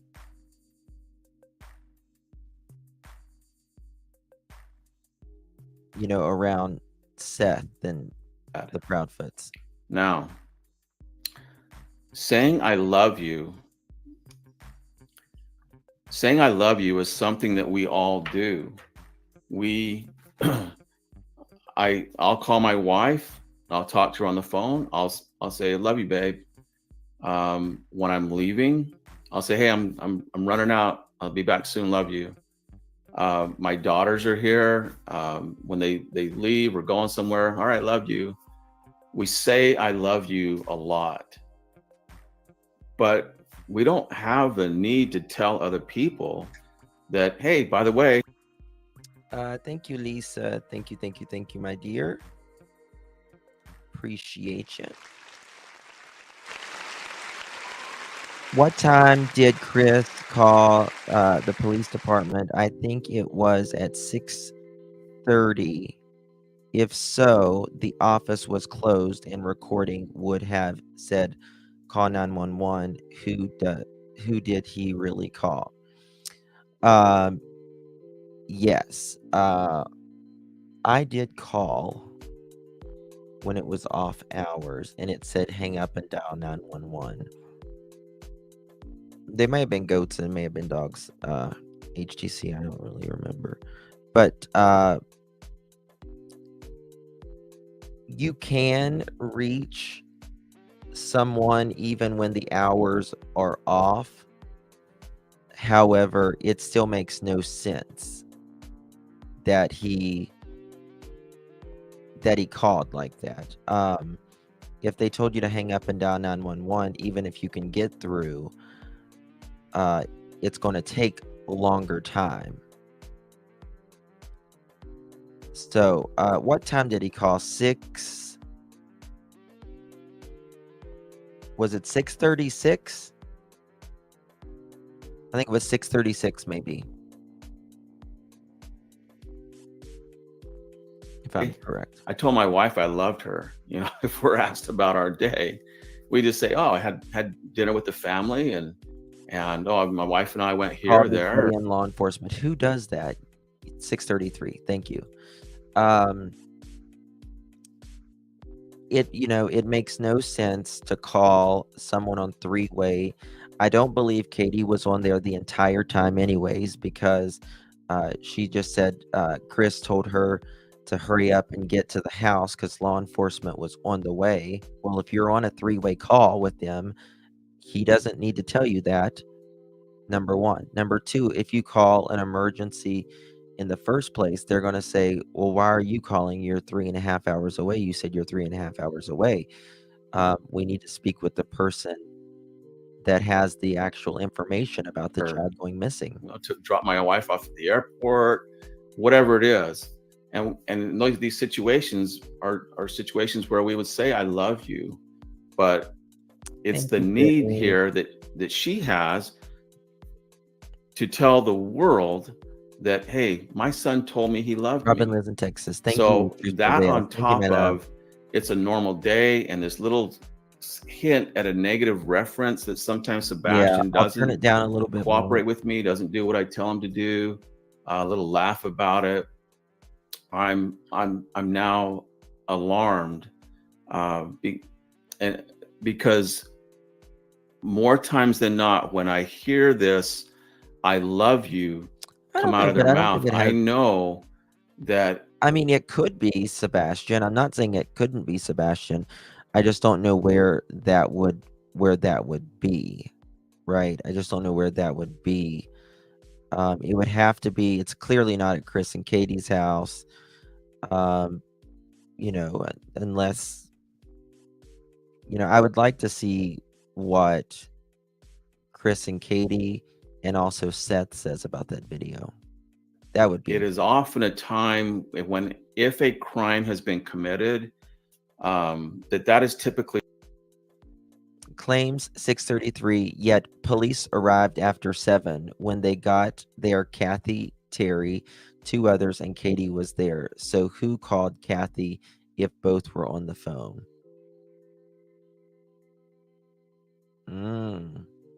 Interesting, Mohawk. That's an interesting question. I agree with what he just said about saying, he said, I love you.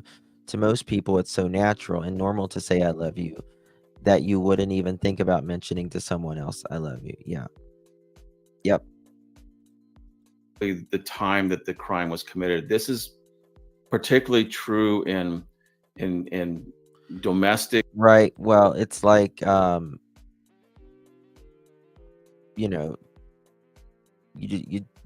just don't usually say in a conversation, I told them I love them. Situation.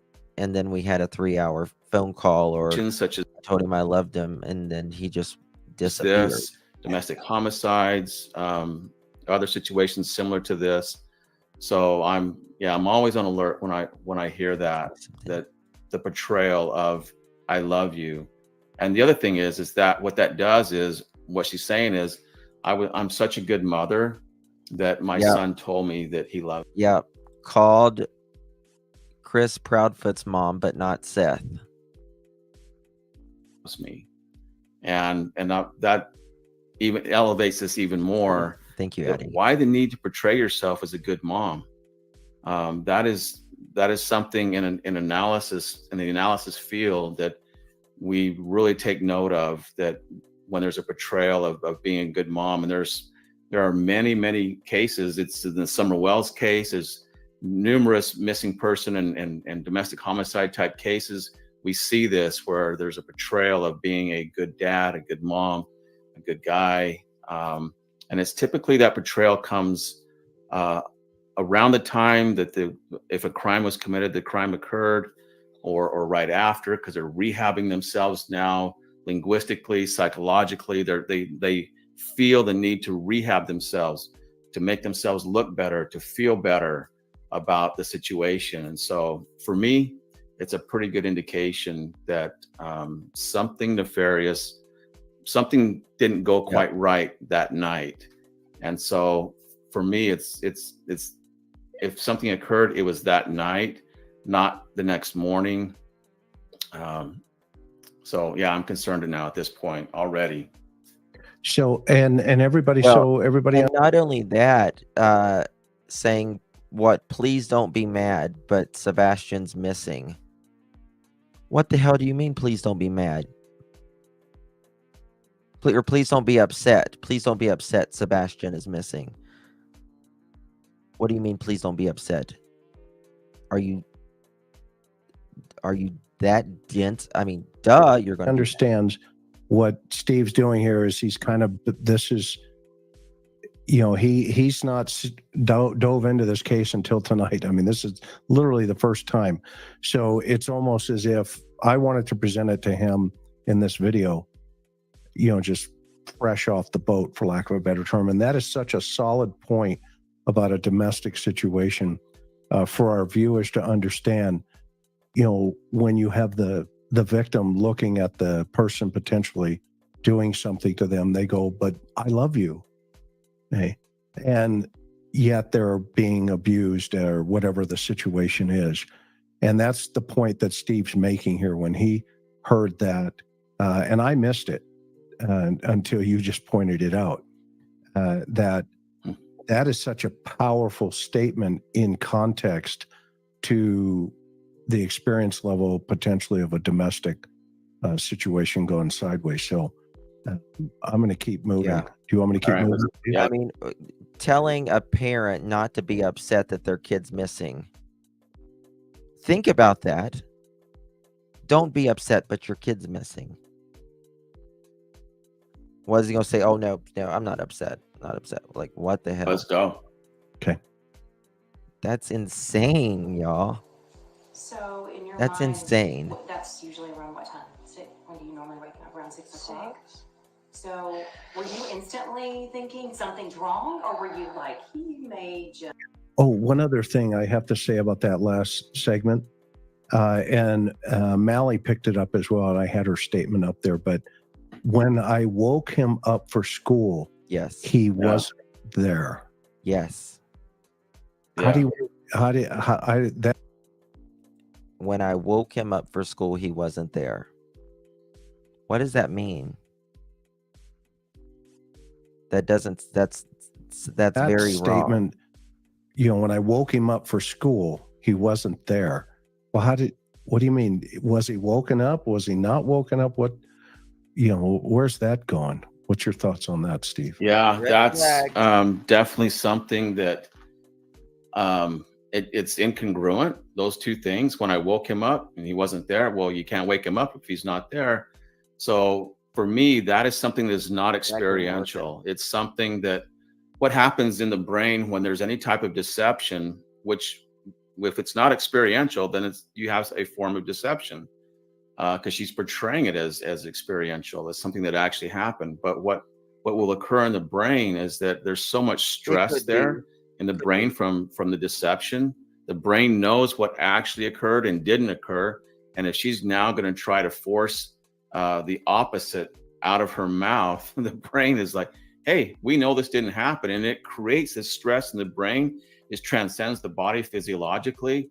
And what happens is linguistically, we will often hear things like this that it will sound confusing. It doesn't sound right. It doesn't flow right.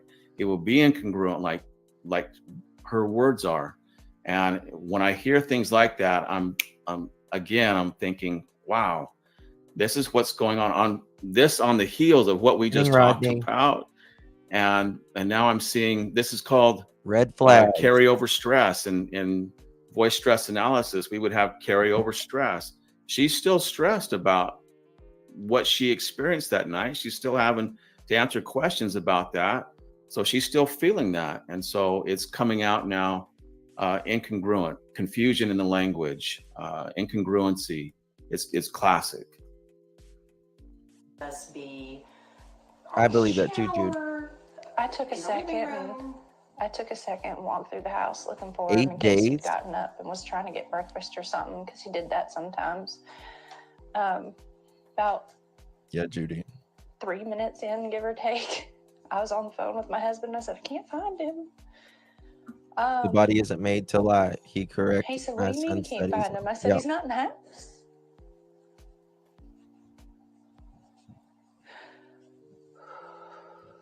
it's okay. Yeah, you have to go. Your body, you know, you're not made to lie, so you have to intentionally, you know, like short circuit the brain. You have to really concentrate to lie. Or what's going through your mind? And then there are physiological reactions to that. Let's stop there, Chris. Before CP starts talking, there's Safeway some things going on there. Hold on, we have an important announcement. Merge just said, fun fact, Safeway brand popsicles are terrible in their opinion. Bought a jumbo box. Crying face. Can we have a moment of silence? In the arms of the angel, fly away with me in this dark. Okay. All right, we're back. Mom is.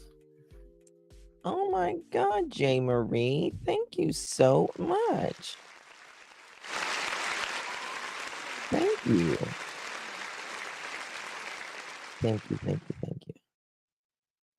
You're welcome. It sounded very similar to Chris's chicken screaming, but still, basically the voice of an angel.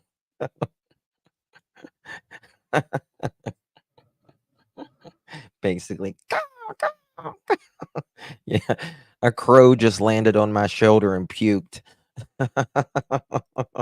She's indicating that she's certain that he walked out of the house, and I want to go back to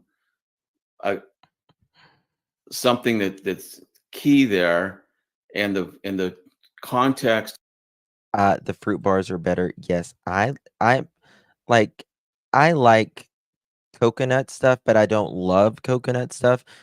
But my husband bought a box of, it's like creamy coconut fruit bar, and I ate one, and then I ate the whole box. And they're so good. Oh my God, they're so good. Of Sebastian missing, she said within 3 minutes, I was on the phone with my husband. So she brings that up immediately within 3. Now, here's the thing. He's out of town, so he can't help. But she says within 3 minutes, I'm on the phone with him. She has just brought him into this via a phone call. It's very important. What do you mean? Hold on. I can't eat popsicles on tongue depressors anymore. Like the wooden sticks? Like the wooden sticks?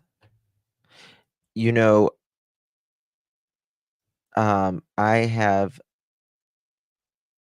a phobia of cotton balls. I cannot do cotton balls. Can't do it. I have a phobia of cotton balls. Their conversation on the phone is very important. And I'm going to dovetail back to something that I didn't comment on just in the segment just before this, but if you remember, she said when she was describing the night, you do too. and Sebastian went to bed, and said, "I love you, Mom." And then she says, "A little while later, I wound up going to bed." Well, what that is a little while later means there's time that has spanned, that she's not going to tell us what she did in that span of time. Can't And do she's it. not saying how long it was, but she just says a little while later. That's going to suffice for her. Feeling. We don't know how much time span, but we now know. I can do Q-tips, but I can't do cotton balls. I can't touch cotton balls. I can't stand the feel of them. Ugh. I cannot stand the feel of them. And I actually don't like the wooden sticks whenever the feeling of them once the popsicle's off. I hate cotton balls too. Gives me chills. Thank you. Thank you. Can't do it, y'all. Can't do it. I really can't. They give me chills, like cold chills. Can't touch velvet. I can't have powder between my hands either. Like powder, any type of powder. I can't stand my hands to be dry. I have lotion somewhere near me at all times. I can't stand for my hands to be dry and my lips. Know on the back end that she was on the phone with her hub with CP for 3 hours, I believe it was. No chalk. Before she went to bed. And now she's bringing in another, she's on the phone with him again. This phone conversation with him is going to be really key in whatever happened to Sebastian. Well, and she qualifies it too, Steve, right? She goes, "I can't find him." Well, what does that mean? I mean, right, exactly. Did you find it strange the way that she said that? Yeah, Yes, it was I like what she did I tell you paused, guys? she's thinking. You can What see. did I tell you guys? The way she said it, it was very weird. Can't find him. She's not. Oh my goodness, Holly. Holly, thank you so much for gifting 5 membership. If you received a membership, thank our beloved Holly. But you know what happens? You guys know what happens when we get 5 memberships. We have to do an application process. This is a very strict thing that we do here. This is a Brooklyn-bound 2 express train. The next stop is Fulton Street. Stand clear of the closing Buckle doors, up. please.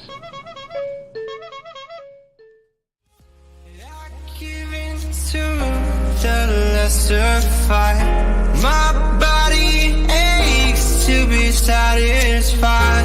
My weakness comes and goes. My weakness comes and goes. Thanks to Holly, she bought you guys 5 pearl necklaces, 1 each. Thank you, Holly, so much for gifting those 5 memberships. The applications are approved. They are absolutely approved. So thank you for that. If you receive your pearl necklace, please thank our beloved Holly. It means so much, Holly. Thank you for your support, truly. Yeah. What do you mean you can't stand your own face, Rodney? That's not nice. Be good to yourself. Be good to yourself. You're beautiful. Don't say that. But we all feel that way sometimes. I think we all feel that way sometimes. I know what you're saying, but be good to yourself. Be good to yourself. Your gears going. Yeah. And let's play that back one more time for the Yeah. audience and get a better context even for Yeah. those of Listen us to too. this. Let me go back here just for a second. And by the way, everybody, I hope you can hear this. I've got it turned up full volume. The audio gets a little better here in a little bit. Thank you so much, Orange Wedge. Thank you, my love. Thank you. Thank you, my love. I appreciate your support. It means so much. Thank you, my So sweeties. if you can't hear it real well, turn up on your side over there, the computer on your side, just in case. I Sparkling certainly girls. want everybody to hear what's being said here. Are we in the shower? I took a In the living second and room? I took a second and walked through the house looking for him in case he'd gotten up and was trying to get breakfast or something, because he did that sometimes. About 3 minutes in, give or take, I was on the phone with my husband. I said, I can't find him. That's right. Yeah, I mean, that was just out of thin air. You know, Can't find him. within 3 minutes, I can't find him. Can't find him. But and it's almost a contextual statement where, you know, she's trying to put it into this anomaly of conversation where, you know, I've been looking for him and I can't find him. She's And, hoping it'll get accepted, that it's going to be accepted. But this has so many ties to Summer Wells, because this is so interesting. It's very similar to when Chris, you were at the house, and Mom is walking you through the house, and you're down in the dungeon basement, and Mom walked you out the door where she's saying that she thinks that Summer was taken out of that door, that downstairs door, and she came out that door. And I use this clip for my training in the classes that I teach. But Mom comes. Steve, he gives you real life events and examples, and in one of the classes there is, you know, some things that Candace says, so I'm telling you, it's very well worth it. Comes out and she says, I came out here and I said Summer, and the context is incongruent with Summer being missing. If she really knew that Summer was missing, she would come out that door and she would yell Summer. I expect the same thing here from this mother, Katie. I expect Katie to be saying, Chris, I can't find him. And it's well worth it. I think it's like $47 a month, and it's like a 5-month, 4 or 5 months. I can't remember.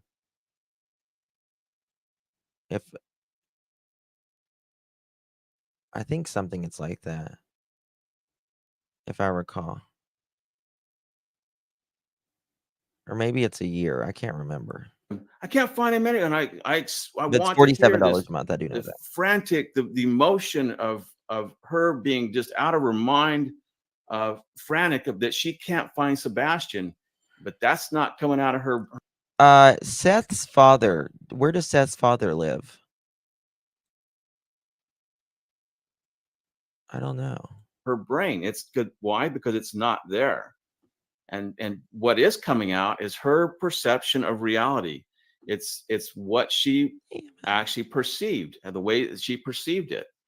And it's like, I can't find him. It's like, oh, like it's time. It's time for the next step in this, is what I, in my head, I'm hearing, having listened to so many of these. And so it's not congruent with what a de facto innocent biological mother, what should be going through her brain, and how she should be feeling, and how she would portray that as what happened. I don't know. Love it. There is nothing in this world that could keep me sitting in my house while my kid was missing. There's nothing. There's nothing. California thing. There's nothing. Can you imagine just sitting there? Oh, no. Nay. Here we go. He said, what do you mean you can't find him? I said, he's not in the house. See, I don't believe that. Hear that? He's not in the house. He's not in the house. I said he's not in the house. No. She's acting. She's literally acting. What do you mean you can't find him? I said, he's not in the house. He said, what do you mean you can't find him? I said, he's not in the house. Nope. He said, what do you mean you can't find him? I said, he's not in the house. Nope.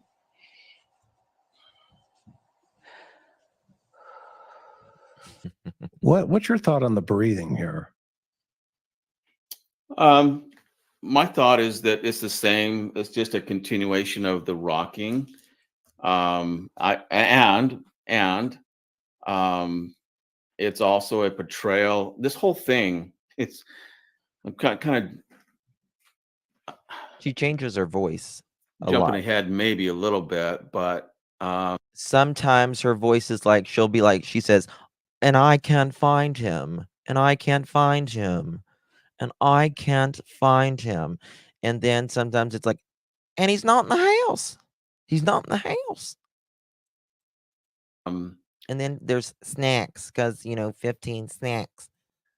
as I watched this interview, I made a note at the end of it. I'm making all my notes, and I made a note at the end that throughout the interview, I saw mom and CP stepdad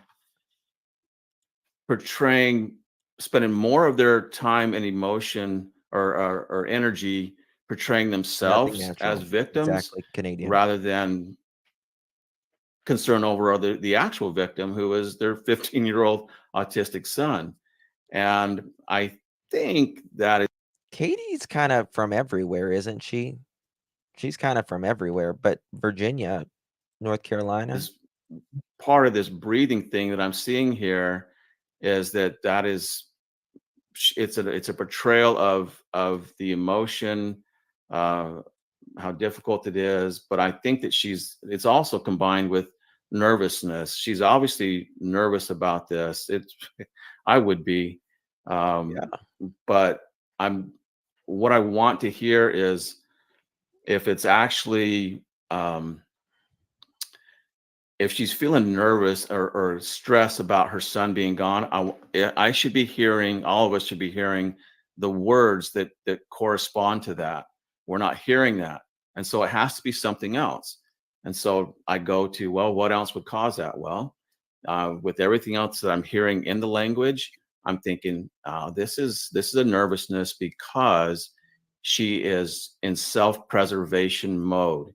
She is trying to not say things that she shouldn't, that might give away what she actually Intimate, Brittany.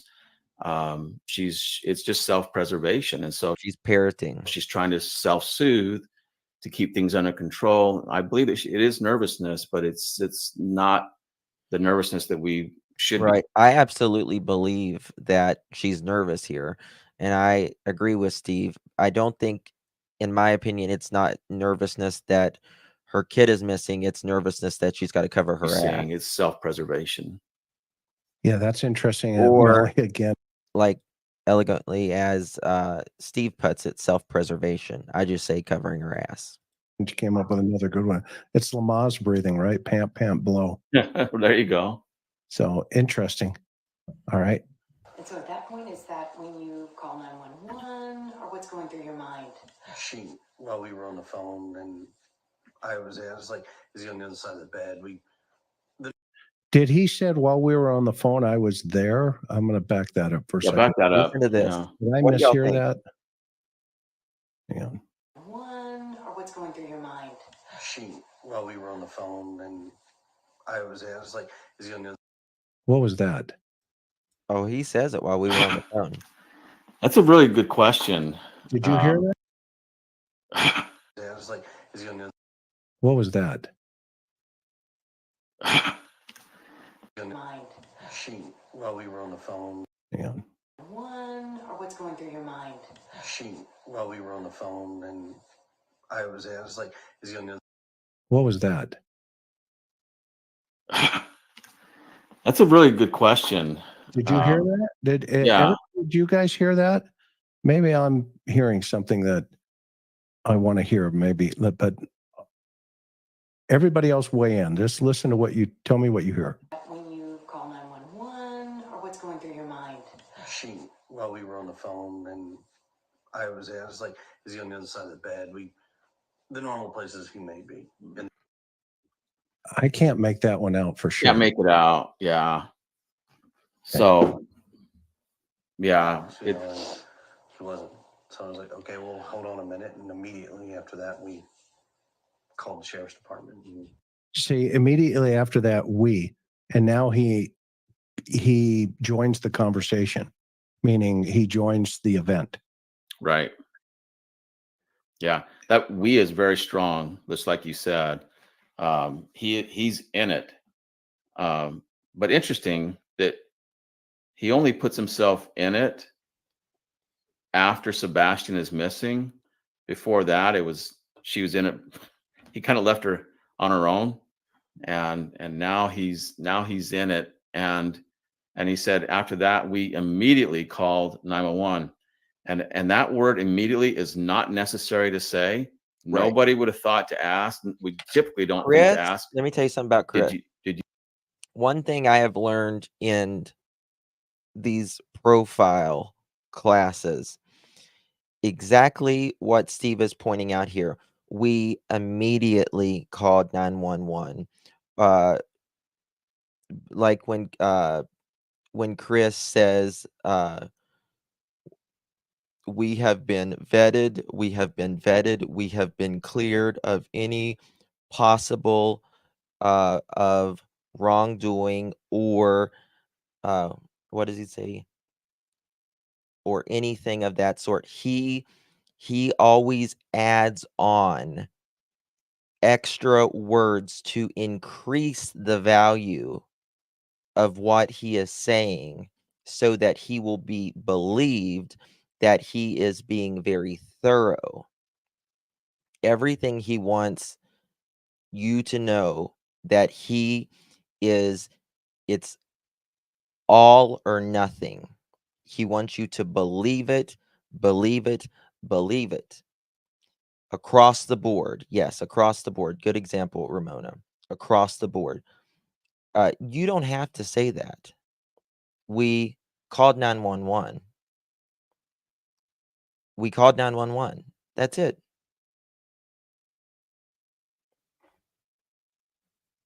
Yeah, he's selling it with Jimmy Ben. Yeah. Yeah. Selling the story. Yes. Exactly. You immediately call? Because this is a missing 15-year-old I mean, what do you expect? Of course you immediately called. You don't have to say autistic that. You kid called. who, I mean, there's real reasons to be concerned that he's missing. Nobody would have thought to ask, did you immediately call? But he put that in there, and it's Chris, it's an emphasis on, look, we did exactly what we're supposed to do. We're following the rules. We're doing what we're supposed to do.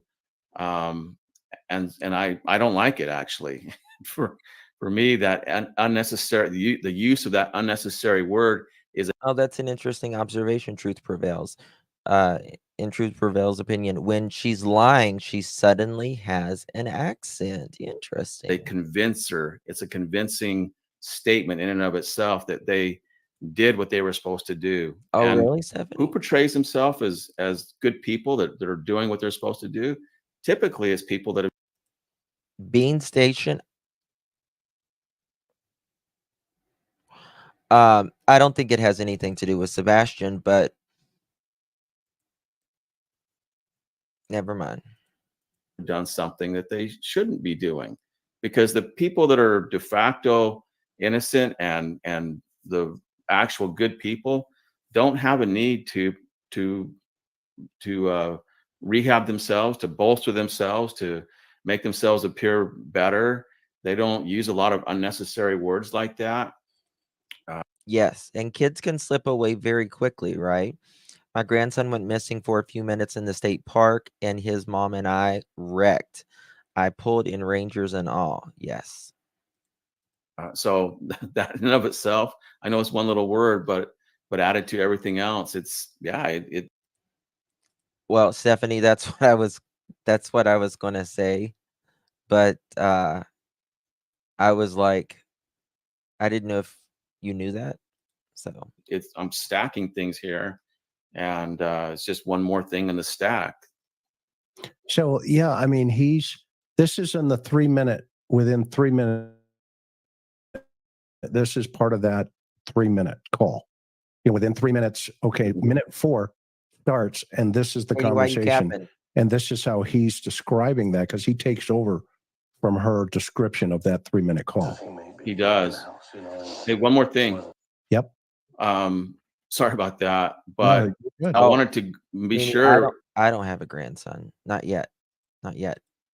Can't wait. But One thing that struck me about this was mom says within 3 minutes, well, first she said, yeah, no, my kids have got to get out of middle and high school. I took a second. Now she mimicked what the interviewer said to her. Did you take a second? Or I don't remember exactly what the interview said, but she goes, yeah, I took a second and this was the first interview. This was the very first interview. The hands was the second interview. And I mean, I emailed you about the bean station. Oh, okay, thank you. Hey Jude. And that's why I don't know why they did the hands video second, because we've already seen their face and it doesn't make sense why they would just show their hand. I looked around and then I don't remember her exact words, but within 3 minutes she's on the phone with CP. Well, CP's not there, and So, yes, the technically Duchess was the first interview. Yes. Yes, that is true. I forgot about that. Yes, Duchess and then them. so what Which I wish they would have went would over that we one. expect mom to be doing at that point? Would we expect her to call him? How is he going to help? I would. What would you be doing? You'd be on the phone with who? His friends, his biological dad. Is he over at your house? Run into the neighbors. Did Sebastian come over here? Looking outside. Is he outside for whatever reason? Did he go to the garage? Did he? All these other things. I can think of like a list, a laundry list of things that I would think mom would be doing and places she would be going and people she would be calling to check, not CP who's out of town. Why does she call him? That makes this even more significant. She Mhm. pulled him into this with that mentioning of a phone call, and now he takes over and it's like we did this, we did that. They are united in this, but it's not what I would have expected mom to do. I would expect to hear that I was frantic out of my mind and I did all these things to find Sebastian. And when I realized, hey, he's nowhere to be found. Okay, so I just got an email from Arthur. Arthur, if you're listening, hello. I'm not a member, but I stumbled up on your YouTube channel and loving your broadcast. I'm up to the garbage part because part being discussed, but I have a question. Why does no one mention the dump site search? Because law enforcement require a special warrant that would have been signed by a judge.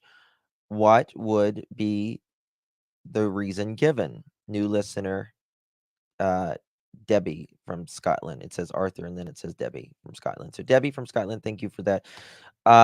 You're right. You're right. Why did they go to that dump site? There has to be a probable cause. You have to have enough that the judge is going to sign off on it. They clearly thought there was something there, and they may have found something, they may have not found something, they may have found some evidence, they may have not found anything. But you're right, there had to be some probable cause for them to go there. They don't just search dumps. It's a very expensive process to do. Now, they did not search for a long period of time. Did they find what they needed or not? I don't know. I have no idea. Landfill was also a different state, so more hoops to jump through. Very excellent point, Mohawk. Yes, another state, so that is even more hoops to jump through. That shows you that they believe something was there. Did they find what they're looking for? I have no idea. They're not going to tell us. They're not going to tell us. But something gave them some information that they needed to go search. Now, they're not, because someone says, "Oh, well, the garbage was heavy." You may want to check it. That's not enough. Grace says, "Why would the garbage be so?" That is true. They said, but that's not enough. That's not enough to convince a judge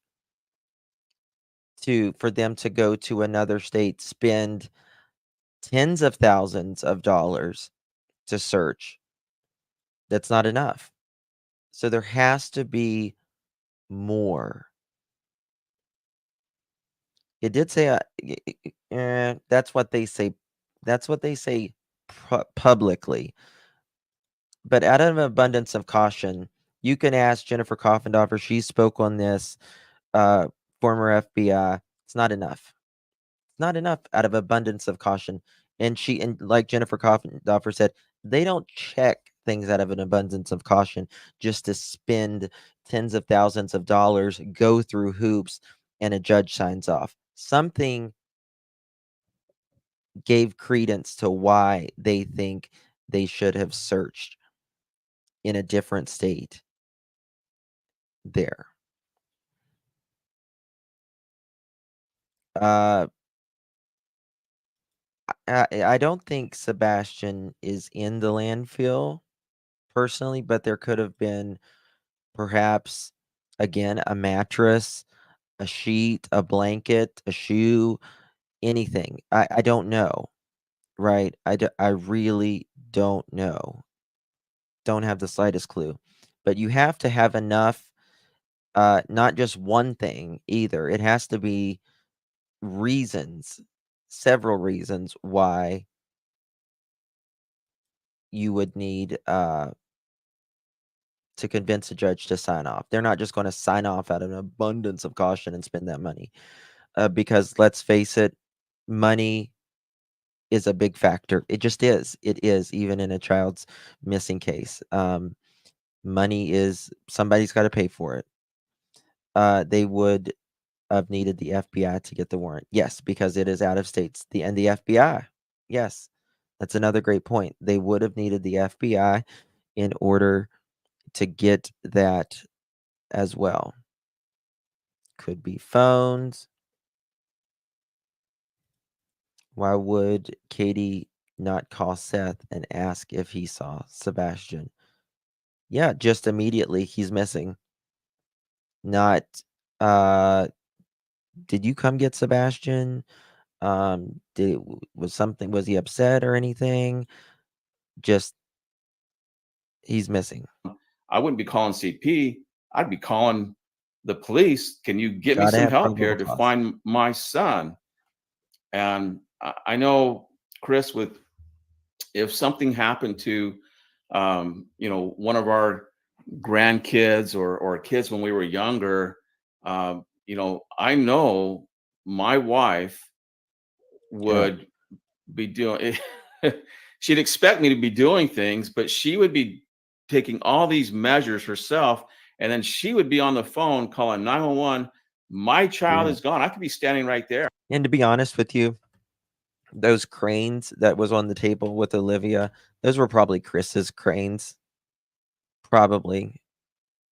I don't think I think Chris probably bought them for Sebastian because he thinks everyone loves cranes, probably. And she would So to still play say, it from the my side. child, my daughter, my son, whatever is missing, and she would take ownership I of don't it. know, Judy. And just assuming I'm there, but you see what I'm saying? Biological Yeah. mother, there's a real strength there, and I'm just not getting that sense from her. Yeah, and you know what else, to dovetail on your thought there? I hate to say this, but it sounds almost like an overlay of what Candace regurgitated. Bingo. You know, that immediately I called Don. Yeah. Yeah, and in this, Summer was gone. I called Don. Well, the day I heard that was like a huge red flag for me. It was like, well, wait a minute, your husband's out of town, Don. He happens to be out of town. Okay, in this conversation that we're having here, right? Yeah. It just happens to be that both men are out of town the day their children go missing. Jude. And in this case, stepson. And yet the stories are extremely similar. The environment's different, but they're very similar. And in this situation where, he Really? starts carrying the conversation here, Really? It was brand new out of the box? Takes it away from her for a second. And then he interjects himself into the narrative of that conversation where, yeah, you know, here, we look there, etc. And I would love to get this tape enhanced to see if he did, you know, put himself into that search mode with her. But most parents, to your point, mothers specifically, they're going to pick up the phone, call 911. My son's missing. Yeah. You know, I need your help. My son's missing. You know, okay, well, hang on for a minute. No, hang on. I got to call my husband. Just a second. No, stay on the line, ma'am. Stay on the line. Okay. Right. We have you know, people are en route. I'm going to back this up one more time. Listen. There's So the what is that breathing. when you call 911 or what's going through your mind? While we were on the phone, and I was like, is he on the other side of the bed? See it now when you listen to it again. It sounded like as I was there.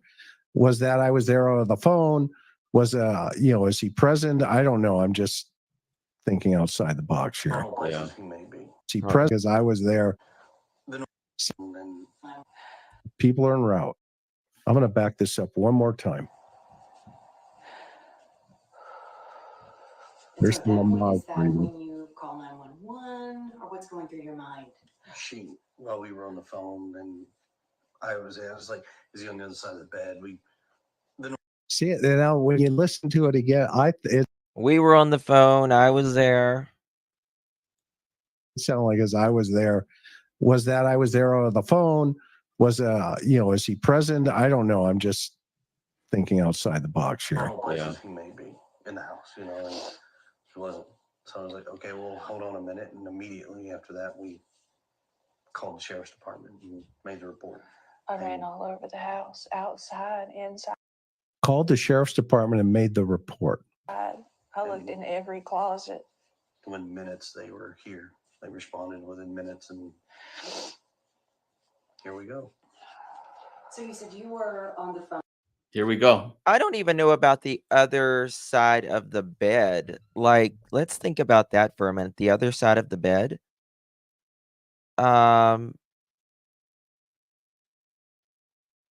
The way that Sebastian's bed is I mean, how would he be on the other side of the bed? I think his bed's like in the middle of a wall. Talk This about connect.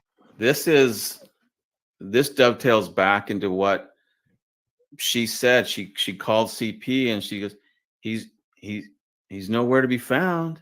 Like, what did I say before? That like, what? Here we go. We're going to the next step, and that's kind of what he just alluded to. Like, lean on me. oh, here we go.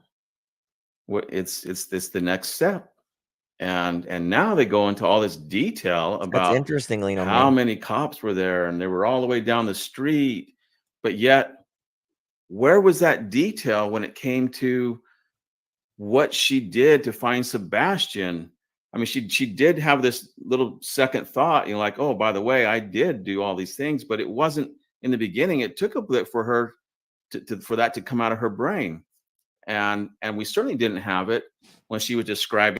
Yes, that's what I was talking about, Mohawk.